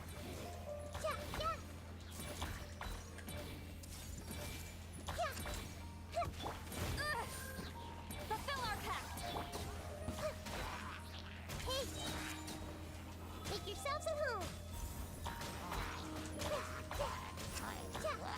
I see everything.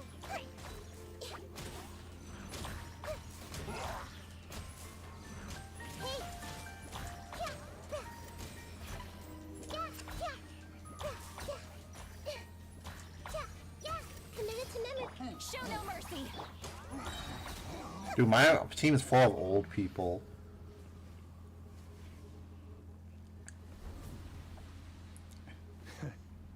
You haven't won just yet. This dream is mine! If I go into hiding here, not even an Archon can ever find me.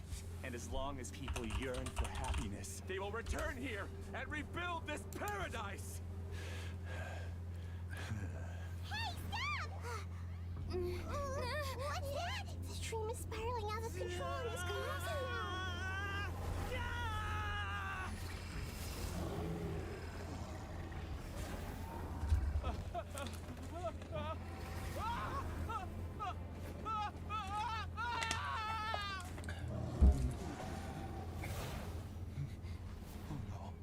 Amira! Amira! Amira!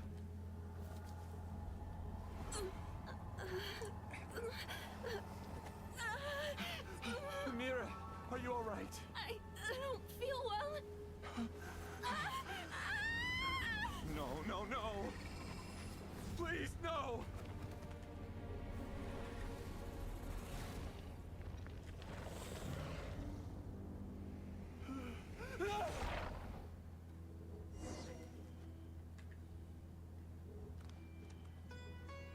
Get away from there. Don't ruin my flowers. What should I do? Where'd it go? He left because he doesn't want you anymore.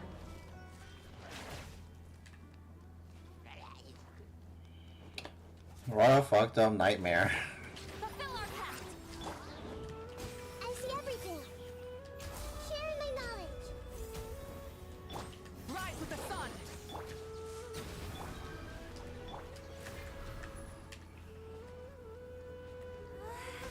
Just shut up!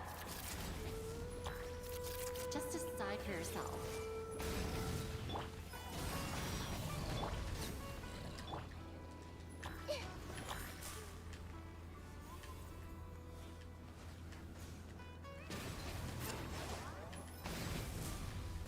I see everything. Who am I? I'm not Amira. Glad that's over, but what happened just now? He's not very proficient in using the Akasha's technology, and he spent a lot of Jnana energy creating monsters. Now the system is out of control. All the people he created also turned into monsters, including Amira. It's terrible, even for a dream.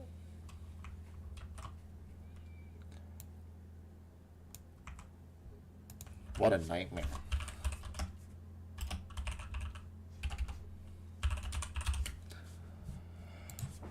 Even Paimon's freaked out. Paimon can't imagine what they're going through. It's like a horrible nightmare. Come on, dude. Oh, I've been like looking into keyboards. Do you use like mechanical keyboard or the regular plastic rubbery one? I've been thinking of getting like a mechanical keyboard because I heard they're like better for you with like responses and easy to replace it like something gets fucked.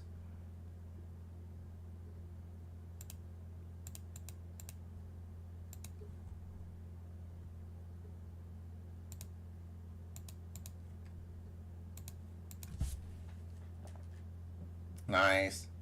I've been really thinking about it. I heard especially if you play rhythm games, they're like really nice. The good news is that the chaos seems to have subsided. Yeah, that's the unfortunate part that they're fucking loud. But I'm like, whatever, I guess. Having like keyboards get fucked over time and not being able to replace it, it's like, ugh. They're easy to replace too, aren't they? Like the keys themselves. Now we only need to wake up the people here and let them return to their real lives. Amira. My dear Amira. They're all gone. It was just a big dream after all. I couldn't change my fate. And my knowledge turned out to be useless. What a cruel world. I was playing some games. I was getting like super frustrated because like the keys weren't responding. Do you still think this is our fault? I don't care about that anymore. The Jnana energy used to sustain this dream has all been transformed into monsters. This dream will soon collapse and my consciousness along with it. Let me disappear with Amira. I'd rather turn into dust than to ever wake up again.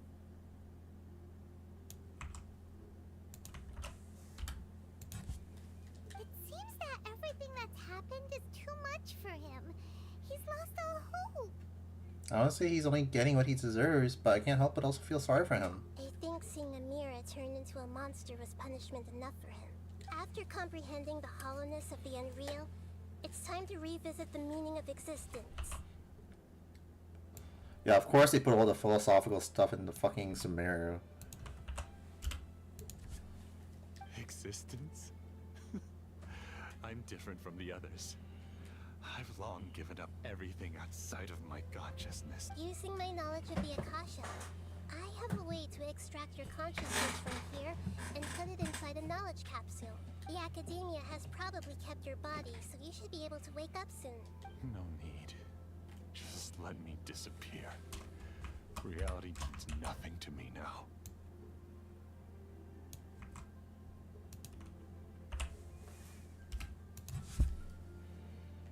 It's not synced. This isn't compassion. I won't let you escape your punishment by simply disappearing. Something dying is the coward way out instead of serving punishment, blah blah blah blah blah. As for your life after that, it'll be up to you how you want to exist. Alright, Traveler in Paimon, we should go back. We can finally wrap up this whole thing.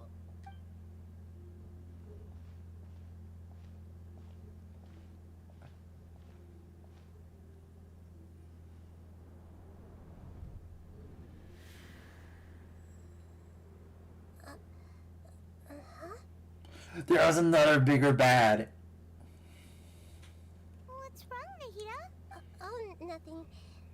Let's tell the people here to gather at a moment of dreams after they wake up.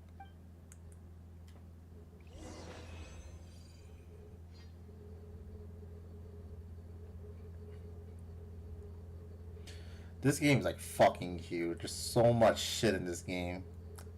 It's like endless content. I do enjoy it, but like when you think about it compared to like normal, like size like release games, the amount of content is crazy. Oh, great. You're awake. Everybody has started to wake up, and we've heard similar reports from around the city as well. And the space size it takes is literally just a Rockstar size game. From the looks of it, you were able to successfully resolve the issue. Yes, though it took us a good deal of effort. There will be many people gathering here shortly, so please do your best to maintain order. I need to go to the Academia with them now, but we'll be back soon. Why are Rockstar games like so Are huge? we going to ask about that scholar? Yes, but it may take some time for him to wake up after his consciousness returns to his body. We can leave the rest to the Matra. I'm really glad I reached out to you earlier. You did a great job as well. I felt a violent tremor somewhere deep within my dream. And then I woke up. I guess we'll all wake up from our dreams sooner or later.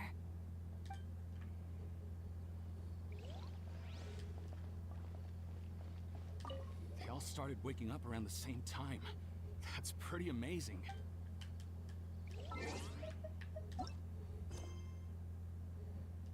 Oh, fuck me, dude. This is only Act 1. I have to do this one to catch up. Fuck.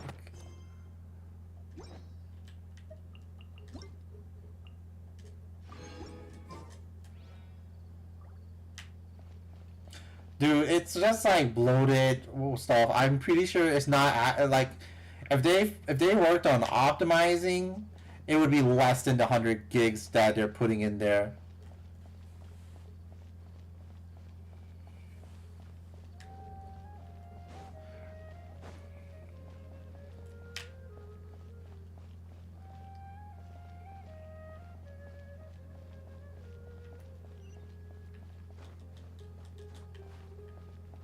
Oh, what the fuck? It's gonna be a long night. I wanted to do, like, catch up on the Archon quests, but like, holy shit, I got 2 story character quests back to back? Being punished for not playing, I guess. Oh, it's the great Dendro Archon. How can I help you? I would like to check the registration records of a Kashara War scholar. He should be in an unconscious state right now. Okay, just a moment. Sorry to keep you waiting, Dendro Archon. We have confirmed that there's a scholar named Beinuni who's been unconscious for a while. The cause was improper operation of the Akasha. He hasn't regained consciousness yet, and is still receiving treatment at Bimarstan. Huh? Isn't his name Moses? I guess he didn't want to be recognized or bothered by anyone. Please, give the knowledge stored in this to the Matra, and ask them to import it into Beinuni's brain. Understood. But for safety reasons, I need to know why. It's simple. This contains his consciousness. It's long been trapped inside of a dream. He's committed an act that affected the safety of Sumeru. After he wakes up, I'll inform the General Mahamatra of all the details. I see. I'll take care of this right away. Thank you, Great Dendro Archon. No problem. Alright. Everyone should have gathered at a moment of dreams by now. Let's head back.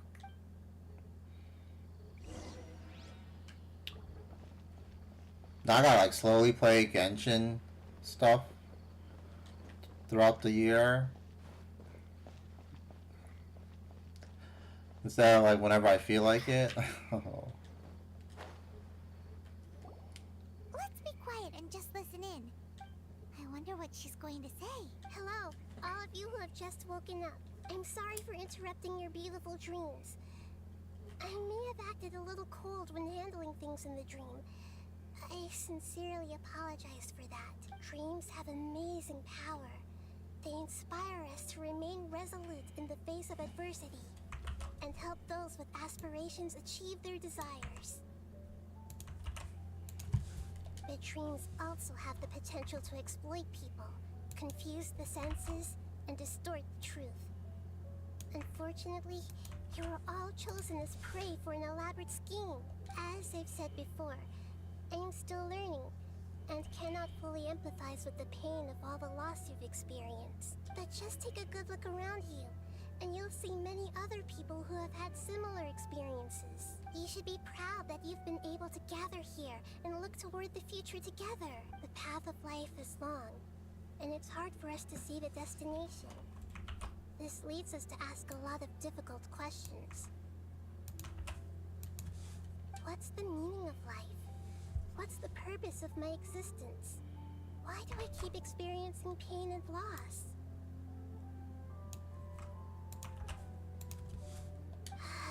course, the most comfortable choice is to stop progressing. Give up thinking, and just keep repeating whatever you're already familiar with. Whenever you have such thoughts, just look at the people and things around you.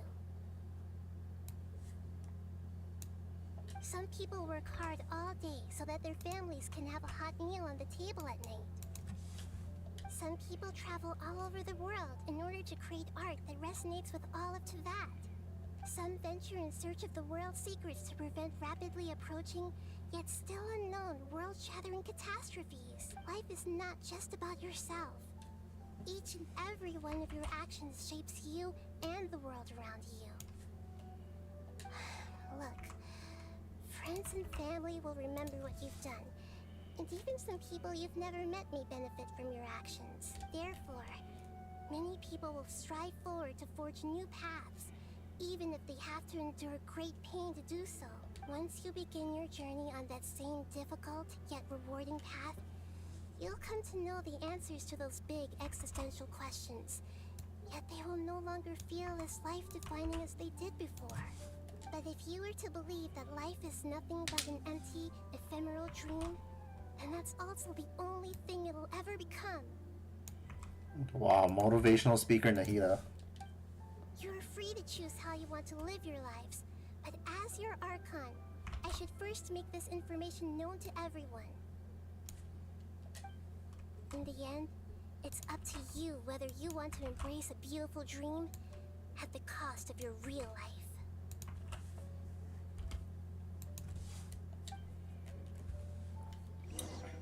Nahida said she wanted to speak with us alone.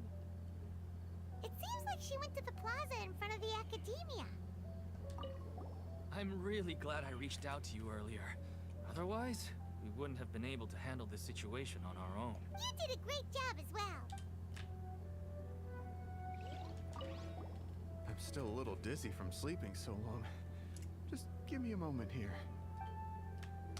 I didn't know she was an adventurer. What the I'm fuck? getting ready to go on an adventure, and I'm taking this plant with me. I shouldn't just sit here waiting for her to come back. Professor Aisha was so determined to explore those secrets, so I should go take a look too. Thank you. May we meet again in the future. I discovered that Nasser and I get along pretty well. We both have pretty straightforward personalities. It also turns out we both disagreed with a Dendro Archon. One in real life, and one in the dream. Oh, nice matchmaking. Since we were neighbors in the dream, how about we rent a place together? Sounds good. I can't afford a house on my own anyway, but I'm sure life will get better. And they were roommates. Thank you for rescuing me. I'm really sorry. Luckily, Haidar wasn't injured because of my stupid mistake. Dad said you're amazing. You're real heroes. Thank you.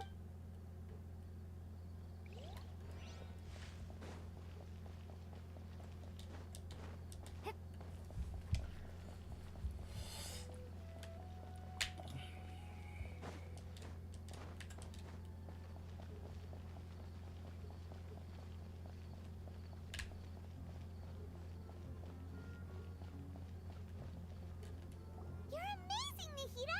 Even Paimon was nearly won over by that scholar in that dream. Speaking of optimization, FGO needs to learn to fucking optimize their new fucking like Unity engine replacement is going to be 16 plus gigabytes. What?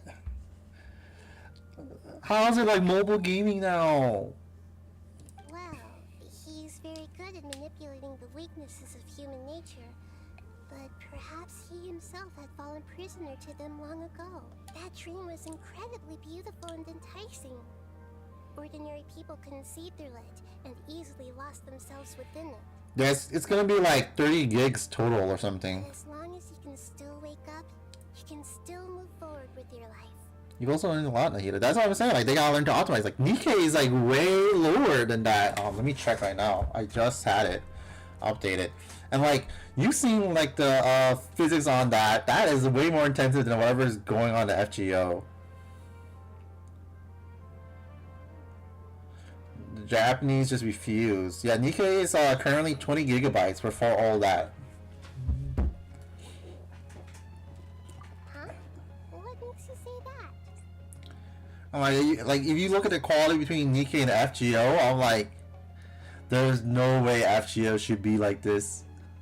Right. You can really empathize now. You didn't understand human feelings, but we saw how considerate you were with all these people. Your speech just now really connected with everyone.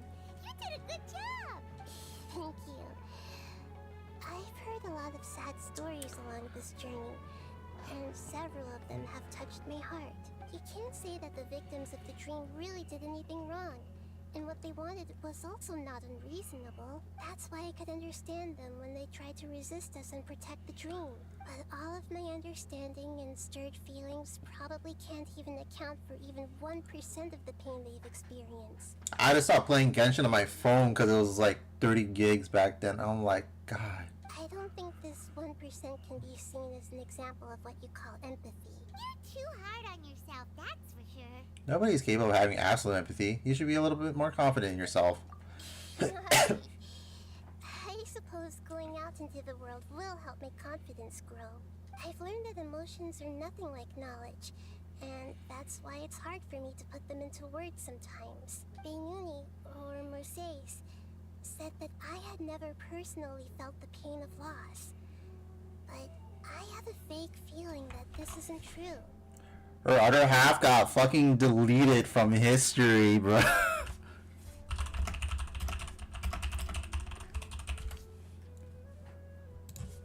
The moment I entered the dream, I felt like I was wrapped in a blanket of warm feelings. Nobody knows about it except for us. Or me, rather. Paimon doesn't know about it either. It was so warm that it felt like I had returned to the start of my life. And I didn't want to wake up anymore.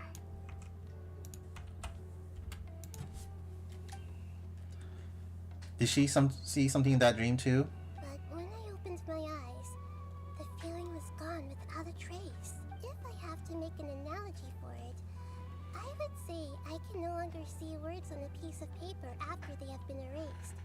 But I can still see the slight indentations of where the words had been written.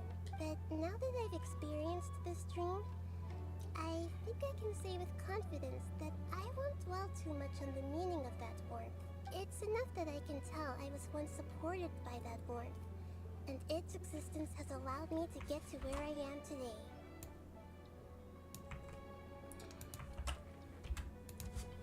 If I dwell too much on its exact nature, I would be putting the cart before the horse. I gave a speech to inspire my people, so if I were to fail to live up to those words myself, then that would be too embarrassing. Greater Lord Rukkhadevata has already shaped Nahida through her actions. That's the lady who got like deleted from history. Even if she has been forgotten, Nahida's mind and willpower are proof that she once existed.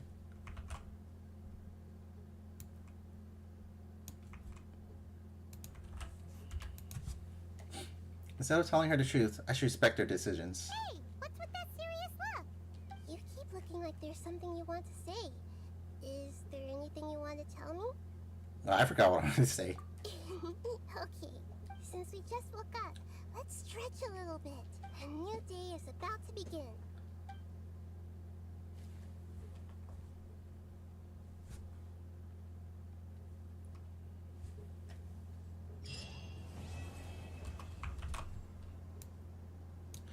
Now I gotta do the fucking follow-up.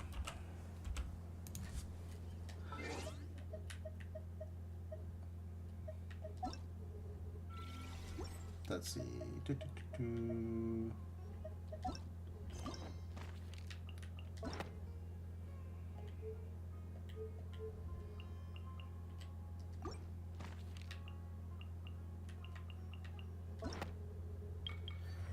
Do we have a scene of the Rukkhadevata? Oh, fuck.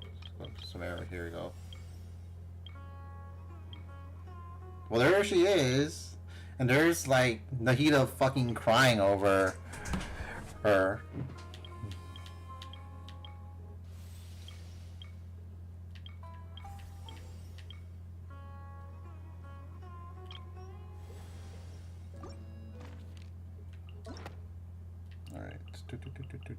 There she is.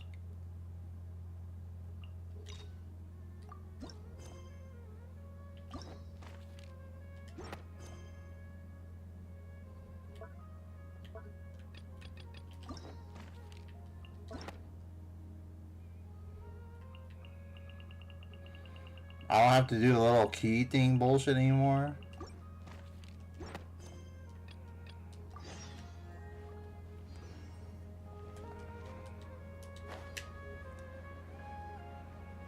Before you had to do like unlock keys and stuff.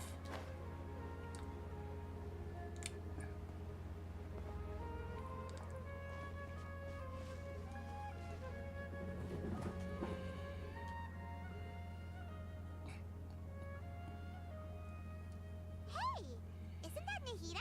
Nahida! Hyman didn't think we'd run into you here. Oh, hey there. It's been a while, hasn't it? What have you two been up to?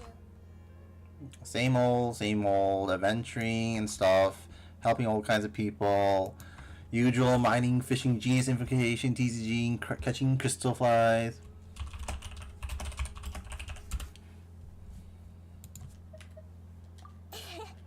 Seems like you've been enjoying yourselves. How about you? What are you up to now? I'm just looking out for some leads while getting some fresh air. I noticed that I have some blurry memories after saving Ermin's soul. Oh no.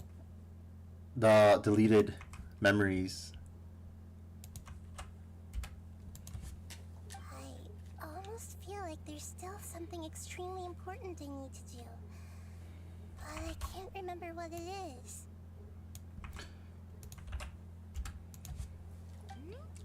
Why is that?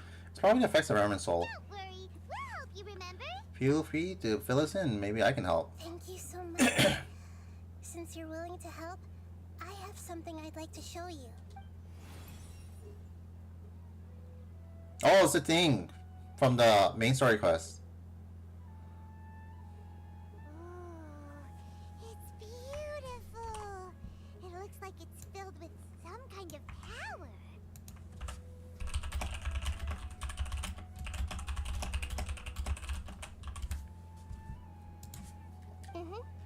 I found it in the sanctuary of Suristana, but I have no recollection of it whatsoever. It's filled with pure elemental power that is quite similar to mine, but yet it's also a little different. It's very likely that it's connected to my foggy memory, but I can't figure out what it is. It's most likely something that Greater Lord Ruka Devata left behind, but what's with her foggy memory? Traveler, do you have any ideas? I don't know, but it's very concerning. You know, Nahida, we just happen to be going on an adventure right now. If we find anything, we'll be sure to let you know right away. Thanks, you two. I didn't mean to trouble you again. Don't mention it. Besides, it seems you've got a lot on your mind, and we'd like to help. Huh?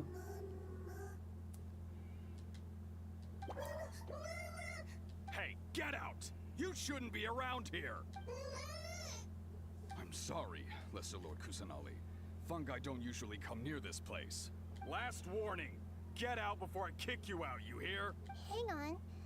I think it's trying to tell us something. But Great Dendro Archon, it's a monster! Please, don't worry. I think I understand. Plant-to-plant communication. Seems that it wants us to follow it. You can understand it? Even though different creatures have varying habits and ways of communicating, the emotions we experience are all the same. I can feel its anxiety and fear. It's in dire need of our help. Well, fungi are kinda cute, but...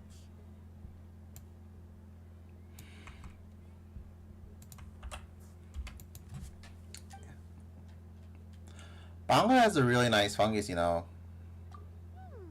That's true. Okay, let's go take a look. That's our like little pet fungus. Alright, lead the way, little fungus. I'm feel like About the same, some fungi are friendly, while others are super aggressive and attack anyone they see. It can't be helped. Perhaps in their eyes, humans are like fierce monsters as well. After all, They can't distinguish which human behaviors are hostile or not, and it'd already be too late for them once humans have drawn their weapons. Hence why they tend to strike first, rather than waiting. That's not too different from how humans think sometimes. That's what I meant by shared emotions. Aren't there like fungi the like aliens? Because they're like from outer space or something? I feel like I've heard that before.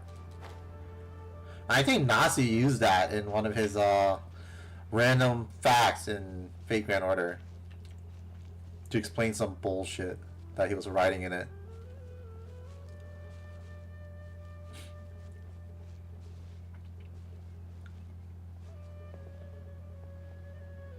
Dude, can't believe another 10 more years of Fate Grand Order.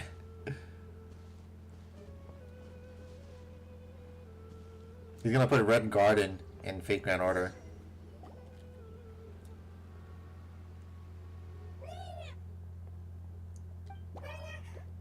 It appears it was in a hurry because of this unconscious fungus.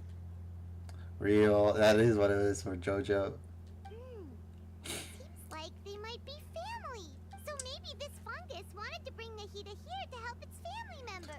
Honestly, those like Snapple Cap facts are literally how some of the like bullshit heroic spirits work in Fate. I know that's what happened in Apocrypha, like the final battle. That's exactly what happened, and people got mad because they didn't know about those like random facts and that was being used. Probably. Although fungi are simple creatures, they're very sensitive to elemental power. You're supposed to know that Achilles is the hero of giving. Astolfo is the hero that receives gifts. Therefore, Achilles was able to give Astolfo his noble phantasm, and Astolfo was able to use that noble phantasm against Karna during the final battle and survive. Maybe it noticed me on my way back and thought I'd be able to help. I'll take a look. I should be able to help if it's just a common illness. What is it, Nahida? Strange. Very strange. This fungus didn't develop from a spore. It's an elemental life form. Huh? An elemental life form? Yes. Although the fungi you normally see are capable of using elemental powers, they're merely borrowing elemental power from nature around them. As for this fungus, it has elemental power flowing through it. Definitely not anything like your typical fungus. So you're saying it only looks like a fungus? Exactly. This is very interesting. I've never seen anything like it. So this is a first even for Nahida. But that's not all. There's a large void within its elemental power. You know, Nahida's thing looks like a Kingdom Hearts, upside down Kingdom Hearts symbol. The void is stopping the elemental power from flowing normally, which must be why it fainted. So do you think it'll wake up if we can fill the void? Yes, and I just so happen to be good at this sort of thing. I'll see what I can do right away.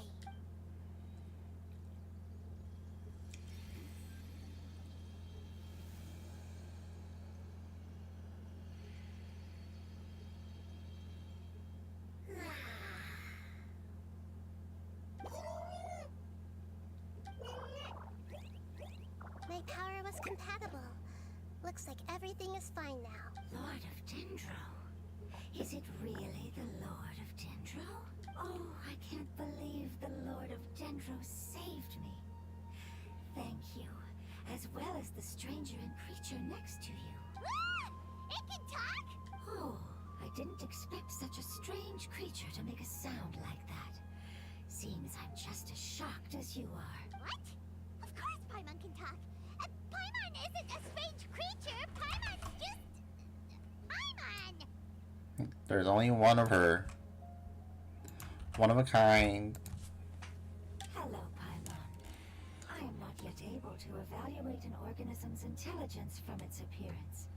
I will only know you are able to speak once you have spoken. Oh, well, no need to take it seriously. It's no big deal. But does Paimon really look so dumb that people might think Paimon doesn't know how to talk? There's no need to start worrying about that all of a sudden. Am I stupid? Well, nowadays people think she's very well educated. She's a scholar. You misunderstand, Paimon. Our mouth is used for eating, breathing, and other functions that are more important than speaking. So a creature may not speak, even if it has a mouth. I've never seen a creature like you before, so I dared not make the assumption that you could speak.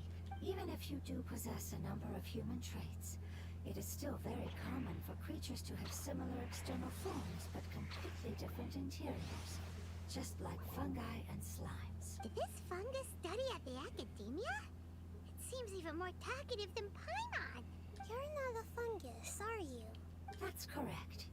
This might be surprising to you, and I'm sure that you must have questions. Let's find somewhere else to talk. It might startle my fellow family members if I speak too much using this strange voice.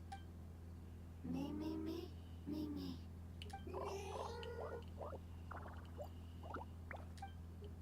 It says that it's very thankful for your help.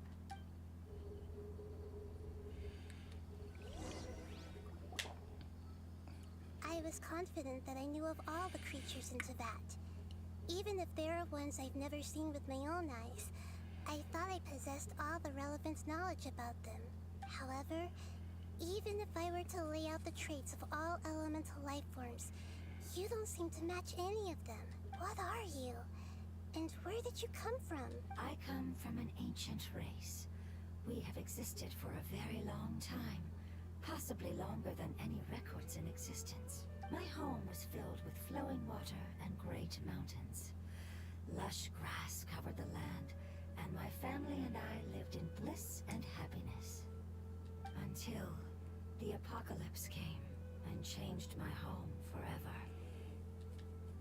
A horrifying power consumed all there was. The seeds of catastrophe nested and grew inside of us, twisting and warping us, causing us to lose control. Even now, the seed of evil germinates within you. We were victims of the apocalypse. Yet, in time, we also became the apocalypse itself. The apocalypse? I'm not sure what it means either.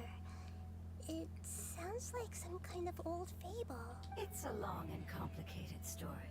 It will take me some time to explain it clearly. Don't worry, we'll listen. Please continue. I was lucky and managed to survive.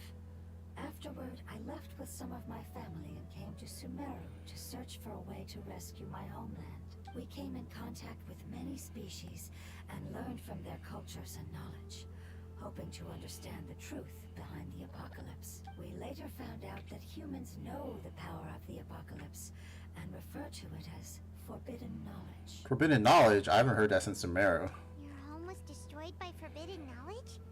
Does that mean you're from the desert? It said that they are looking for a way to save their homeland, but the catastrophe of the desert should have ended a long time ago. If I remember correctly, if you like get in contact with forbidden knowledge, it's like some kind of poison or whatever, and Ruka Devada, who was like the other half of Nahida, absorbed all the forbidden knowledge, and it Thanos snapped herself from existence so, to erase the source of it. The Lord of Dendro is correct. We are not from the desert. I would very much like to tell you the location of my homeland, but unfortunately, I've forgotten. That may sound a little odd, as it is very important to both me and my family. Yes, how could you forget? That was like fucking 3 years ago or so. Or 4. I am a life form that was contaminated by the apocalypse. A part of my knowledge and memory was taken away as the contamination inside of me was purged. Ah, I get it now. So the void of elemental power was left behind from when the forbidden knowledge was purged. I'm sorry. I hadn't considered that kind of possibility. Oh, that's when Ruka Devada absorbed it. That's okay. Lord of Dendro, there is no need to apologize. Without your help, I would have lost more than just my knowledge and memory. And not only did you save me, but you've also already rid the world of the remaining forbidden knowledge, right? That's right. The forbidden knowledge is no more, and your homeland should be safe now. My home should be safe now. We can go home. For the longest time, this moment has only seemed like a dream. I never knew it would become a reality so quickly. I was unable to fulfill our calling. I never found a way to save my homeland, and I have even forgotten where it is. It's not your fault. You've already done everything you can. Every species paid a grave price in the fight against forbidden knowledge. This is not a responsibility you should carry on your own. You mentioned that there were other survivors besides yourself. Where are they? Maybe they'll remember. The apocalypse put us through immense pain. Many of my family members have already met their end. I'm not sure who else is still alive.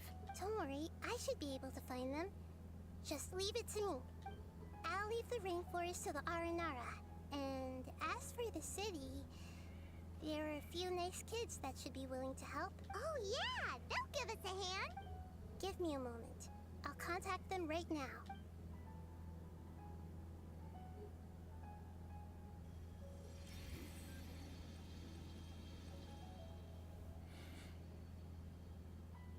That should do it.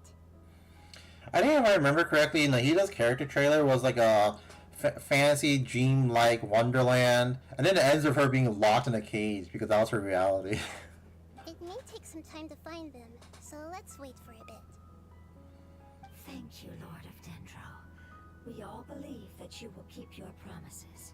So yeah, she has like the power to like just go to people's dreams. The moment I saw you when I awoke, I had a feeling you were here because of the agreement. Hmm? Agreement? You might not remember, but this is a prophecy that we deeply believe in. That the Lord of Dendro will bring us home once the catastrophe comes to an end. Oh, that was the other lady, Ruka Devado.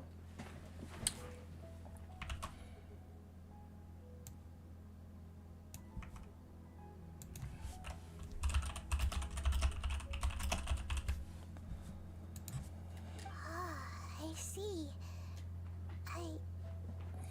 I'm sorry. There are also some blurry segments in my memory as well. But I'm very concerned about your homeland. This is something I should help with. It's really no trouble to me at all. Would you all be willing to come with me somewhere as we wait? The more family members that can return home with me, the better. But didn't you say that you don't know where they are? Yes, but I know their end. I will explain it to you along the way.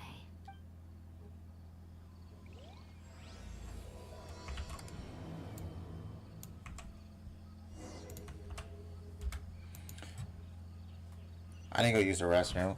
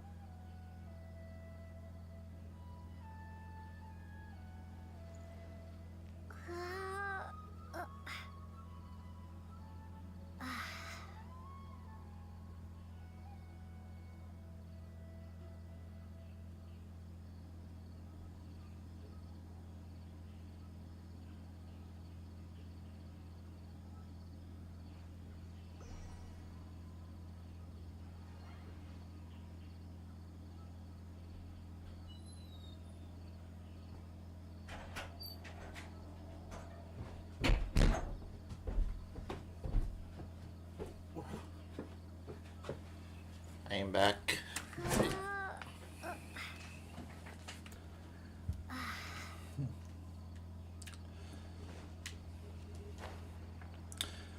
Whoever was on the development team must have had like an armpit fetish or something.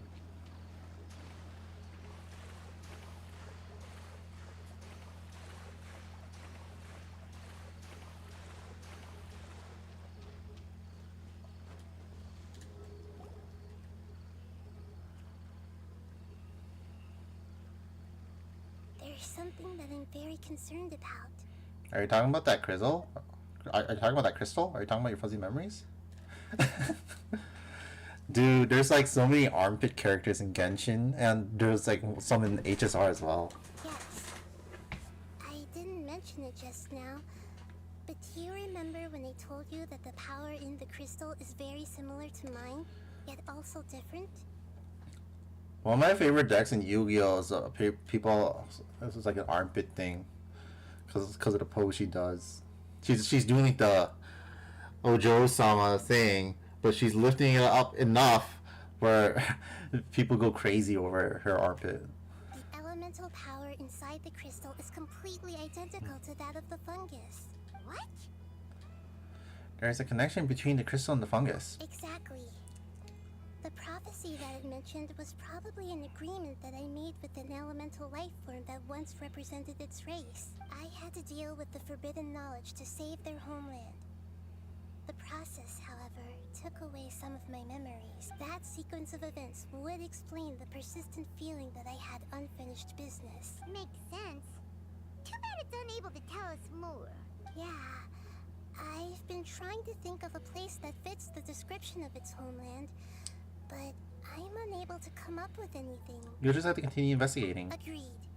I really want to send them home, so they won't have to wander around anymore.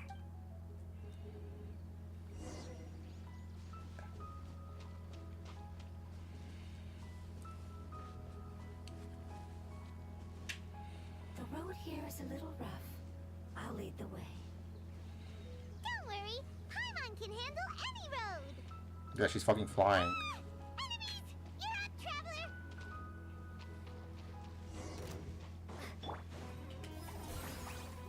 Burn it down!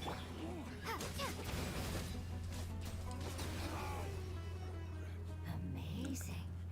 With such skills, you all would have definitely been able to find a way to survive the apocalypse. Hey! Paimon has been meaning to ask. You all didn't originally look like this, did you? No, we didn't. The appearance of our kind will change according to the environment. After communicating with various living organisms in Sumeru, we discovered that fungi are the life form most adapted to live in these lands. Thus, we gradually took the form of fungi and became a part of their group. It's hard to believe that's even possible. The most important instinct any life form possesses is adapting to the environment. I don't think that should surprise you, Paimon. Your hand is shaped like that for a reason, so you are able to grip and use tools more easily. The reason why fungi absorb elemental power is to blend with the environment and fend off natural predators. We are dendro life forms, one of the most ancient life forms in this land. That is why we are so adaptable. So you mean, if Paimon wanted to, Paimon could change into a different form as well? What will she become next, I wonder? Not as freely, I'm afraid. You would require a long time to make that happen. Although this is common sense to us, it is still extremely difficult to explain. Putting it as simply as possible, changing form requires energy. And energy comes with time. You cannot make a sprout grow into a giant tree instantly, nor can you force a tree to bear fruit overnight. I see. Humans have a term for this. It's called growth. You're so smart, Nahida! Paimon gets it now! Seems like pretty good at coming up with metaphors as well. Growth. I see. Yes, then this is what you would call growth. A most beautiful word. I shall enjoy it more as we walk. That's a move in Pokemon that boosts your special attack.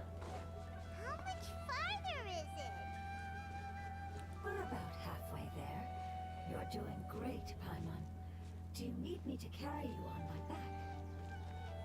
Huh? Oh no, Paimon was just curious. Paimon isn't that tired.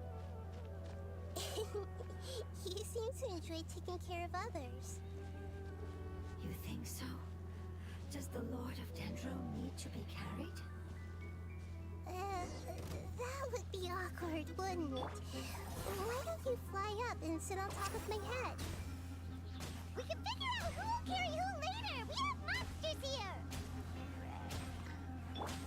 Dude, I think about replaying some Pokemon games. I got Pokemon Ultra Moon, Ultra Sun recently. Have a different understanding of carrying someone. The Ultra Sun was the fucking GameStop misorder. Not only did they send me the wrong game, they sent me this like discolored yellowish copy of regular Sun. I took it to like the stores and then they opened up. They're like, "What the fuck is this?" I'm like, "That's how it got delivered to me, dude." My Ultra Sun's for my brother, and he was like pissed when he saw it. No matter whether it's tired or not, my child is always happy when I put it on my back and give it a ride. Child? You mean the fungi we ran into earlier? Yes. One was my friend, and the other was my child. Why can't your kids speak? Because it's just a fungus. I don't want my presence to change or affect the original state of the fungi species here. However, it is slightly different from an ordinary fungus. It seems to understand some human language. Dude. So I gave it a name. I think like the original Pokemon is like actually so groundbreaking with like the maps. You once you get past Cerulean City, you have so many options available to you to like go around. You can go to Vermilion, you can go to Celadon, you can go to Fuchsia. I think you can go to Fuchsia. I'm not. You can correct me about on that one, but I'm pretty sure you can go to Fuchsia. And then if you once you beat the get the water from Celadon, you can go to Saffron. I think you got to beat Rocket Tower to go to the Saffron City Gym. So I mean, like you can play this all out of order. I think it's so cool. Oh, then it must be a really cute name. You know, like Bongo Head. You have an odd taste for names. Yeah, because like I think about like some of the modern games and like, damn, the original Kanto one was so good for what it does. You have so many options available. Everyone does like the vanilla option. I'm like, of course, that's how you can play it. But I thought about it, and so when I played Scarlet and Violet, I was like, bro, send me to like the hardest gym ever. I went and fought the last gym first, because they let you like play whatever you want first, and I was like so in love with that. Huh? Paimon thinks that name is great. Strange and cute at the same time. It's a name only Paimon would be able to come up with. That's right. The name I came up with was not as creative as Paimon's. I learned it from an adventurer. It's One thing Pokemon gets right is the mapping too. It's so easy to navigate because of course kids game blah blah blah. But yeah, I like it, and like allowing you to like explore as well. It was great. its name is. I'm sorry, but I've forgotten. Seems like I've forgotten many important things. Don't worry, you can try and remember it on the way. Oh, you're playing Red, right? Like, so I know they're like some weird bullshit in Red, the original ones. I heard there's this thing called like a badge boost glitching, where like you can stack your badge boosts infinite, like up to amount of times your status are increasing or whatever. So like I think like one of the badge boosts that you get from a gym is like, oh, boost your Pokemon's attack, right? So then if you use Defense Curl, it's your attacks gets boosted as well thanks to the badge boost from the attack boost. So Defense Curl boosts your attack. I was like, and there's some like other like weird mechanics too. I think these were all so cool and stuff. And then like crit is broken and doesn't do what it should be doing. So you don't want to get criticals when buffing stats, because a critical hit will do less damage than like a swords danced attack that doesn't crit. Because I think crits ignore stat changes. But I mean, crit's good if they're like spamming defense curl or something. I don't know. There's all these like really cool, like bizarre stuff that happened in like the original Red and Blue. Don't worry, you can try and remember it on the way. Yes, I must remember it before I return. It's just as important as my homeland.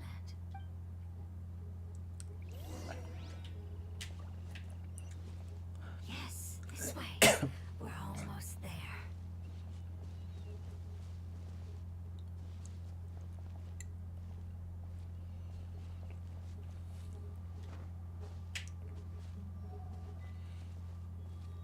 The only sin Pokemon has is making 2 copies per you have to buy. Well, luckily I have a brother I can like trade with. It's the withering. But man, I would hate to be like a only child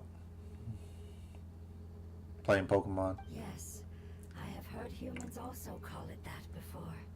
It's the last form we take when we are at the end of our life. What the fuck? Paimon doesn't understand. It's trying to say that when they've suffered enough and reached the end of their life, they become a tumor of the withering. We had to go exterminate these. What?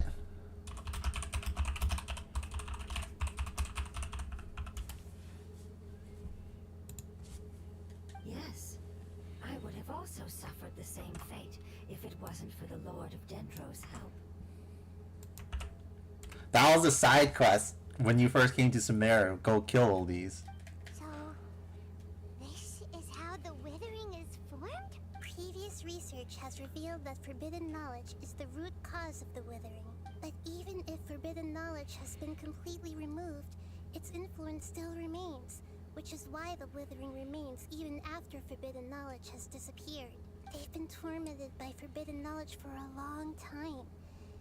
It's understandable that they will eventually become the withering, but what a sad and pitiful end.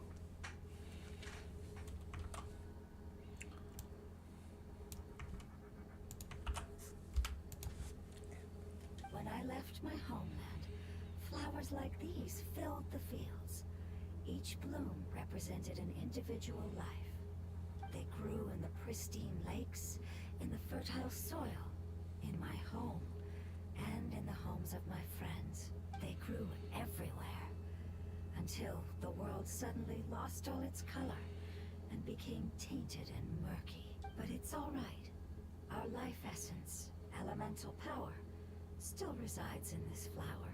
After an adventurer clears the withering, I will quietly draw near the area. If I can sense the elemental power of my companions, then I take them with me. But that would mean the effects of forbidden knowledge could have... It's okay. That's not important anymore. I just hope that they can all make it back home. It's not right to leave them to simply perish in the open like this. Now that we finally have the chance to return home, each one I manage to bring back will make me that much happier. I understand. Just leave it to us. I got this. This is a product of forbidden knowledge after all. So you're worried about me. It's fine. Forbidden knowledge doesn't exist anymore. It's natural to want to be overcautious when dealing with a highly venomous snake. But when all that's left is its skeleton, there's nothing to worry about. If you say so. Paimon doesn't get what you two are talking about, but we're all ready to go now, right? Then let's do this! We've dealt with the withering countless times already.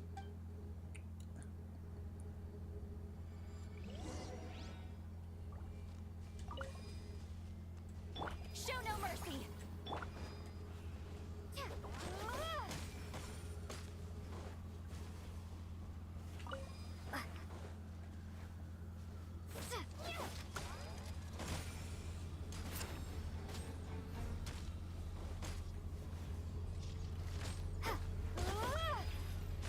Get to work!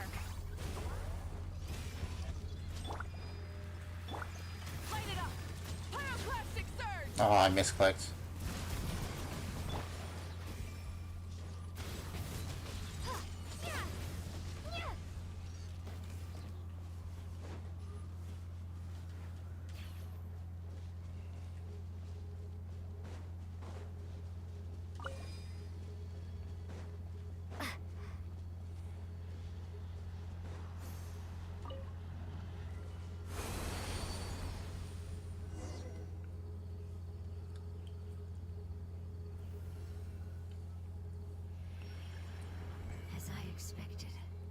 It's the last of my kind that I'm aware of, so it wasn't able to make it to the end.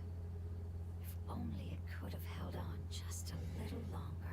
I hope that you will be free of this pain after returning home. Just thinking about how many elemental life forms have turned into tumors of the withering makes Paimon sad.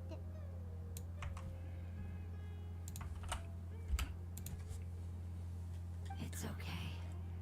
As long as elemental power still exists, then we will still be around. An external form is but a gift of time. Through growth comes change, and even abandonment of previous forms. However, our true nature is not so easily affected. It wouldn't have come to this if we were able to cure them earlier. But I will cure all of them. Even if it's just for the sake of the rainforest and all the life forms that live in it. Thank you, Lord of Dendro. It was a wise choice for us to place our trust in you and wait. Hold on. I think I got something.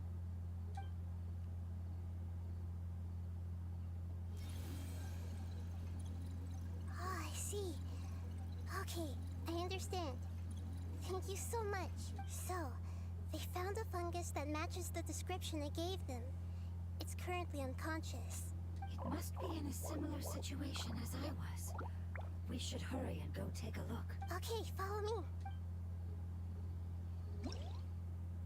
It's a brand new day.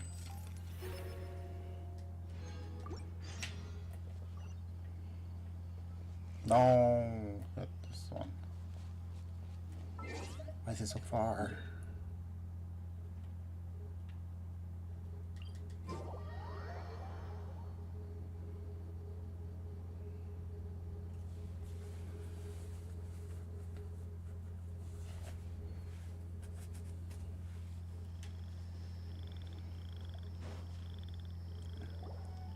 We're close now. It's just a little further inside. But there are so many fungi here. They're probably all ordinary fungi, right? If we startle them, we won't be able to avoid a fight. Yeah, they won't be happy to see us. No fighting. These are all its family. Although we belong to different species, we've spent a long time living among the fungi.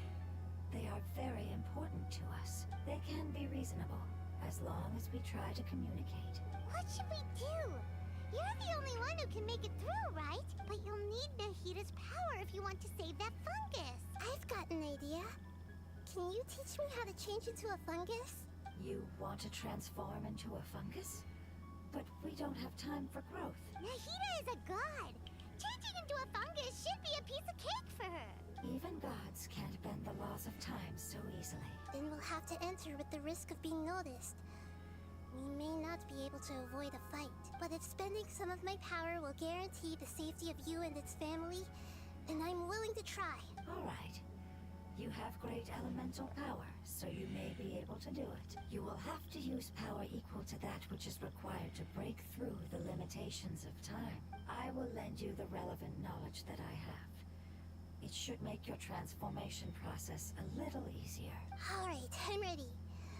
Changing into a fungus should be quite an interesting experience. She is like a cabbage after all. Lord of Dendro, this is nothing to joke about. I am extremely serious about this. As am I. I'm not joking at all. Alright! Let's not get hung up here. If it's really possible to turn into a fungus, then why don't we give it a try now? Okay. Good luck, Lord of Dendro. Transform! Oh my god, she did it! You really turned into a fungus! So, how does it feel? How do you like it? It's actually not too bad. My perspective in this form isn't much different from usual. The unconscious fungus is just below here. Can you all help me determine which one it is? Oh, how do we do that? I'll get close to them while you make your way over from above. You should be able to identify them using elemental sight since they're elemental life forms. Then, all you have to do is repeat the correct answer in your mind. As long as I'm able to see you, then I'll be able to hear your answer. Okay, got it. Let me lure away the fungi up top and make way for you. All right. Good luck, Nahida. Let's go, Traveler.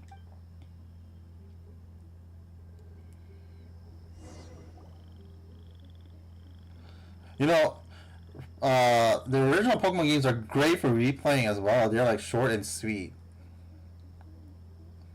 They don't take too long. They just the right amount of time. There's a fungus on patrol in the center there. It looks pretty vigilant, so I'd better go around it.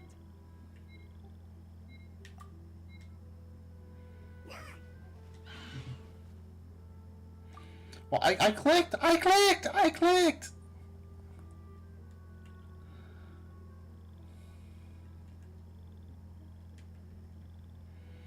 Dude, I can't believe I just failed a QTE. There's a fungus on patrol in the center there. It looks pretty vigilant, so I'd better go around it.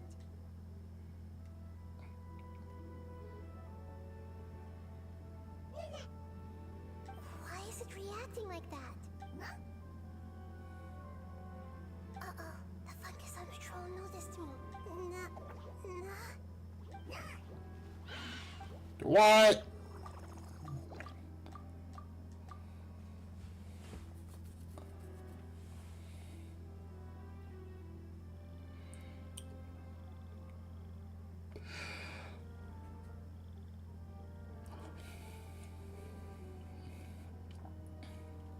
There's a fungus on patrol in the center there.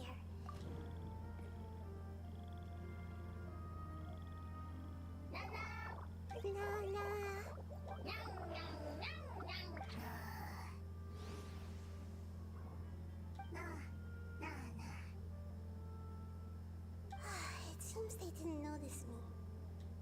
It seems that fungus won't be moving for the moment. I should hurry and make my way through.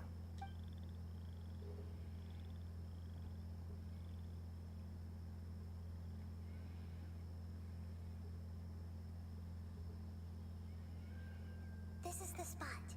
There are several fungi here. I'll hide and wait for the traveler to catch up.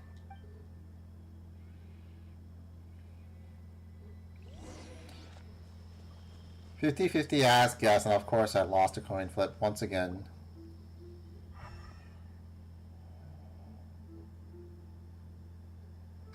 So this is the one. Understood.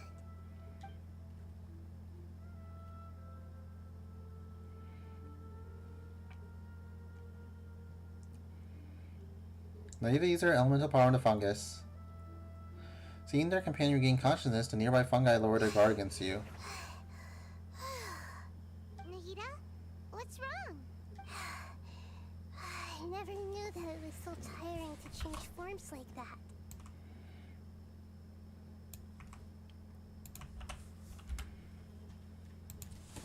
I even used the techniques that it taught me. Seems like its warnings were not unfounded. The power of time accumulates slowly and goes unnoticed. A great price is to be paid if you wish to perform drastic changes instantly. Thank you for everything you've done. All seems to have gone according to plan. Now, we simply wait for it to wake up. Who are you? I apologize. Language is not easy. Need long time. It's okay, I have good news. Let me explain it to you the fungi way. A while later. Apocalypse ended? Go home now? Yes. Unfortunately, I've forgotten where home is. I was hoping you still remembered. I remember. Really? That's great! Home. Dendro Dragon. Dendro Dragon. Dendro Dragon. Ah, yes! The Dendro Dragon. I'm sorry, I just got so excited. I've probably never expressed such emotions before. But yes, our home is the Dendro Dragon. The Sovereigns. Wait a minute. Hyman's confused. Do you mean the Dendro Dragon as in an elemental dragon? Like Dvalin? Yes, they're both dragons, but Apep, the Dendro Dragon, has been around for longer and has accumulated dense elemental power. But I don't quite understand. Why would you say that your homeland is a dragon? Because we live inside the Dendro Dragon. The Dendro Dragon. Inside. Very big. Mountains. Water. Trees. Us. There is an entire world inside the Dendro Dragon's body. The Dendro Dragon nurtured the earliest life forms and protected us inside of itself. It once told us in a majestic voice that once we finally matured, we'd be able to start life in a new world. However, that day never came. Our homeland was the greatest place there ever was before the apocalypse arrived. I'm still confused. Is it like Dendro slimes giving birth to smaller slimes? Yes, a very good example. It appears that you're much smarter than Paimon. The only difference is that the Dendro Dragon is much, much larger than any Dendro slime. Wait, then if that's the case, doesn't that imply that Apep has also been contaminated by forbidden knowledge? Yes, that is correct. What has suddenly made you look so worried, Lord of Dendro? I haven't seen this expression on you before. Apep is the most adaptable life form in the world. The forbidden knowledge should have become a part of its body a long time ago, which means that if all the forbidden knowledge has been eliminated, then a big void will also form inside the dragon. I'm afraid so. Its body and soul have probably been in terrible shape for some time now. No wonder I haven't seen Apep for so long. But how did it get contaminated? Was it due to the destruction of King Deshret's civilization? But anyway, Apep disappeared and has been gone ever since that time. It's been enduring unimaginable pain all the while. It's probably in pain as we speak. So saving the Dendro Dragon is the important thing you need to do? Yes! How could I have forgotten? If the Dendro Dragon fails to hang on, the elemental power inside it will no longer be able to maintain its form, and will all be dispersed. Dendro elemental power of that concentration will cause the rainforest to overgrow. The opposite of withering. Giant trees will completely block out the sun. Plants and humans will fight over oxygen. Sumeru will no longer be suitable for sustaining life. Hey, get a hold of yourself. Hey, what about the crystal? Why don't you show it to them and see if they know anything about it? Yes, I'm sorry. You're right. We don't have time to panic. Have you two ever seen anything like this before? No. Its power feels very familiar. Like something from our homeland, but I don't know what it is.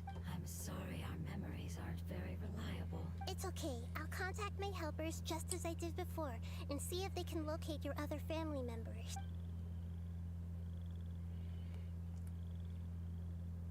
I'm counting on you all. Your info is crucial to us now.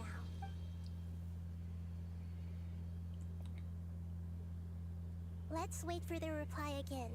Though I know waiting can feel unbearable at a time like this. Thank you. Family bringing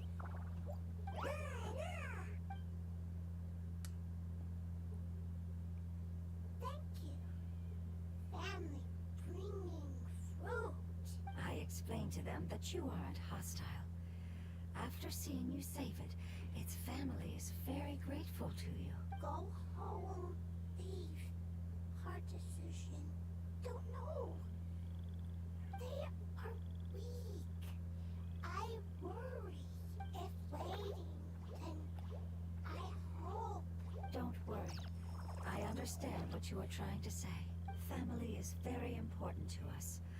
No matter when we were actually family. It has done a lot to protect this territory and can't help but worry now that it's about to leave.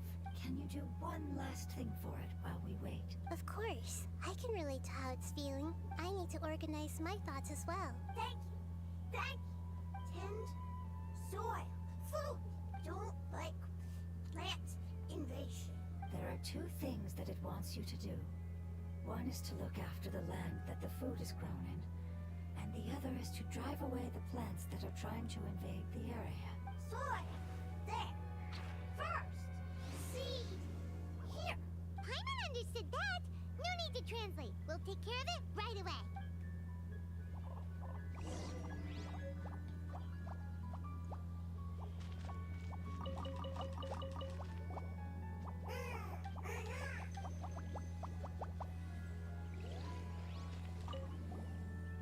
Thank you so much for your willingness to help. In the meantime, I'd like to tell it the things we experienced on the way here. Sharing knowledge is a habit of ours.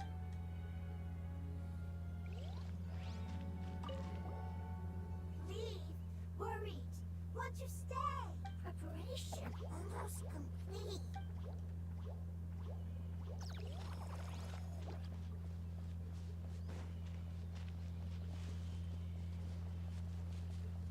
Rise with the sun!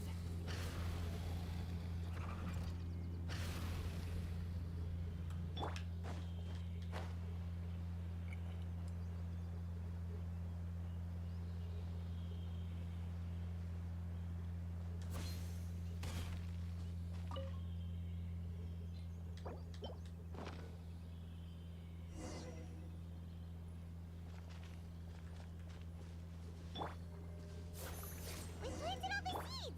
It's time to handle the invading plant life! That's so dumb. You have to use a hydro character to water.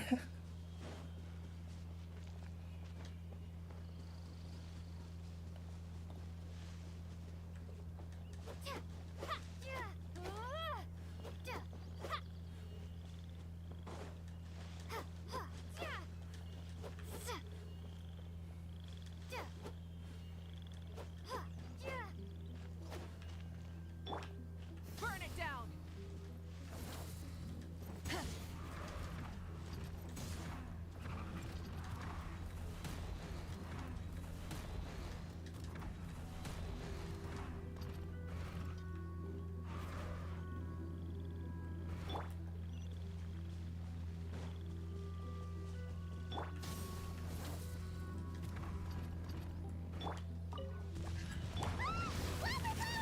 It wasn't hitting, but instead plants were invading! Whew. That should be all of them. That wasn't too tough. Lita, are you feeling better? Yeah, I've calmed down now. But it doesn't seem like there's too much we can do until we receive some new leads. Can you tell us about the Dendro Dragon? We don't know anything about it. Who is it? And what does it have to do with King Deshret? Well, the history of dragons starts from the very beginning of Tevat. Sumeru was Apep's territory. In those days, the lush rainforest covered the entire nation.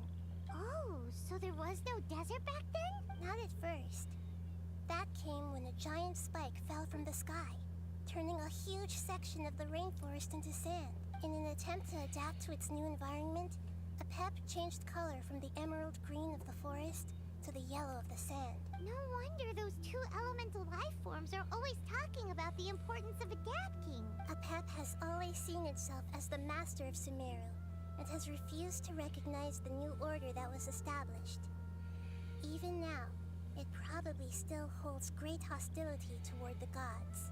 However, powerless against the power in the sky, and then the forbidden knowledge many millennia later, it's been unable to stir up any trouble. How did the gods and dragons were on good terms? Conflicts between the two sides are destined to continue until a balance can be found. As far as I know, Apep had been slumbering in the desert, and King Deshret had taken a great interest in it. Maybe this is why Apep was contaminated. I'm not sure what may have led it to become involved, but rescuing it is definitely our top priority right now. The crystal that I have in my possession is probably the key that links the two matters together.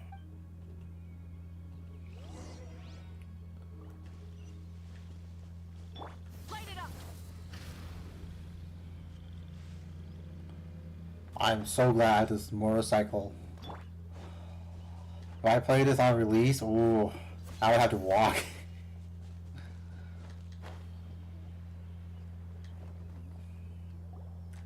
Thank you, Lord of Dendro. Family happy. You really like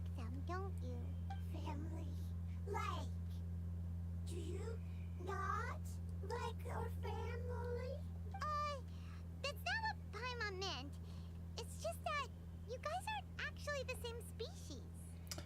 Paimon, you don't need to be blood to be family.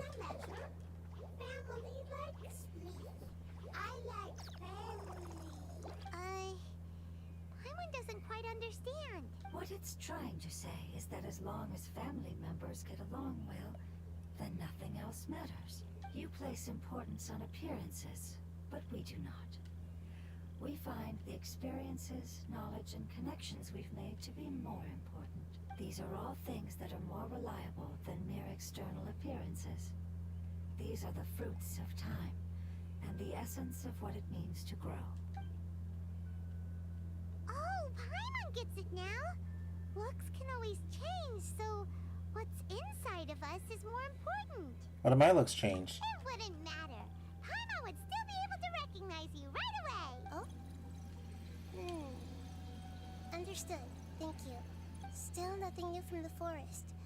Seems like we won't be able to find your other family members for now. It appears we are out of leads to follow. And if no one knows how this crystal works, then a pet may be in danger.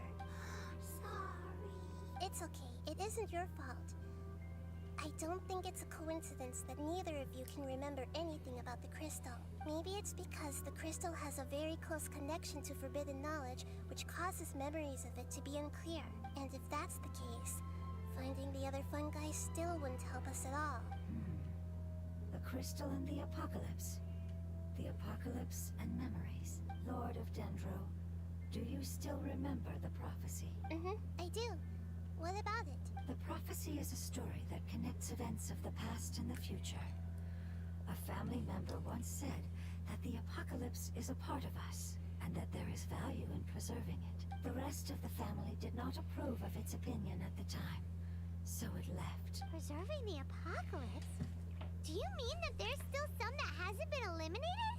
That's not very likely. The power of Irminsul covers every inch of the land.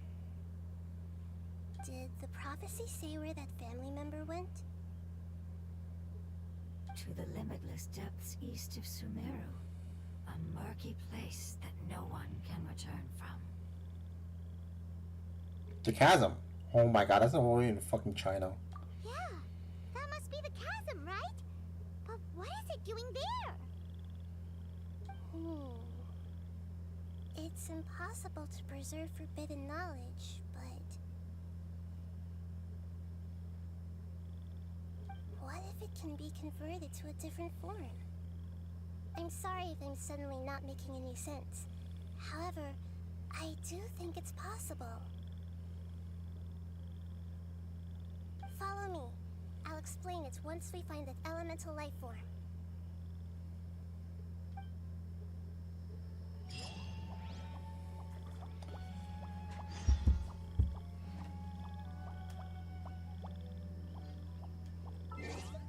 What do you mean, perils in a dark forest? What?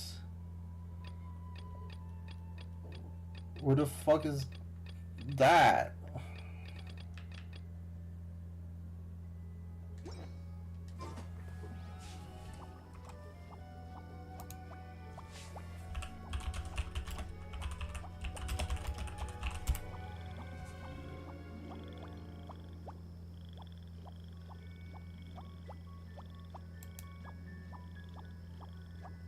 I'm pretty sure I've done this.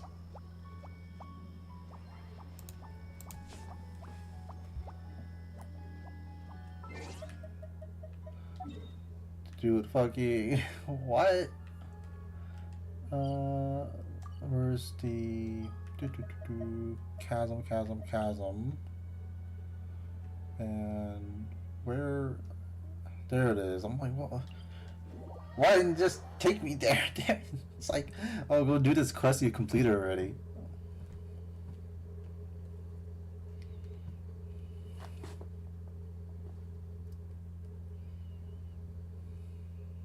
There it is.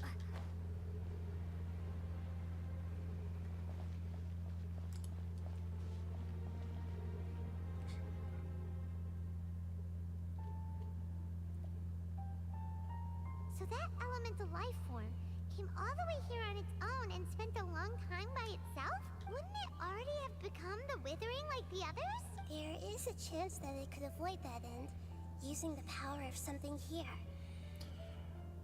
That fucking pillar, like, destroys societies. I'm referring to what was used to fight against the Abyss. It once repaired the rifts of Teyvat long ago. It has the ability to purify and stabilize powers that shouldn't exist in Teyvat. Forbidden knowledge that its light has shone upon is kept here forever in a different form.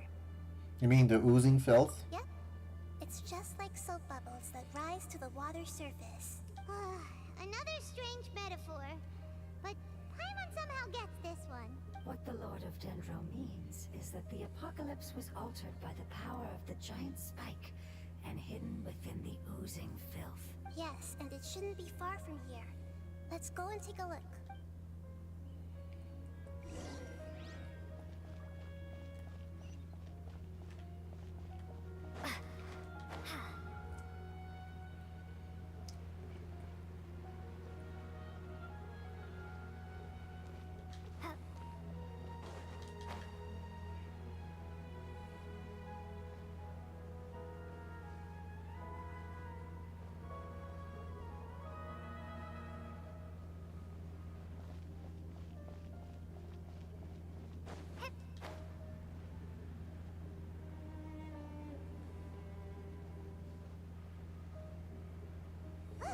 It's over there!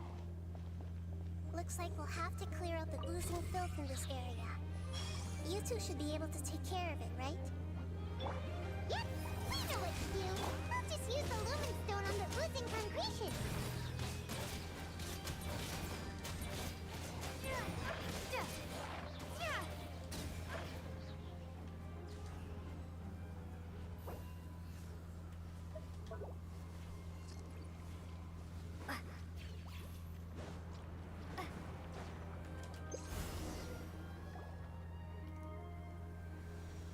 Oh, we finally managed to rescue it. It should be the life form from the prophecy.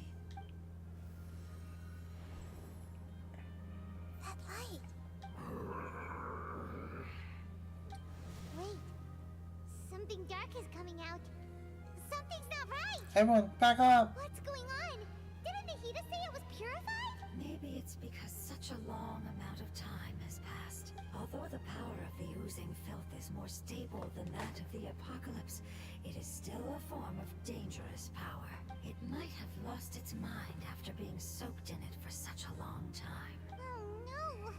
But we still have tons of questions we need to ask. I should be able to purge it with my elemental power. Wait, don't do it! It's definitely connected to forbidden knowledge. But this is our only chance. I said no and I mean it. We can't go through that again. Traveler. I'm sorry, I got a little anxious. It's okay. I trust your judgment. I was being a little hasty myself. Let's see if we can think of another way. What about the crystal? Oh, yeah! You said that the elemental power in the crystal was identical to theirs. You want to use its power, but... The Lord of Dendro seems hesitant. I too would advise caution. It's risky to use its power without fully understanding its intended use. Don't understand. This no good, that no good. Save lives, important. Yes, I understand, but this is our only chance to return home. We cannot afford to be careless. It's okay. There's no need to argue. I'll think of something to do about the elemental power that will be used. How about this? Traveler, you could try using it. I understand that you have an amazing resistance to forbidden knowledge. Sure thing. Don't overdo it, Traveler. Paimon will be worried.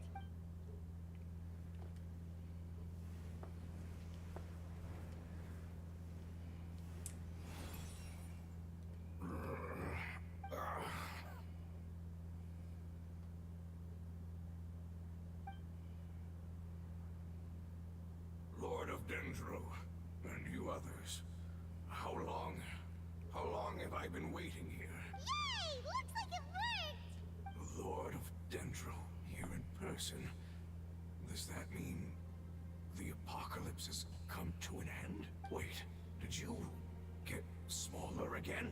I'm sorry. That portion of my memory is highly unreliable at the moment. I can't seem to remember who you are. That sounds about right. After all, the purpose of my existence is precisely for those unreliable memories you speak of. You once said that the apocalypse will be completely eradicated, and that relevant memories will become unstable. Even you couldn't promise that you'd remember our agreement after those events take place. However, you are definitely someone who stays true to your word. My sacrifice is nothing compared to your resolve. You and I made the agreement? Yes, you used your power to protect me. That is the reason why I was able to survive here. Here's Ruka Devada.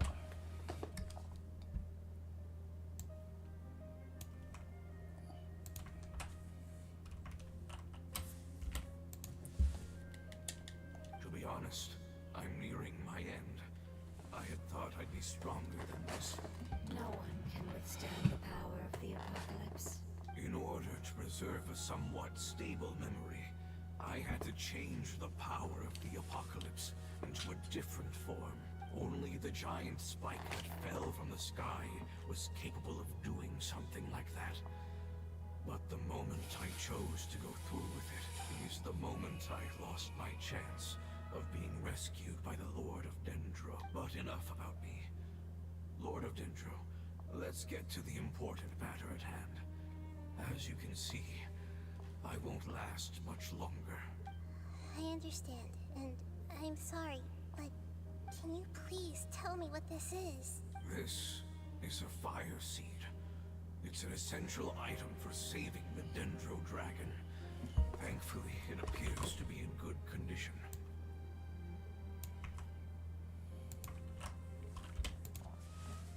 The Lord of Dendro and our people created this item together. It mimics how the Dendro Dragon's Heart of Oasis operates. The Dendro Dragon has been tormented by the apocalypse for far too long. It too is nearing the end of its power. However, if you are able to reactivate its Heart of Oasis using the Fire Seed, then the Dendro Dragon will begin to recover. And as a result, our homeland will return to the way it once was. Oh, so the Heart of Oasis is a pep source of power. No wonder the crystal was able to heal this fungus just now. That's what it's used for. What? You used the Fire Seed to save me? Mm-hmm. Why? What's wrong? That's... never mind. It's not your fault. You didn't know. The Fire Seed contains a high concentration of elemental power inside of it. It's very powerful, yet fragile at the same time. It is not stable in its current form. To prevent any accidents, please don't use it again. Since I am its creator, I will take responsibility for it. I assure you there's no need to worry. Alright. Aside from being able to heal the Dendro Dragon, the Fire Seed can also resonate with the Heart of Oasis. In other words, you'll be able to find the Dendro Dragon by following the guidance of the Fire Seed. But you should hurry. There is little time to waste. What about you? Forget about me. You should hurry home now. Everyone is returning home, including you. As I told you, I've already lost my chance to be saved by the Lord of Dendro. Lord of Dendro, I thank you for coming to find me, and for being willing to save the Dendro Dragon. Our past has been saved, and our future has been ensured. It's enough for me, just knowing that they will return home. Hey, wait! It turned into oozing filth. Can you use the Lumen Stone once more? I can still feel its elemental power. Please, of all of us, it deserves the chance to return home the most. Okay.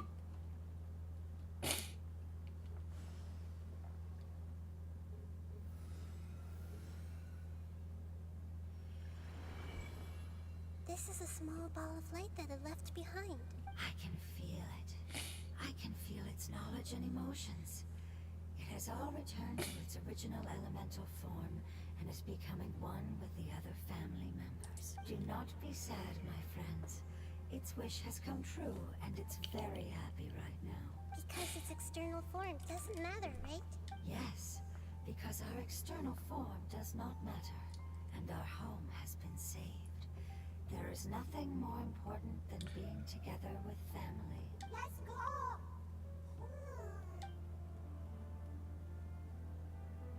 Home.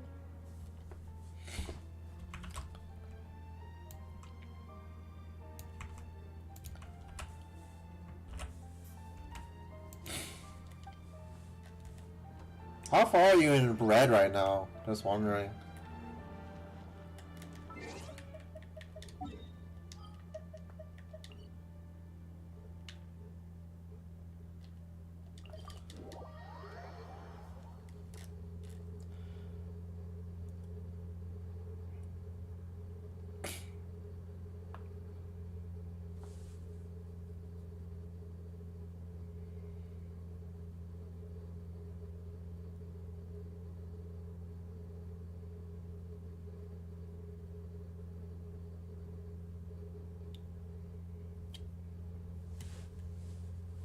Oh, all good, all good. Have a good night. Thanks for hanging out. Follow me. We're close now.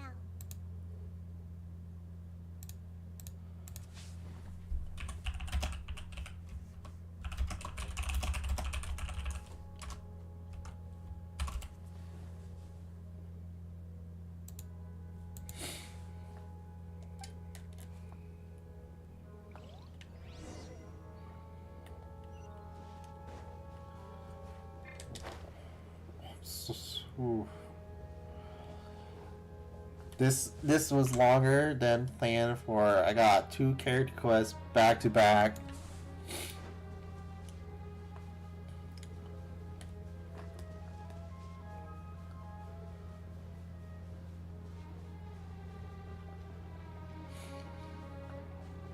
I can feel its power lingering and shifting around us. Sometimes it feels distant, but other times it seems close.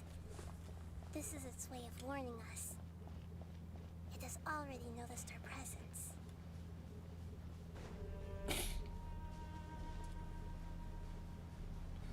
This was so miserable to explore when I had to like max out Samara.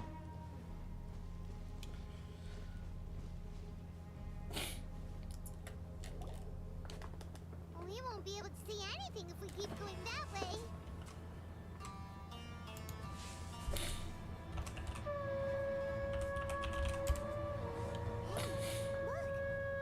Something's over there.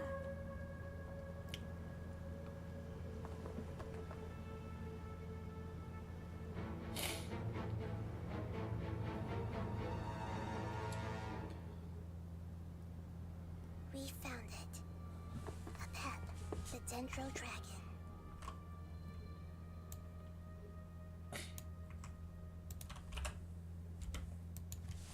Paimon knew it would be big, but not that big. Puny god, puny human, leave my domain. Frail life forms like you cannot survive in the endless sands of the desert. A pet, we're here to save you. I do not need saving, especially not by you, Boor. You are no different from Amun. Both of you have only existed for a fraction of what you know as time. Yet you call yourselves lords of this land by leaning on the heavens' glow. Amun Ra. You're better off paying attention to your path ahead, as you will fall where you've fallen before. I know that you hate both gods and humans, but you've grown too weak now. Can't you let go of your hatred, even for only a moment? Let go. For only a moment. Foolish Boor. You will find no gratefulness from me, even if you heal me. You will only be reviving the dragon that will destroy Sumeru and the 7 nations.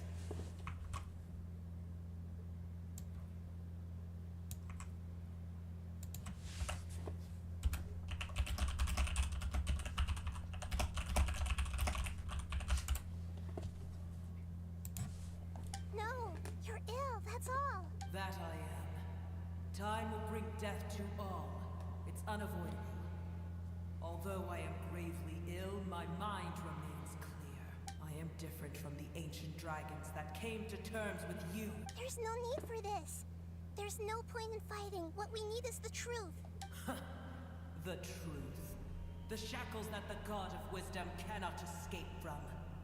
I have paid dearly for the truth, and you shall do the same soon enough. Hey! Don't leave! Careful! Something's coming. Ah! What is that? Hyman's never seen that before! It's our family. Huh? They're your family too? But they don't look anything like fungi. External form not important. Inner nature say. The composition of their elemental power is identical to ours. In other words, they're residents of our homeland. Is this what they've become after experiencing the apocalypse? This is also a form of adaptation, although a most gruesome and pitiful one. Many of our family members never made it out of the Dendro Dragon. They've gradually taken this form in order to survive the apocalypse. Is there any way to avoid fighting them? Hey! Can you guys talk? We're here to rescue you!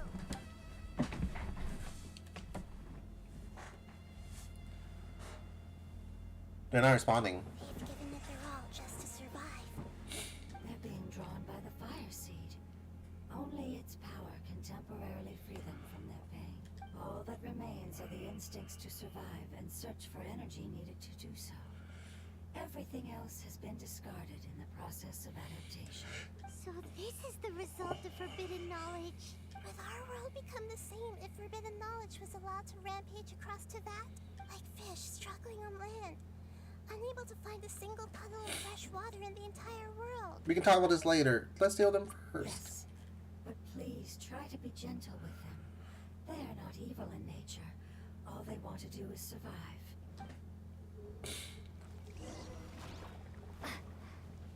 Get to work! Burn it down!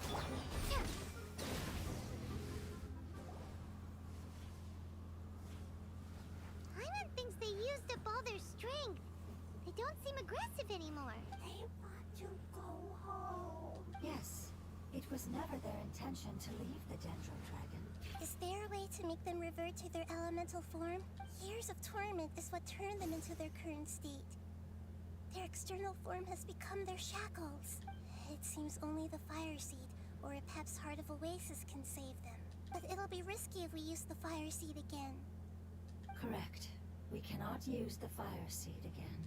Everyone goes home. Not just us.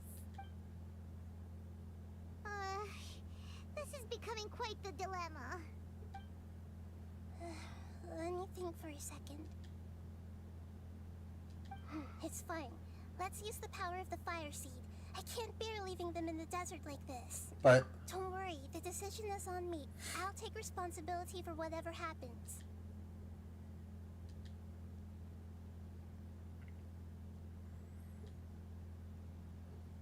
It won't require much elemental power. I'm just worried that it'll become unstable. But as long as I use my elemental power to stabilize it a little, it shouldn't be a problem. Thank you.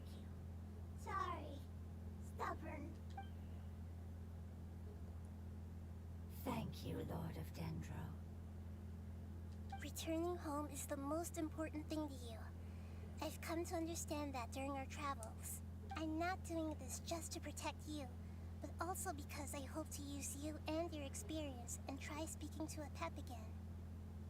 After all, that giant Dendro Dragon is also your family. Maybe it would listen. I will stand with you, Lord of Dendro. I will never forget your kindness. Yes, Queen, yes. Thank you. Alright, here it goes. Family. We will all be able to go home soon.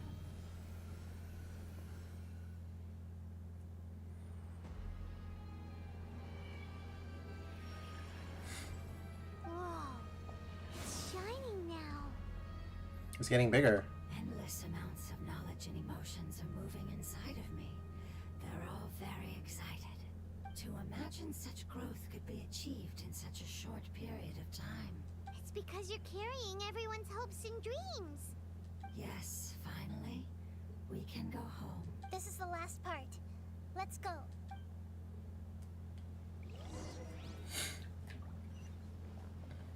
Hopes and dreams.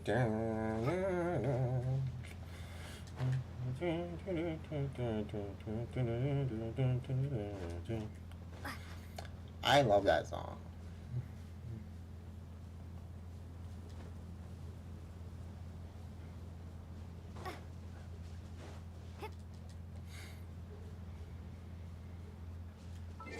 What the fuck is a pep? Dude, what?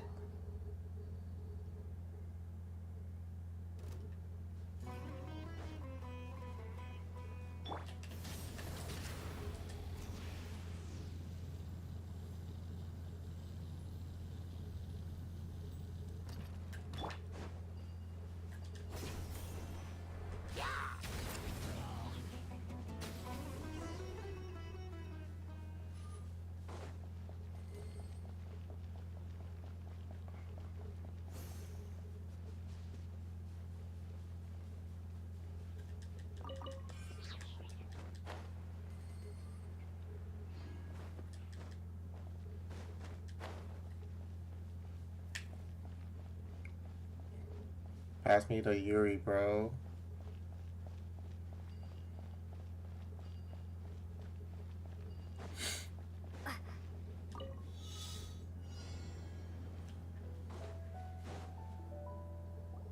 This cave is huge. Could this be where the Dendro Dragon lives? You can't go any further. Yeah. Who knows what's inside that cave? Our goal is not only to find the dragon, but to also enter the world inside of it. That will be impossible if we can't get it to cooperate with us. But how are we gonna do that? It doesn't seem to want to help at all. I'll see what I can do.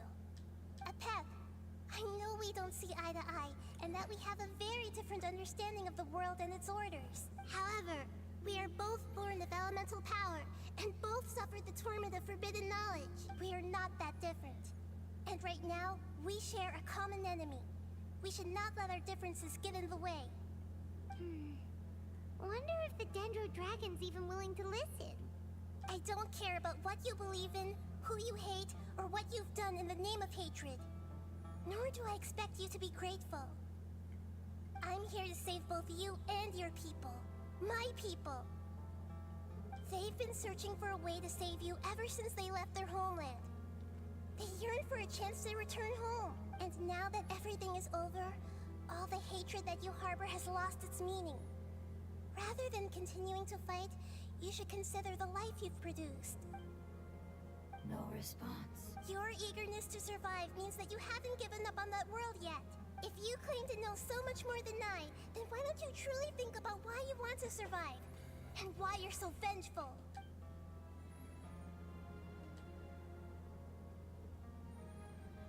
Still all good.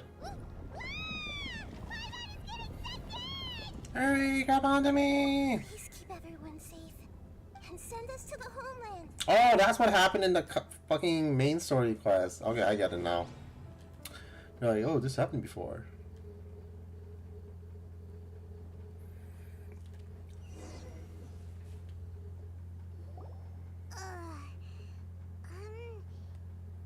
Nahida, where are we? Huh? And what about the traveler? Where'd she go? I was only able to ensure that we made it here safely. It's possible we arrived at different locations. Well, then let's go have a look up ahead. Paimon's feeling really worried. Yep, let's go. I wouldn't worry too much. The traveler's no pushover. Paimon knows that. It's just that Paimon isn't used to not having the traveler around. Let's hurry. She might be just up ahead.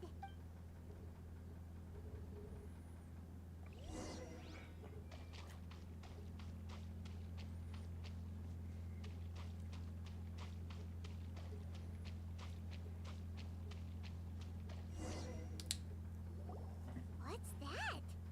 That should be the heart of Oasis. All we need to do is light it with the fire seed, and it'll restore a pep with elemental power. The damage it suffered internally will also slowly begin to heal. Then let's hurry and light it. We still need to find the traveler. Alright, hang on.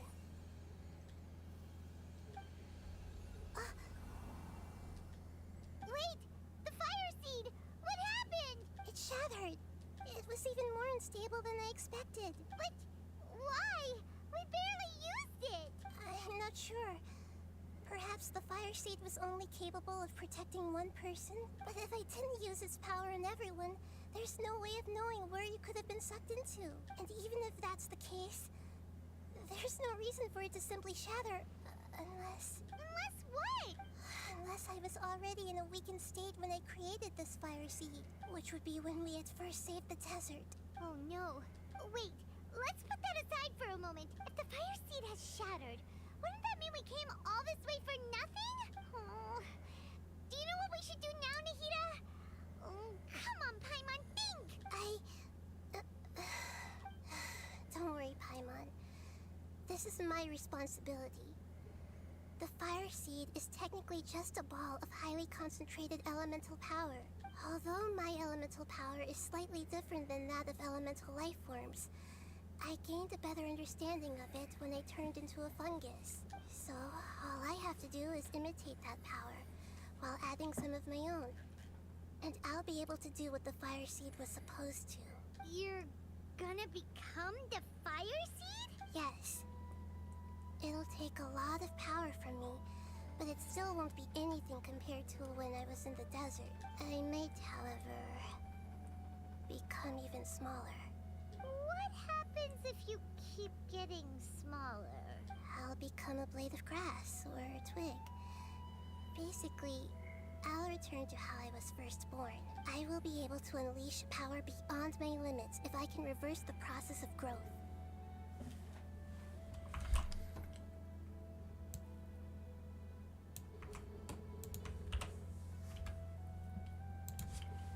But you'll lose everything. You'll not only lose your appearance, but you'll lose your emotions, memories, and who knows what else? That's all right. None of that matters compared to the dangers that a Pep is facing right now. No, wait! There has to be another way. Besides, what will Sumeru do if you turn into a twig? Maybe you and the Traveler can plant me in the soil of Sumeru once it is all over.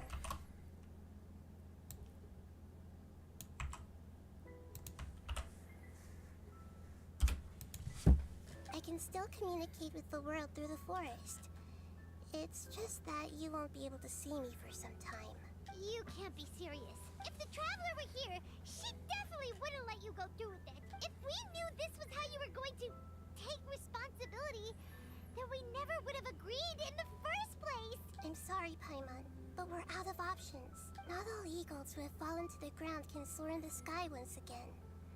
But if no risks are taken, then the eagle will be grounded forever.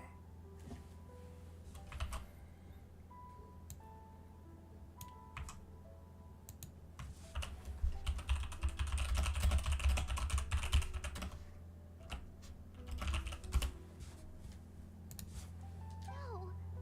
Please, no, Nahida!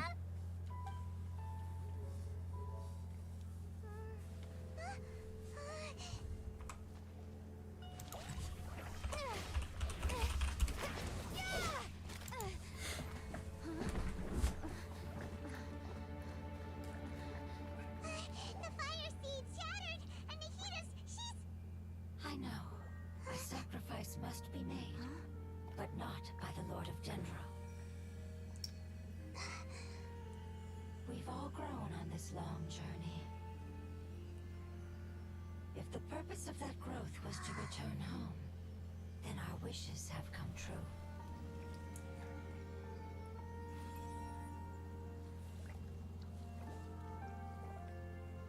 Would you lend us your power?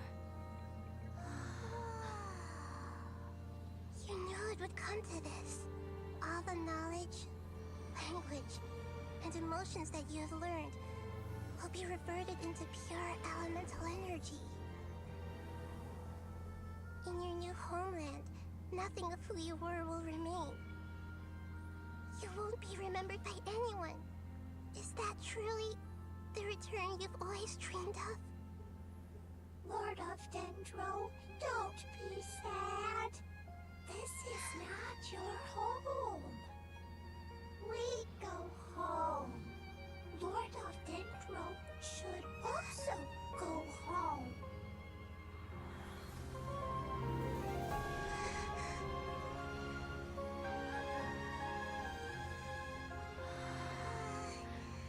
us, please. Feel our heartfelt desires. Awaken!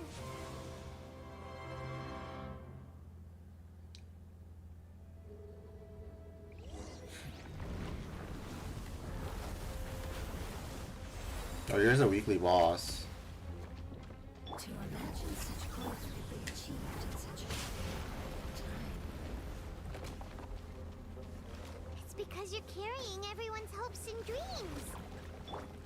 Yes, finally.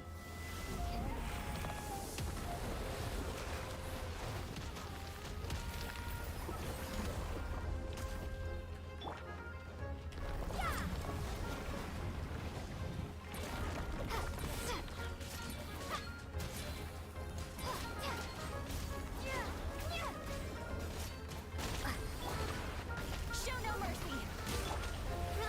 Roll.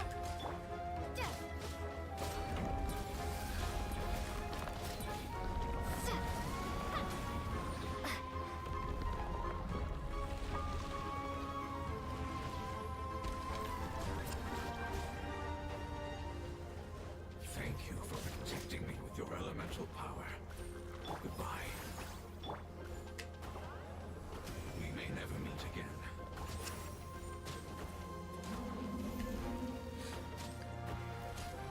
I will wait for her no matter how long it takes. This is the agreement we made.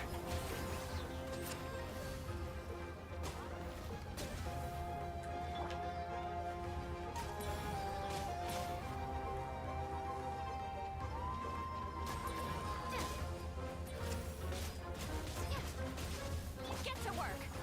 Rise with the sun.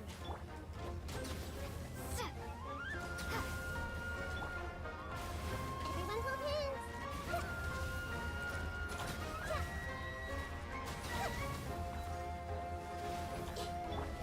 Fulfill our pact.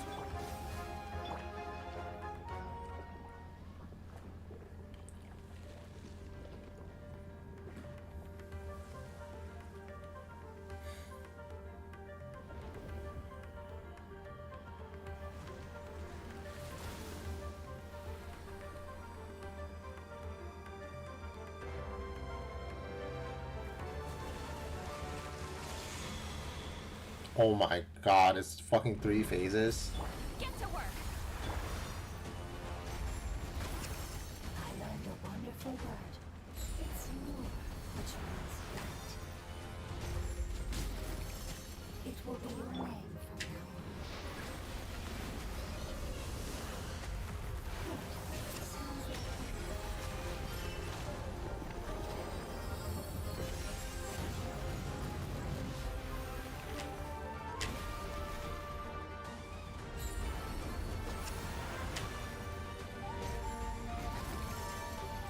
Do you remember her child's name?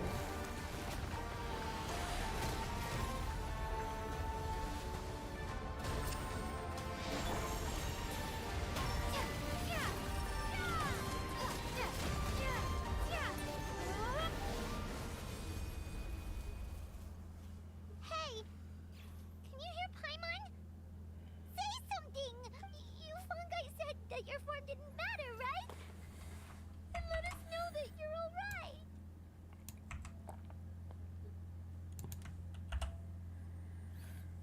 That's enough, Paimon. I know you're sad. Their knowledge, memories, and emotions have been reverted to elemental power and released. They are no longer able to respond to you.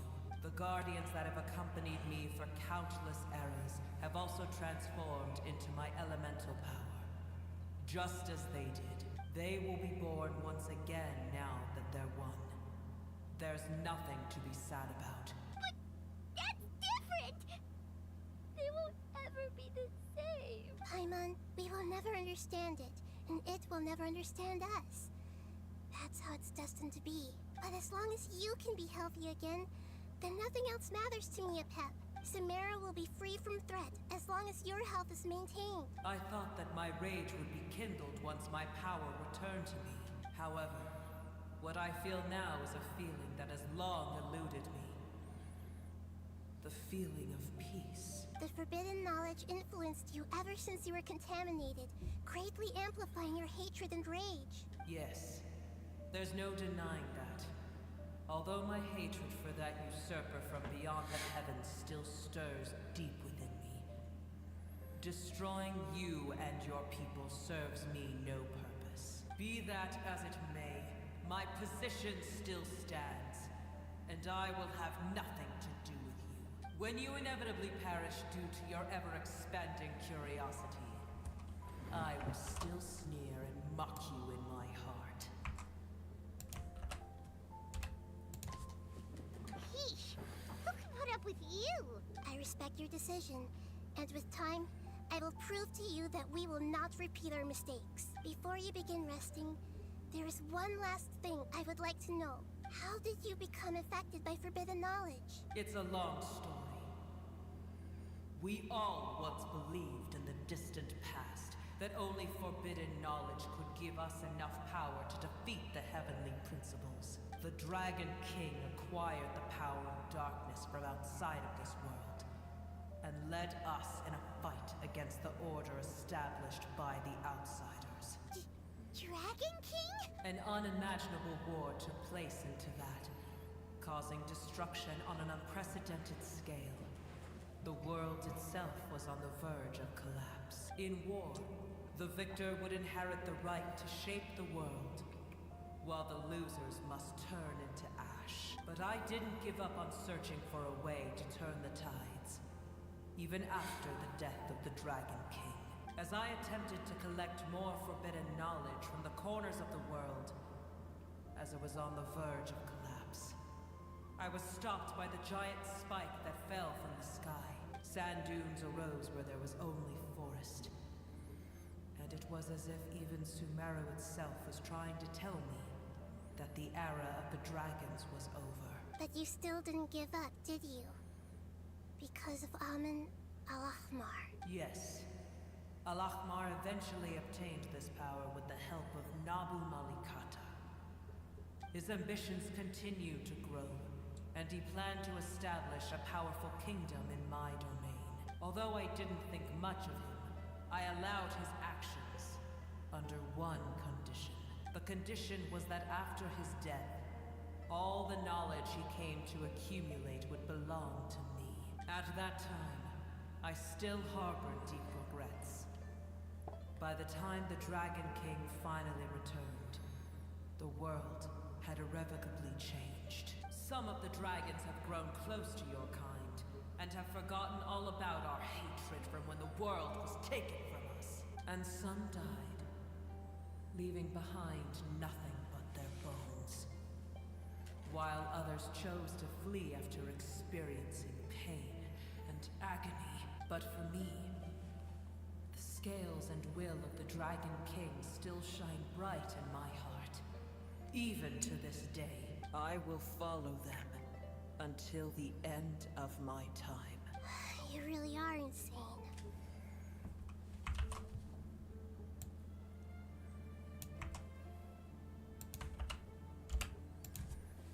When Al-Ahmar's proud kingdom collapsed, I swallowed him whole as I agreed, and absorbed his elemental power. However, what I gained was no benefit. No. I gained the apocalypse. I used up all my strength just trying to keep the pain under control. I had no energy to analyze the knowledge he had accumulated. But even then, I still believed that his insanity was far greater than that of my own. So that's how the apocalypse started. I admit that I fell for his trap. I was like a final failsafe in his plan. Tiny Booer, and the rest of you, continue forward. I shall keep a watchful eye. How far will a life so dear and precious to the heavenly principles be able to go? I wonder.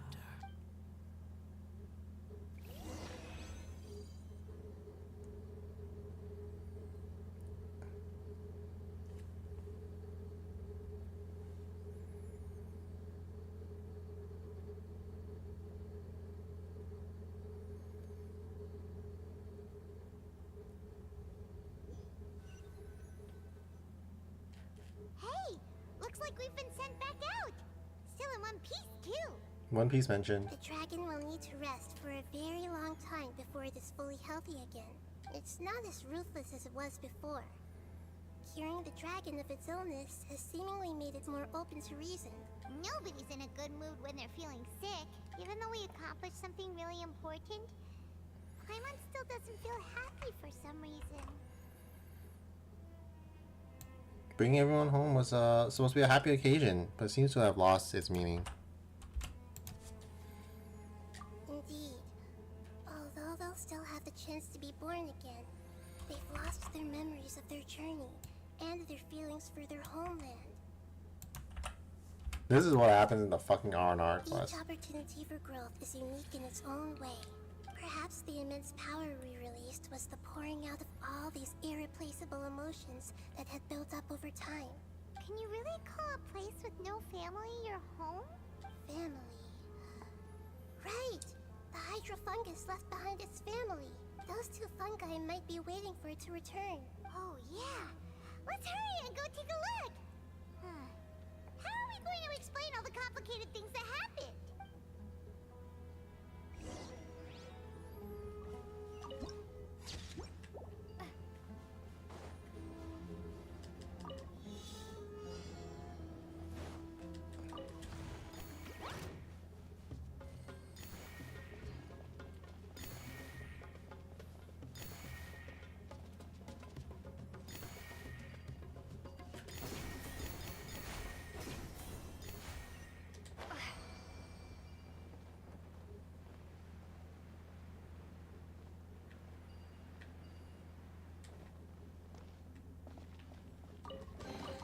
I'll keep this close.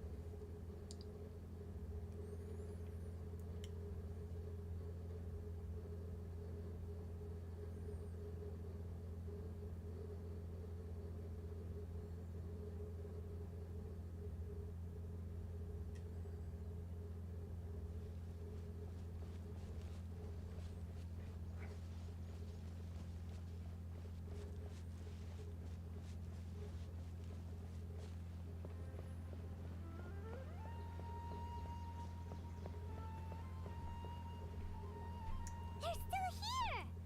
Have they really been waiting here all this time? We're back. I'm sorry. I really am. But it's gone home and won't be able to return for a very long time. Don't be sad. It did it to protect you.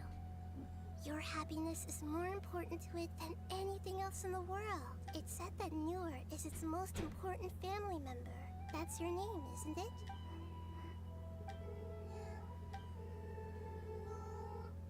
Oh. This is wonderful. So it has left traces of itself after all. They will definitely meet again. Someday.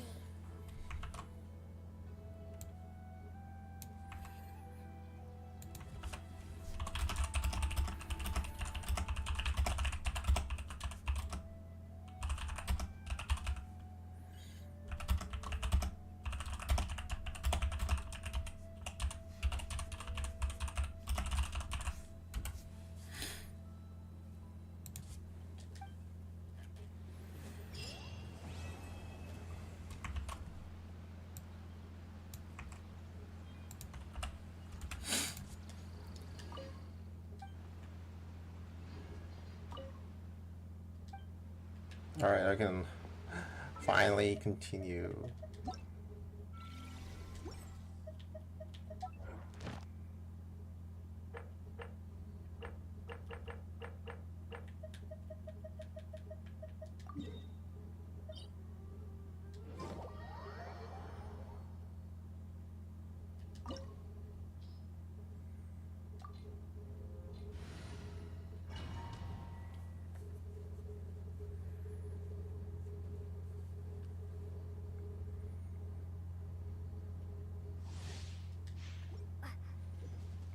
Fucking annoying phase ass bosses. Why do you do that?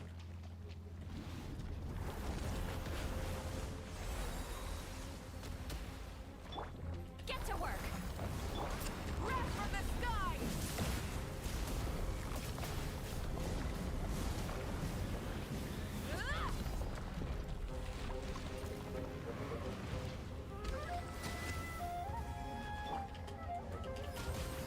Light it up!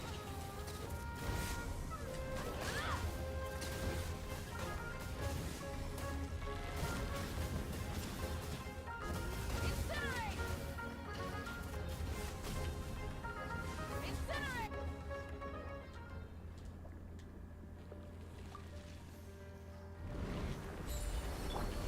Show no mercy! Pyroclastic surge!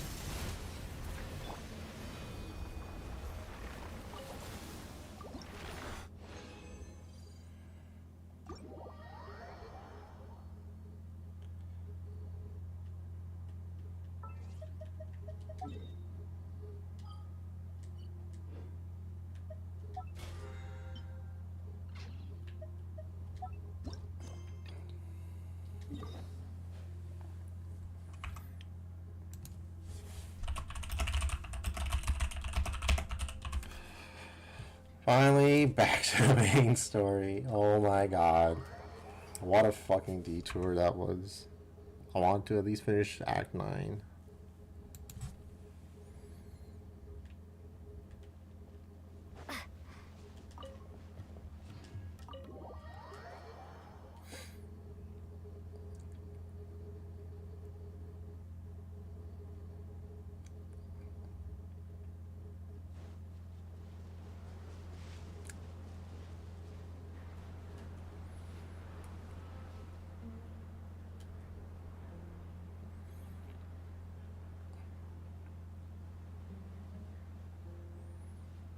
There's no need for everyone to stay here. I'll protect the sages. The rest of you, return to Aru village. Yes, Mahamatra Sino.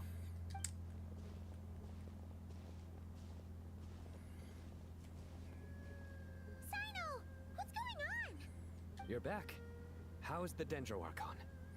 She's still in a pet, but she's recovering. I thought gave Nahida some of her own life force. What a relief. What's with these sandstorms? It's the Jinn. Countless Jinn have stirred up violent sandstorms across the desert, blocking our path to the Temple of Silence. Oh, I got a new glossary term.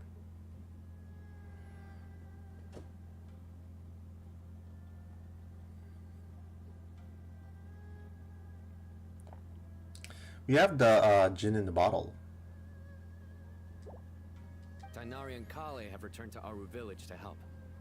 The Jinn are being highly aggressive, so both the village and the merchant caravans require protection. It's just one thing after another. Where did all of them come from anyway? In all my trips to the desert, I've never seen anything like this before. As I see it, the only possible candidate is Gurabad. Oh, that's the same thing, the gin.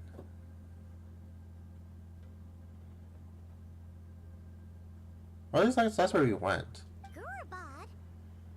Baladuri could explain in more detail if he were here. All I know is a rumor I've heard about from previous trips to the desert. Supposedly, a great number of dormant Jinn lie sealed beneath that city. We've been there. Jin from Gurabad, huh?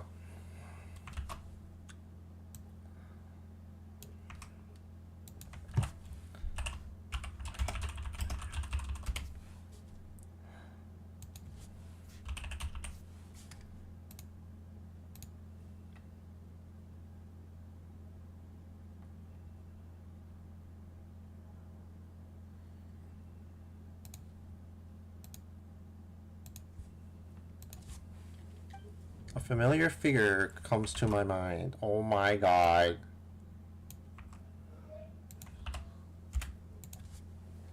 Gorabad is, for me, a fated land.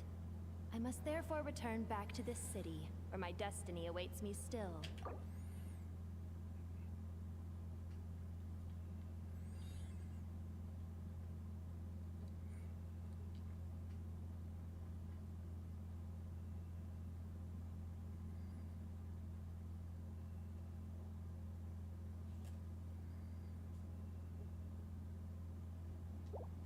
My master, I am sorry that I couldn't stay by your side for long, and that I could not have more time to get familiar with you. Lilipar. Paimon and I should take a trip to Gurabad. Yeah. We once said goodbye to a friend there. Well, maybe not a friend exactly, but someone we met on the road anyway. She was a strange bottle. If we can find a way to wake her up, maybe she can help solve the situation in Gurabad. Fucking depressing as quest chain too. Well, be careful. You may find there's more than just the Jinn to worry about. You mean there are other dangers in Gurabad? It's a sensible assumption to make. The moment we arrived in Caravan Rebod, the Irminsul anomaly started spreading in that direction. Now we've moved to the desert, and suddenly we're plagued by Jinn and sandstorms. To call it a coincidence would be a stretch. Don't worry. We've gotten a lot stronger since our last stint in Sumeru. Ah! When did they show up? It appears the monsters native to the desert have been stirred by the Jinn's activity.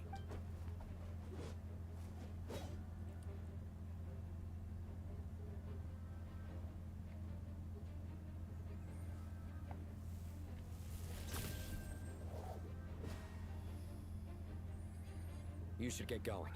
We'll take care of things here.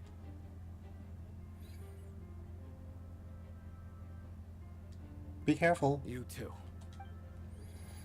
Don't do anything too risky. You got it?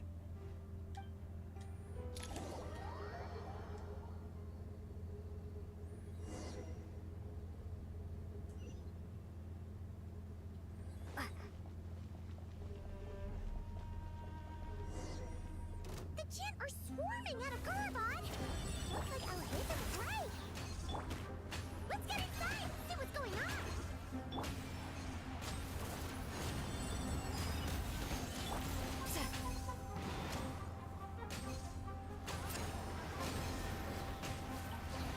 Fulfill our pact!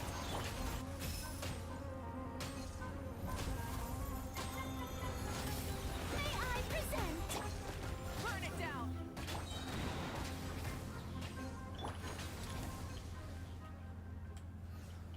Get to work!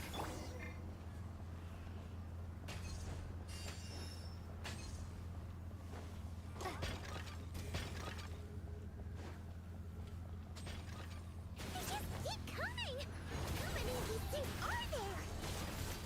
We'll never take them all round! Let's just head further inside for now!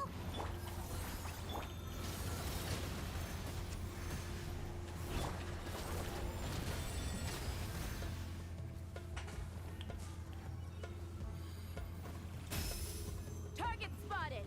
All units at the ready. The Fatui? They must be using this place as a stronghold! Are they the ones behind all this? Get to work! Light it up!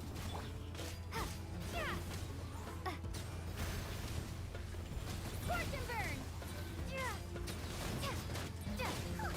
Fighting Jinn with one hand and Fatui with the other? This is pure chaos!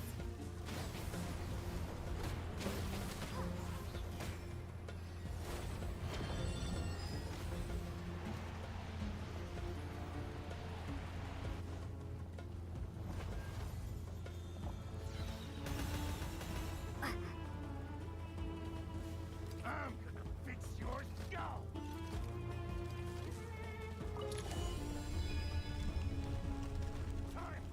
Do you see that strange machine? Paimon has a sneaking suspicion that that's the thing wrecking Gurabad and setting all those dangerous Jinn free! The target has reached the core zone. Requesting backup. Repeat, requesting backup. Backup en route! Stop her at all costs!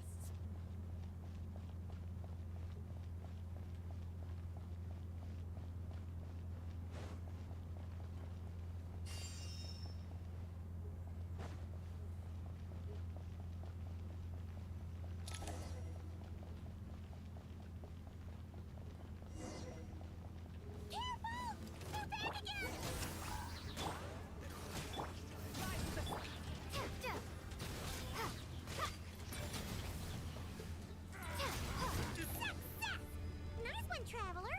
Let's keep going.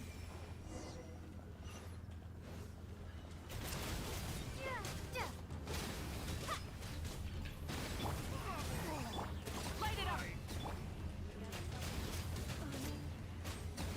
Time to ignite.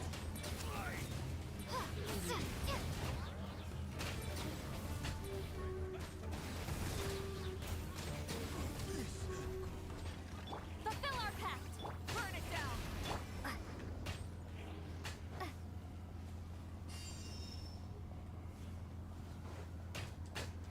This hunk again's gone kaput.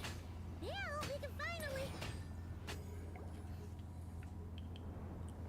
It seems my subordinates failed to stop you in your tracks. Apologies, sir. There is no need to apologize. You did well to hold your ground against such a powerful adversary for as long as you did. I must commend your courage and perseverance. So, you're in charge here, huh? First the problems with Irminsul, now this mess in Gurabad? Are you the ones responsible for all this? I'm afraid I cannot answer that. Is this Dottore? I assume you aren't naive enough to expect answers from an enemy. Or is this the rich guy? Oh, this guy is so snooty! However you want to spin it, you're clearly involved in this somehow. So you can either start talking, or we'll have to make you talk. Let's get him! Traveler, what's wrong? Something seems unusual about him. Is he trying to provoke us? This feels like a trap.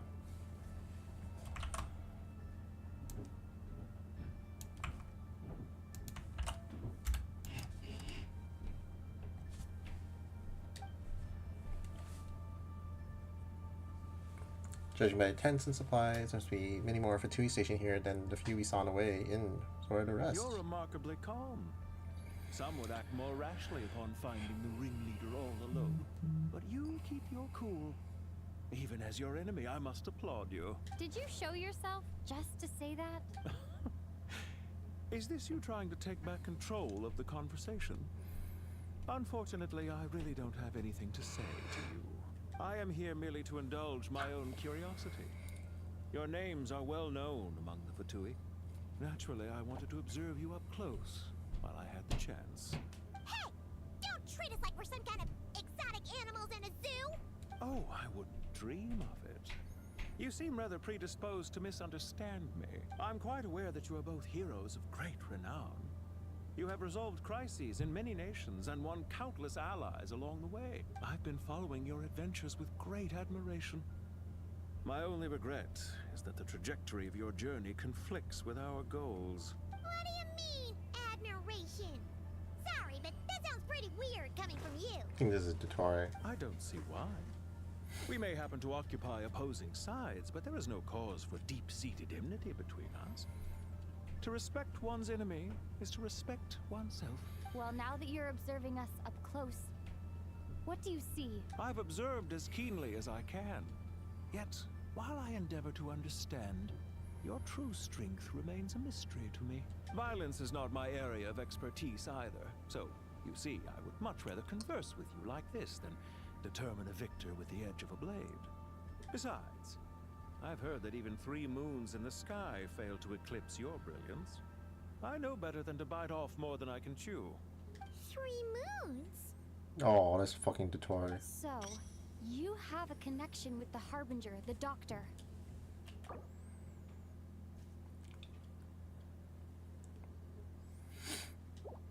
Well deduced.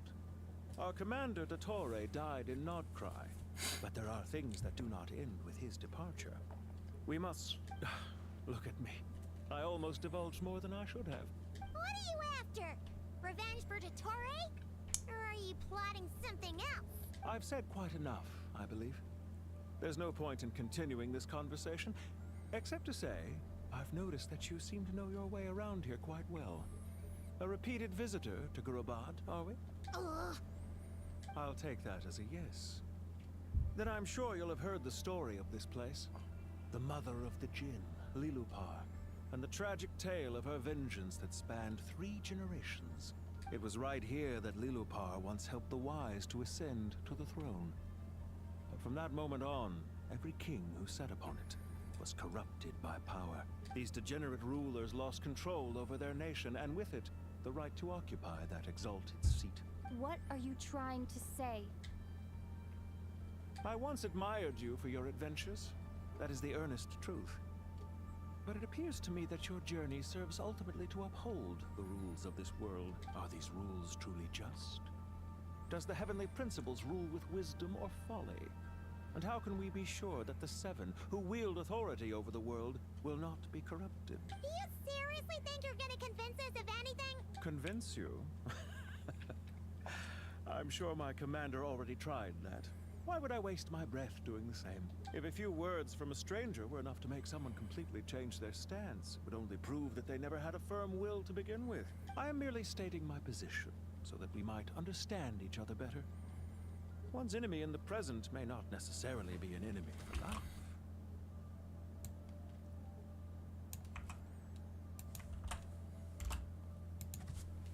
As for what game I'm playing here, I'm simply buying some time. But now I must bid you farewell. It was a wise decision not to attack me immediately. Since you did not fall for my ambush, I will now have to ask those in hiding to reveal themselves.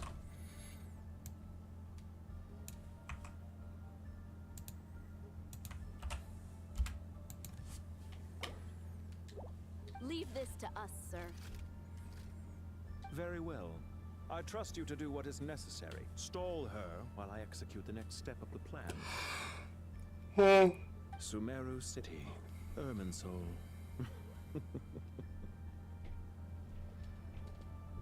Hey! Stop right there!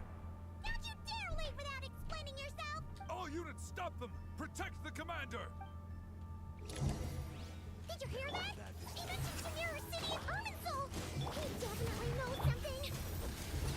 We can't let him get away! Get rid of these pesky soldiers, quick! Rear guard to the front! Don't let them through!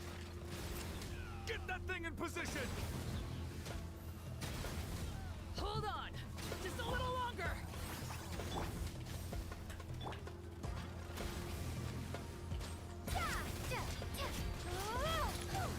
We finally beat them! That mysterious guy can't have gotten far! Let's catch up with him!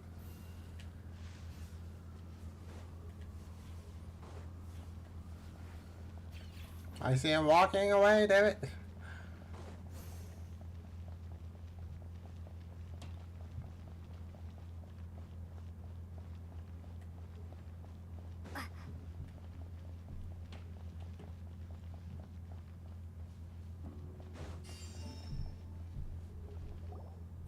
Found him! Over here! You're very persistent. Hey, you! Stop running and explain yourself! What are you trying to... Come on, wait. What's this? Relax.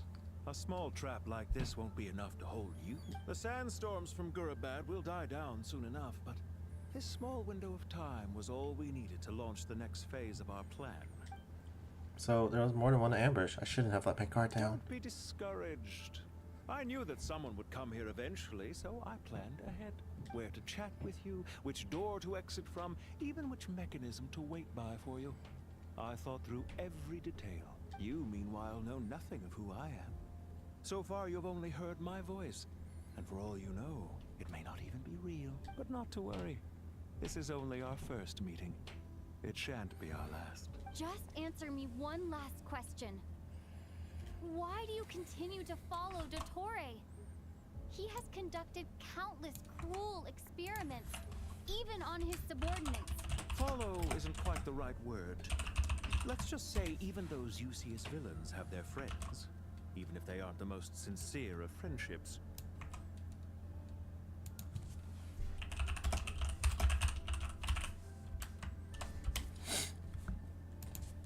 When any set of rules is established, there will be those who benefit and those who lose out. People will do anything to justify what they have gained or escape from the hardship imposed upon them. Neither he nor I are tolerated by the rules of this world. We were both searching for a new order.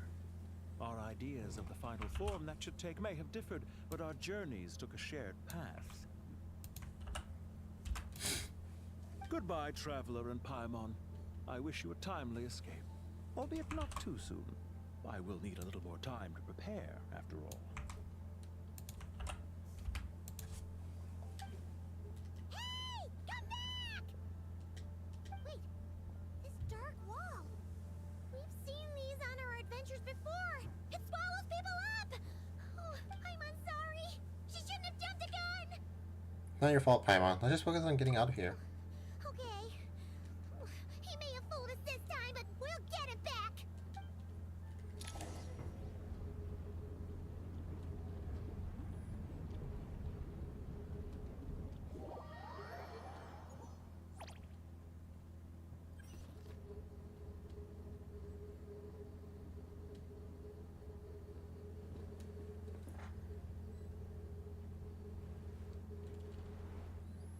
Sino and his team are guarding the north.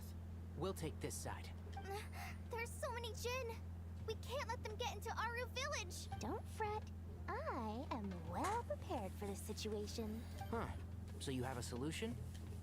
Perhaps you're unaware that I have a trusty genie partner of my own, Plumpy. If I send her to negotiate with the others, this whole thing will be resolved before you can say Mora. Off you go, Plumpy.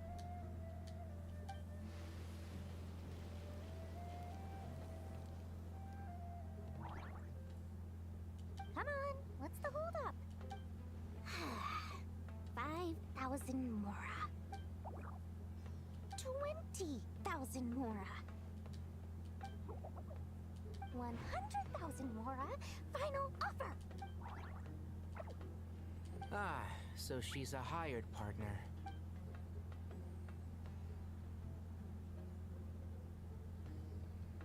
Hired partners are reliable too. Plumpy here is a highly skilled negotiator. You'll see. Just a few words from her and...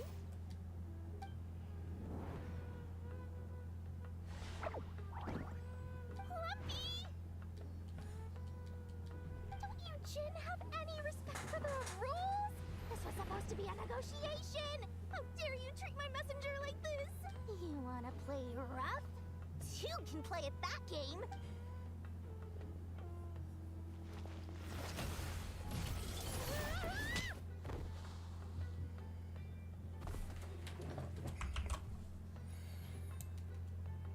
Oh no!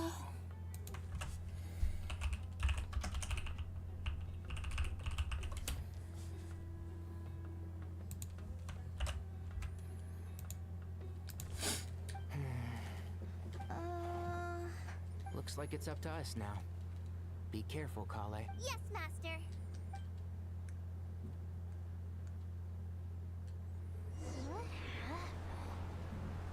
How did I pass out? Never mind.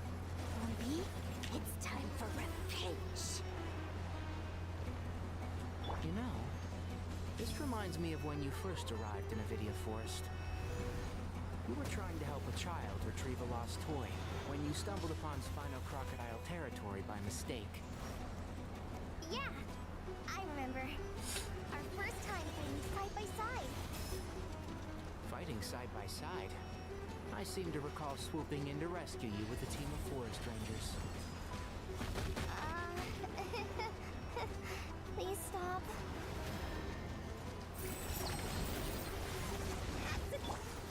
Let's nip that in the bud. Just like we rehearsed. Hi! Can't see?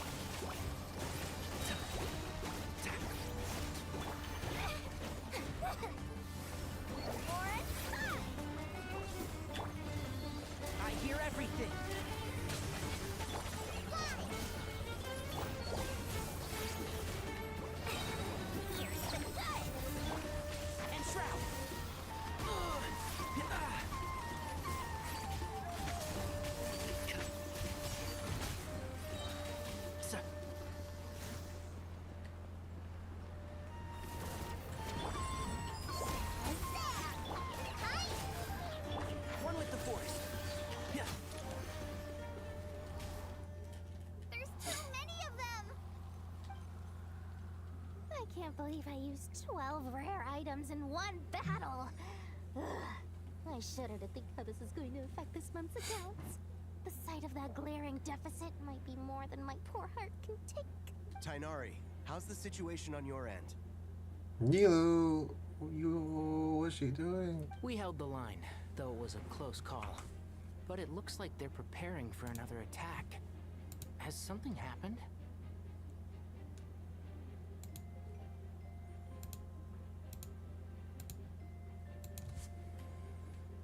They've breached our defenses in the south. The Jinn are pouring in. We're moving the villagers to the north as we speak. We're hemmed in. This is getting precarious. Our margin for error just got a lot smaller. That's why we wanted to confirm your status. We need to consider our next move carefully. Bad news! Another line of defense has been breached. Kale, go with them and assess the situation. Dory and I will hold the line here. But Master! Even with 3 of us, we barely managed to. This is not a discussion, Kale. Don't worry about us. She clearly still has plenty of tricks left up her sleeve. Wait, you can't pin all your hopes on me!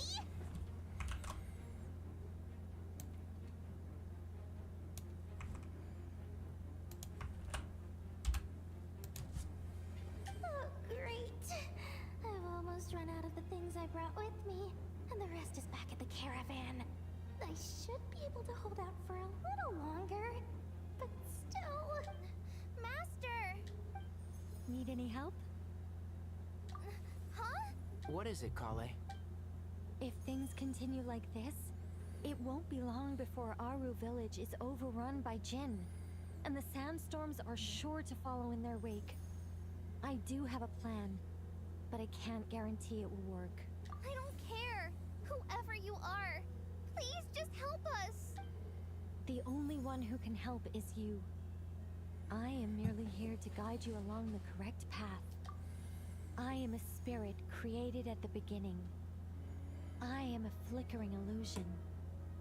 I am the shimmering light that flows from the eyes of the Creator. What do you mean? It doesn't matter. You don't need to understand it. Just repeat after me, one line at a time. Watch out! Jinn incoming! I am a spirit created at the beginning. Here goes nothing. I am a spirit created at the beginning. What?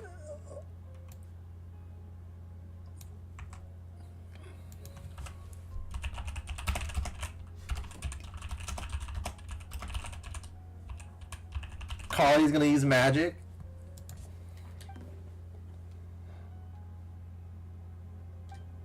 I am a flickering illusion.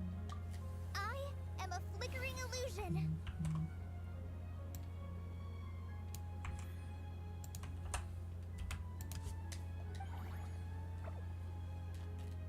What's wrong, Plumpy? I've never seen you so agitated before. That's... But how do you... Do you know what Kale is reciting? I am the shimmering light that flows from the eyes of the Creator.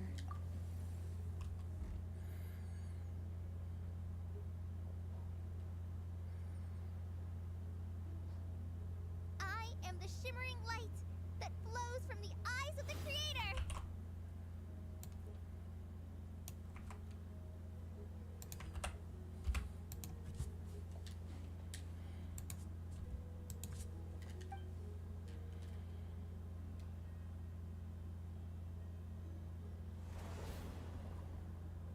It's a song composed by the goddess of flowers. But very few records of it remain, even in historical texts. All we have is a few fragments.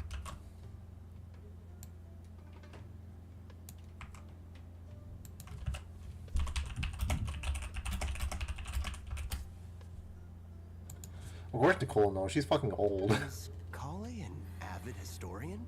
Not to my knowledge. The Jinn have actually quieted down. Although... No, it's more than that. It looks like they're showing... submission. Clearly the songs left by the goddess of flowers have a soothing effect on them. At the very least, they're much calmer now.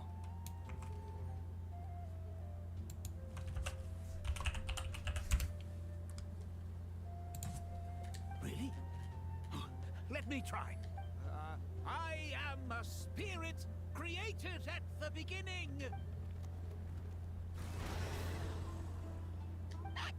Stay away! I'll stop! I'll stop! It seems like the song only works when Kale recites it. But why? Kale.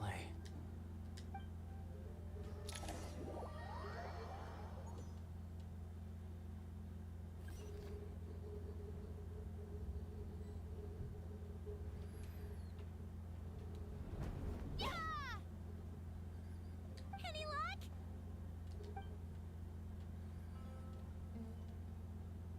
The only way out of here is by brute force, but too much force and the entire ruins might collapse. The mechanism is right outside. Maybe there's a way to... When I heard that loud rumbling in the distance, I thought the shifting sands had bust open the gates to some ancient treasure vault. Turns out it was just you guys. Huh? Wait, that sounds like... It's been a long while. Did you miss me? Her voice is so deep. What the fuck?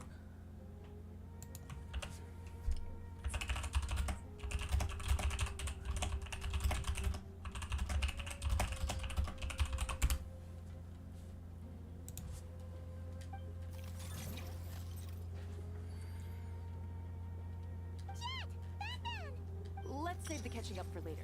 First, I gotta get you guys out of there. Hindi? That's a language.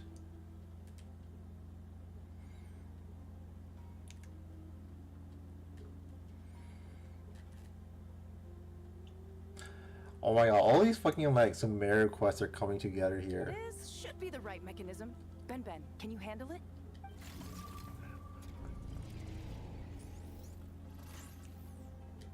There we go.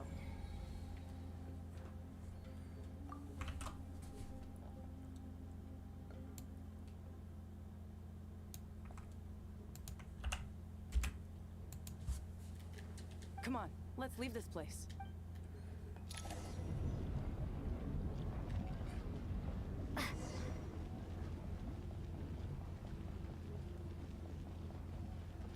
Dude, it's that fucking Family Guy thing.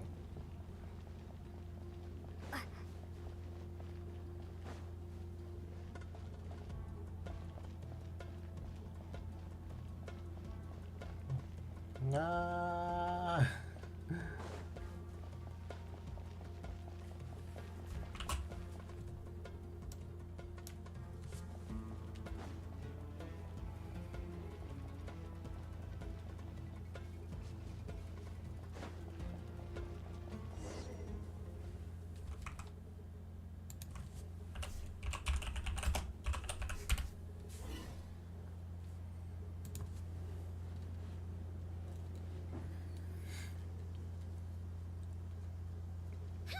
Those Fatui sure made themselves scarce.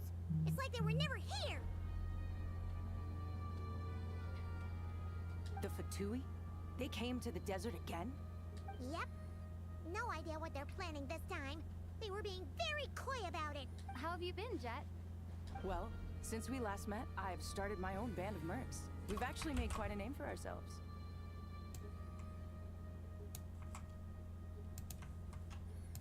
Girl boss. Cause she's supposed to be like in her teens or like young adult or something, so I wasn't really expecting her to sound like that. I don't know. Oh, yeah. On a slightly different note, I have some good news. I finally took care of Masaira. Not much to write home about. It was just another day. Found his hideout. Dragged him out of his cozy little bed. Isn't that the one that killed his daughter?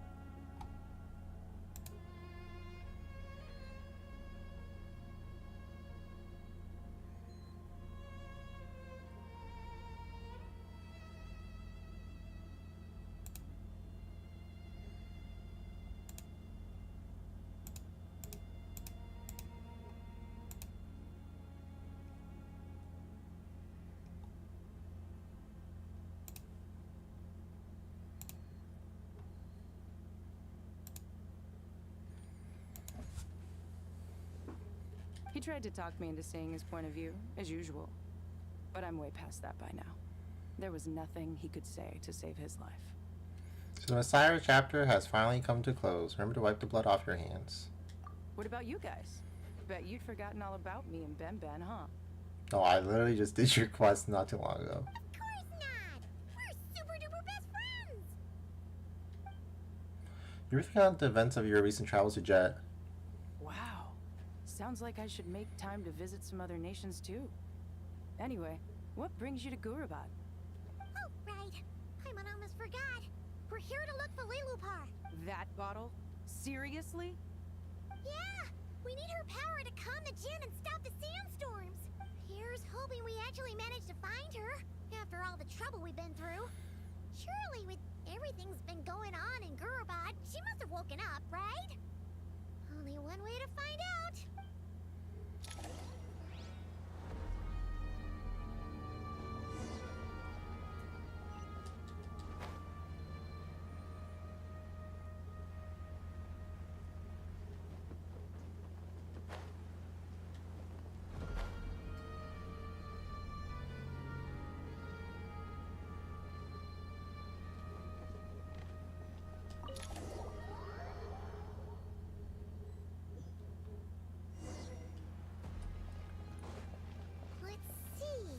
Should be around here somewhere. Aha! Found her!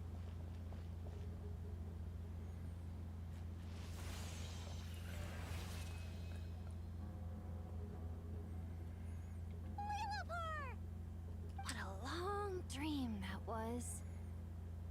It's been a while, my master. She's voiced for the first time too.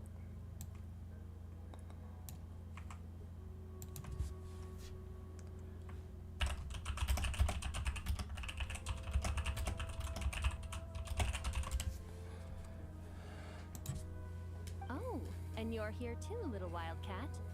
The four of us back together again. Imagine that. How have you been? I hope this wasn't a rude awakening. In truth, it was at first. I was none too pleased when those miscreants barged in. But it did give me the chance to reunite with you, dear master. So I shall overlook their folly. After we last parted ways, I merged with the land beneath Gurabad to suppress the dark calamity stirring in the depths. It rekindled the flame of vengeance within the Jinn, depriving Gurabad of any hope of peace. I fought against it for a long, long time. Until one day, I sensed a change in a foreign land to the west. Suddenly, the pitch-black abyss fell silent. A foreign land to the west. Could she mean Natlan? Gurabad isn't far from there. Did the abyssal presence beneath the city fall silent when we defeated Gosoethos? Once satisfied that that dark power could no longer bewitch the Jinn, I too fell into a deep slumber, from which I have only now awoken. Why have you returned to Gurabad, my master? And why is my sand-swept homeland in disarray once more? Well, basically, Sumeru's in danger and a lot of our friends are affected. Some bad guys messed around with Irminsul, and now they've released the Jinn in here. We managed to chase off the culprits, but we have no idea how to seal this place back up and stop the sandstorms. Child's play. I shall quell the Jinn and scatter the storms. Thank you, Lilupar. No need to thank me, my master. I have granted many wishes in my time, and this was the most trivial of them all.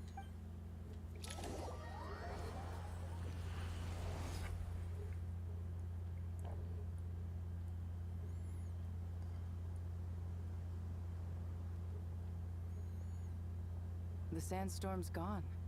The sun shines bright again. Nice ass. When I said that we'd meet again under a lovelier sun, this was exactly how I imagined it.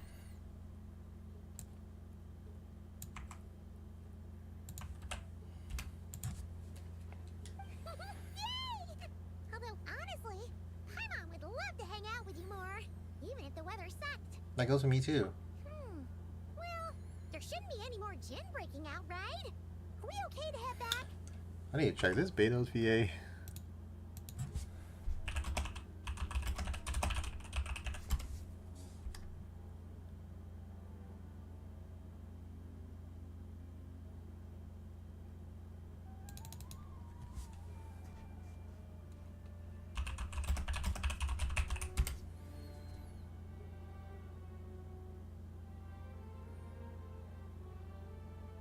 Andy Renee Christensen. Let's see.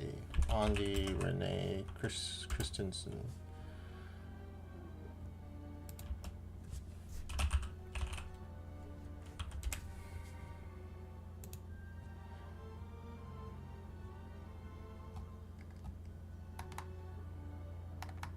Where did I get that?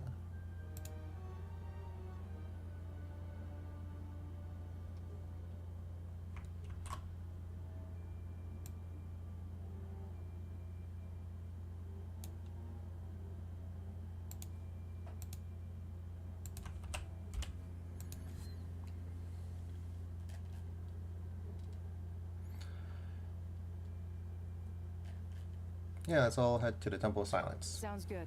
You can introduce us to your other friends. Another adventure begins. Lovely.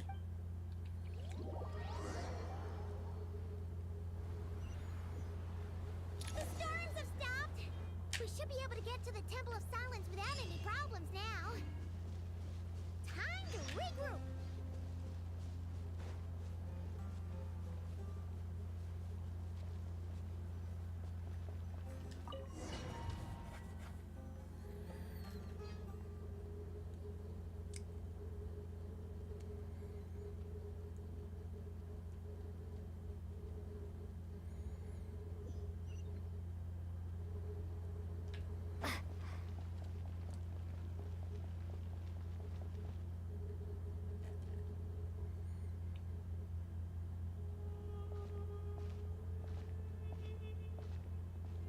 So, this is the Temple of Silence.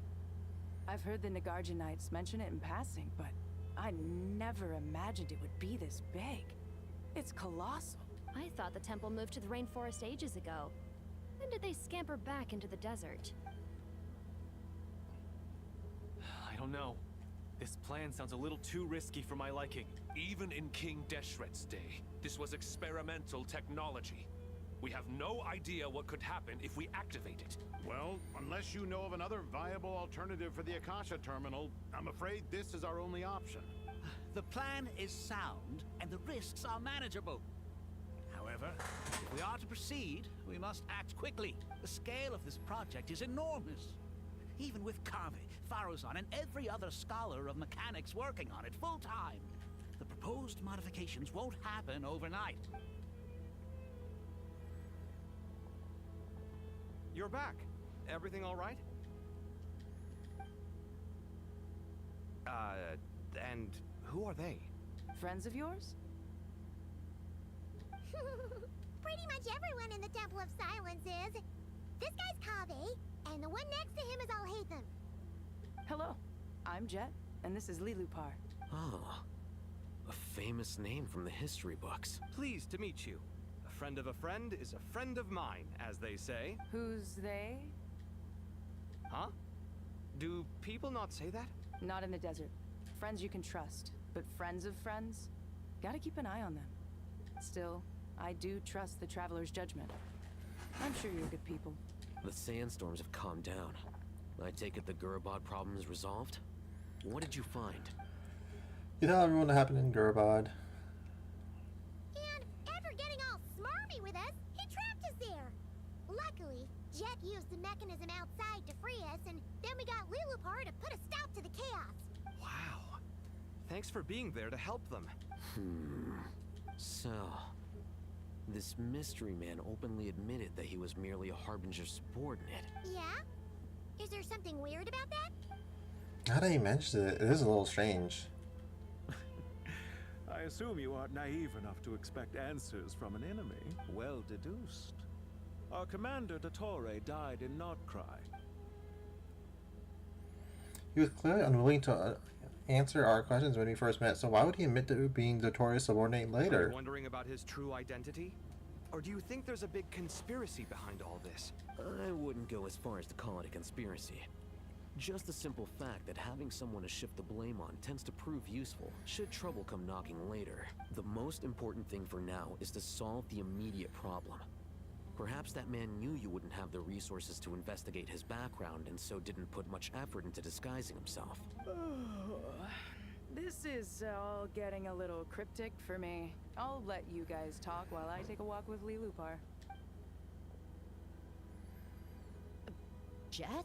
Aren't you with the Blazing Beasts? What a coincidence. Didn't expect to run into you here. We're mercs. You can run into us anywhere. Who's this with you? So, did you find the solution you were looking for in the Temple of Silence? You bet we did. This place is incredible. It has everything. So far, we've discussed a plan and verified its feasibility. Building a new system from scratch is out of the question. So our only option is to modify the Akasha using certain resources we hope to find in the mausoleum of King Deshret.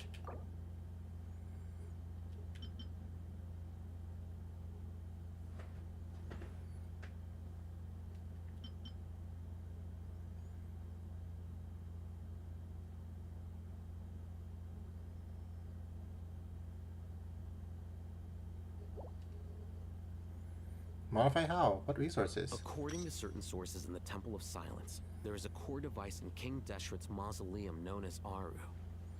Little is known about this device in academic circles, which suggests it was hidden quite effectively.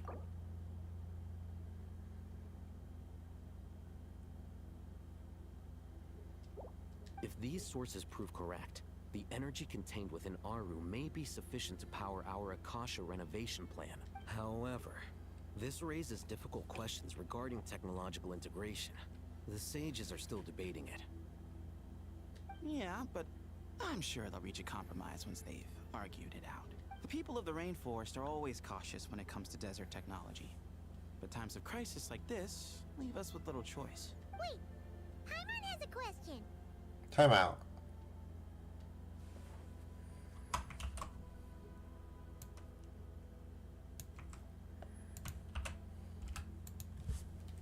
Is this the same Aru we've heard of before? It's sealed off, right? Some sort of prison where the Goat King, Ibis King, and Crocodile King are locked up. Well remembered. Yes, that's exactly right. According to our records, Aru was the most brilliant creation King Deshret ever conceived of. Built by divine and mortal artisans, working together. It was a miraculous accomplishment, and it lies hidden deep within the king's mausoleum to this day. That being said, what Aru actually does and why it was built, those are deep secrets we are not privy to. Until recently, I wouldn't have been optimistic that the place even exists. The only reason I'm inclined to believe it now is because we heard it from the Ibis King Thoth himself at his temple. The tale of how the 3 retainers of Al-Akhmar were imprisoned in Aru. Paimon totally gets that. When Paimon first heard about it, she thought it sounded pretty unbelievable too. Do you guys still remember that? The Ibis King told us they were trapped in Aru, and that they had to answer 3 questions to get out. I think I remember. What causes our rise and fall? What obliterates love and hate? And what determines truth and falsehood? Those were the 3 questions, right? Yeah. If only Nefer were here. She's dealt with the Ibis King before, so she might know more. Oh, Nefer's a friend we met in Nodcry. Nodcry? Funny. She showed up here earlier. Huh? Yeah. Had another lady with her too. Both said they knew you. They contacted the sages, claiming they might be able to offer some assistance. Really? They came here to help out? Yes, really. It was just before you got back. One of them said she's made Nodcry her home. If she's the person you were talking about, then... Looks like betting on Aru was the right choice. See? They're right over there.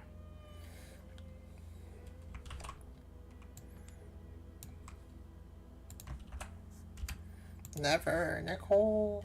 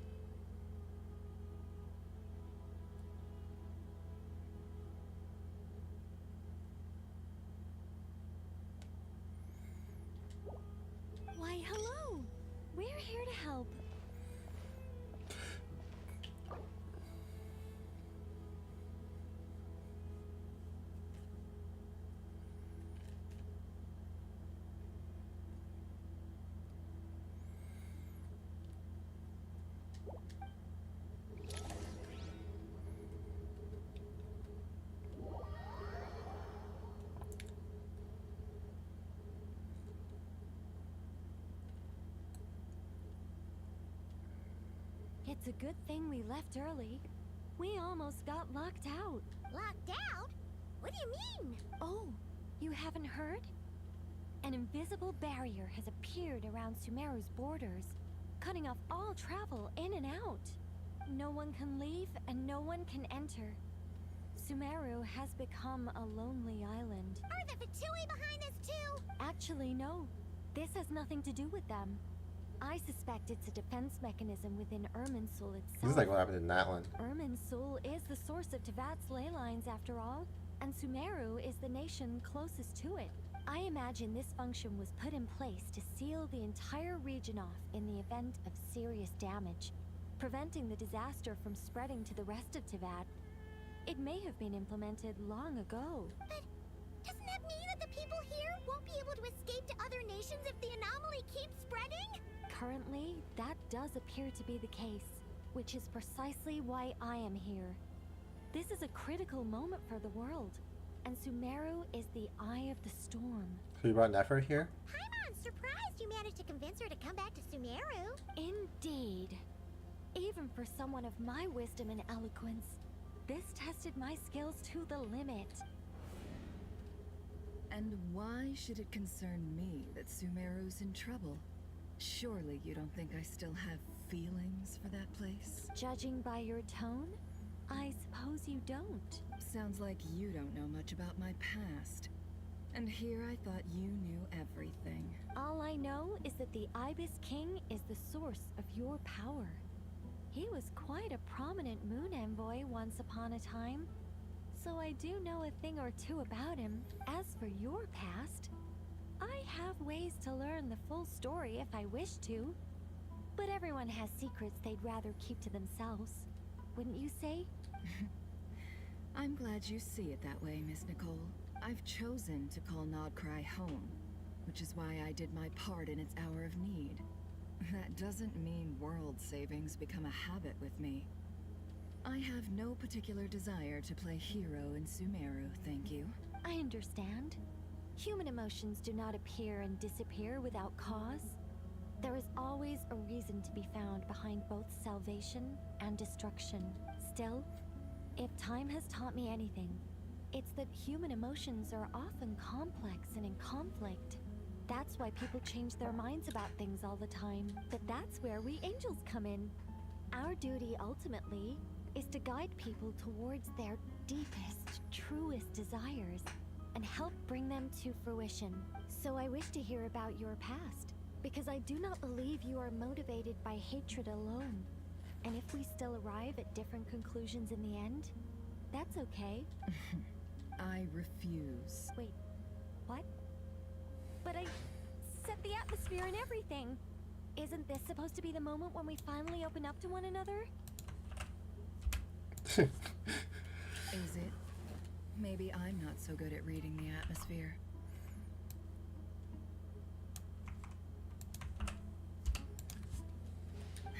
You're right, Nicole.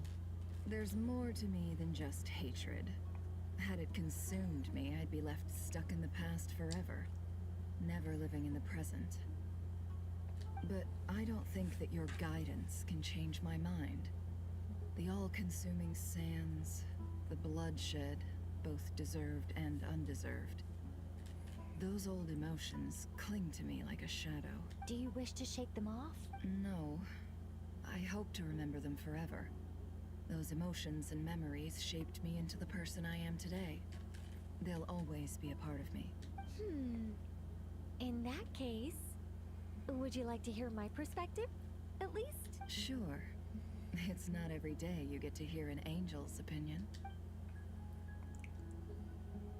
A long, long time ago, when the angels still walked freely upon the earth, I found life tedious.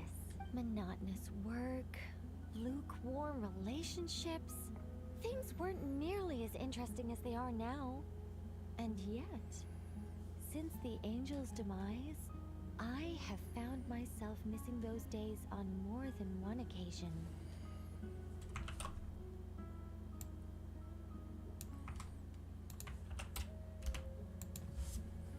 Human emotions are often attached to a person, a place, or an object.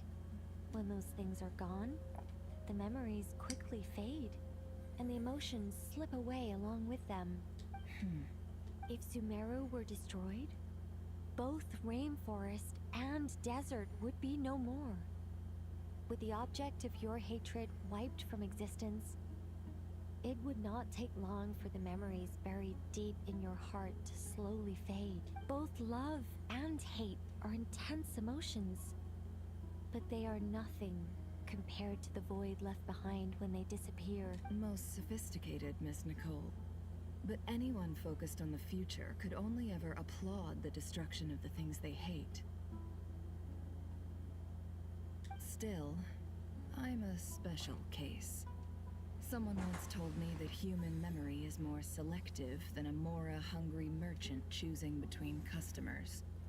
We all need a reality check once in a while, so we don't forget the truth. As much as I dislike Sumeru, this is no way for it to perish. All right, you win. I'll help you out a little, but I won't work for free. How much will you need? You're not gonna milk this for all it's worth, are you? What do you think? I'll be upfront with you. I don't have much more on me. If that's what you need, I could borrow some from Alice. Or perhaps I could pay in sculptures. The ones I carve are actually worth quite a lot.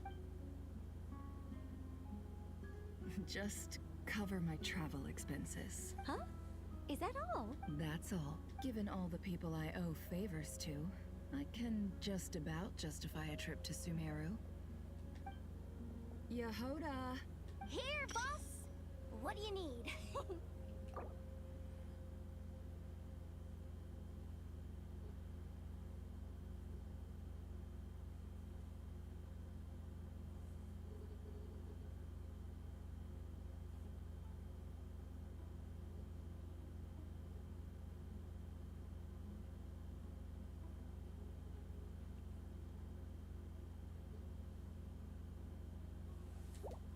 I'm going back to Sumeru for a while. While I'm away, you'll be in charge of the curatorium. Me? I'm in charge? Whoa! Don't worry, boss. You can count on me! And that was how the ingenious Angel Nicole brought you the perfect person for the job in your hour of need. Hip hip hooray!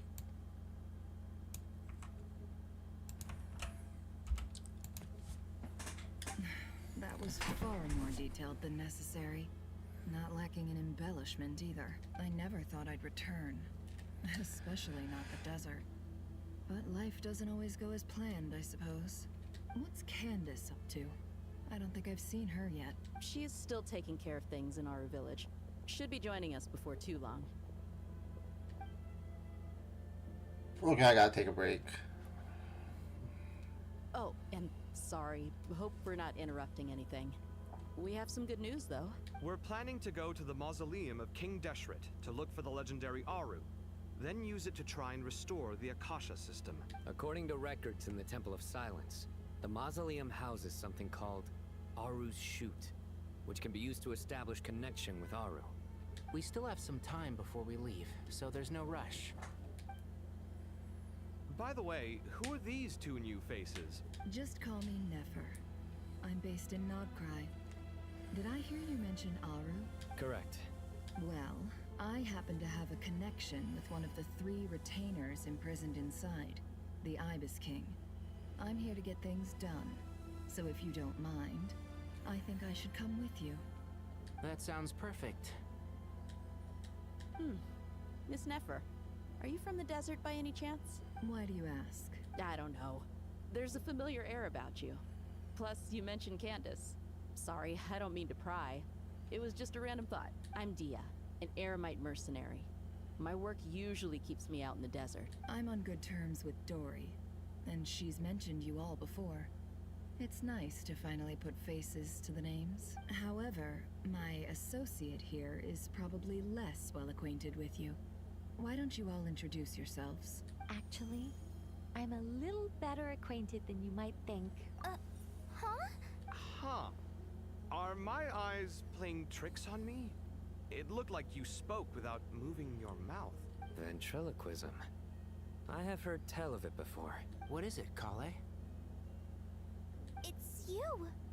You're the voice who's been speaking in my head, aren't you?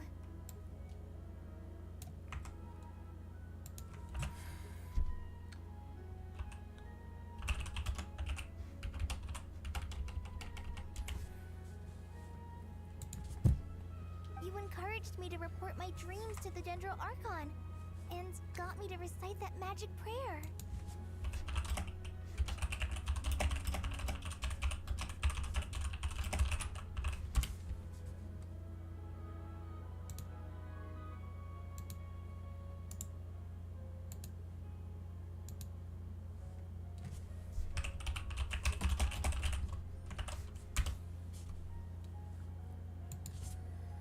Mm-hmm.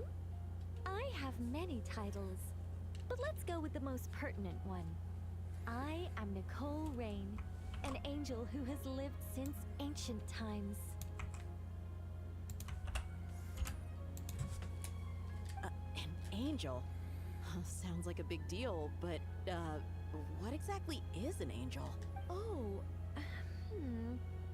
well, we're a rather long-living race of beings.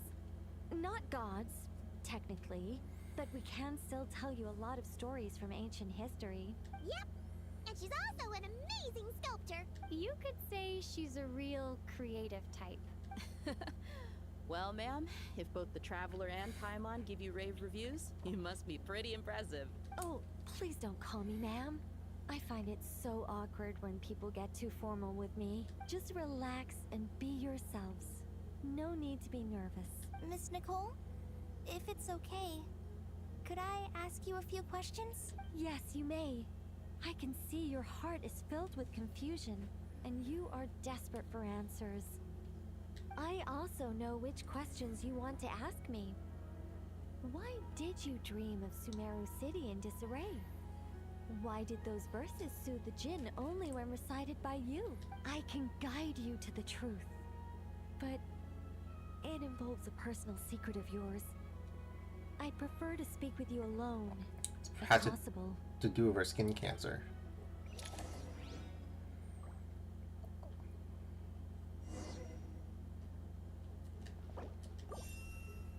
Alright, we'll continue this next time. Maybe tomorrow. But I got 2 weeks left to do this though.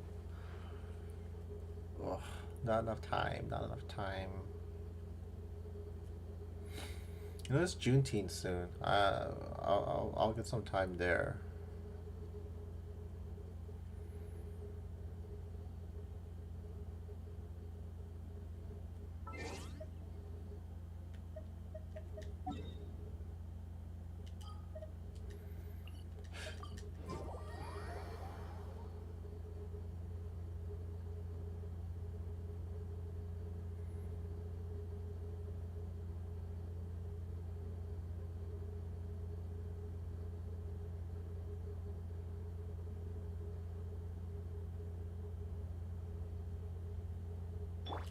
Rise with the sun!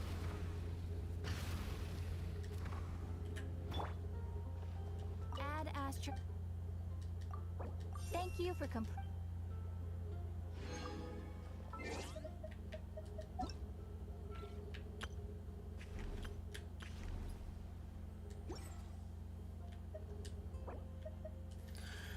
Thanks for watching. Thanks for hanging out. This was so long. Holy shit. Have a good night. Bye.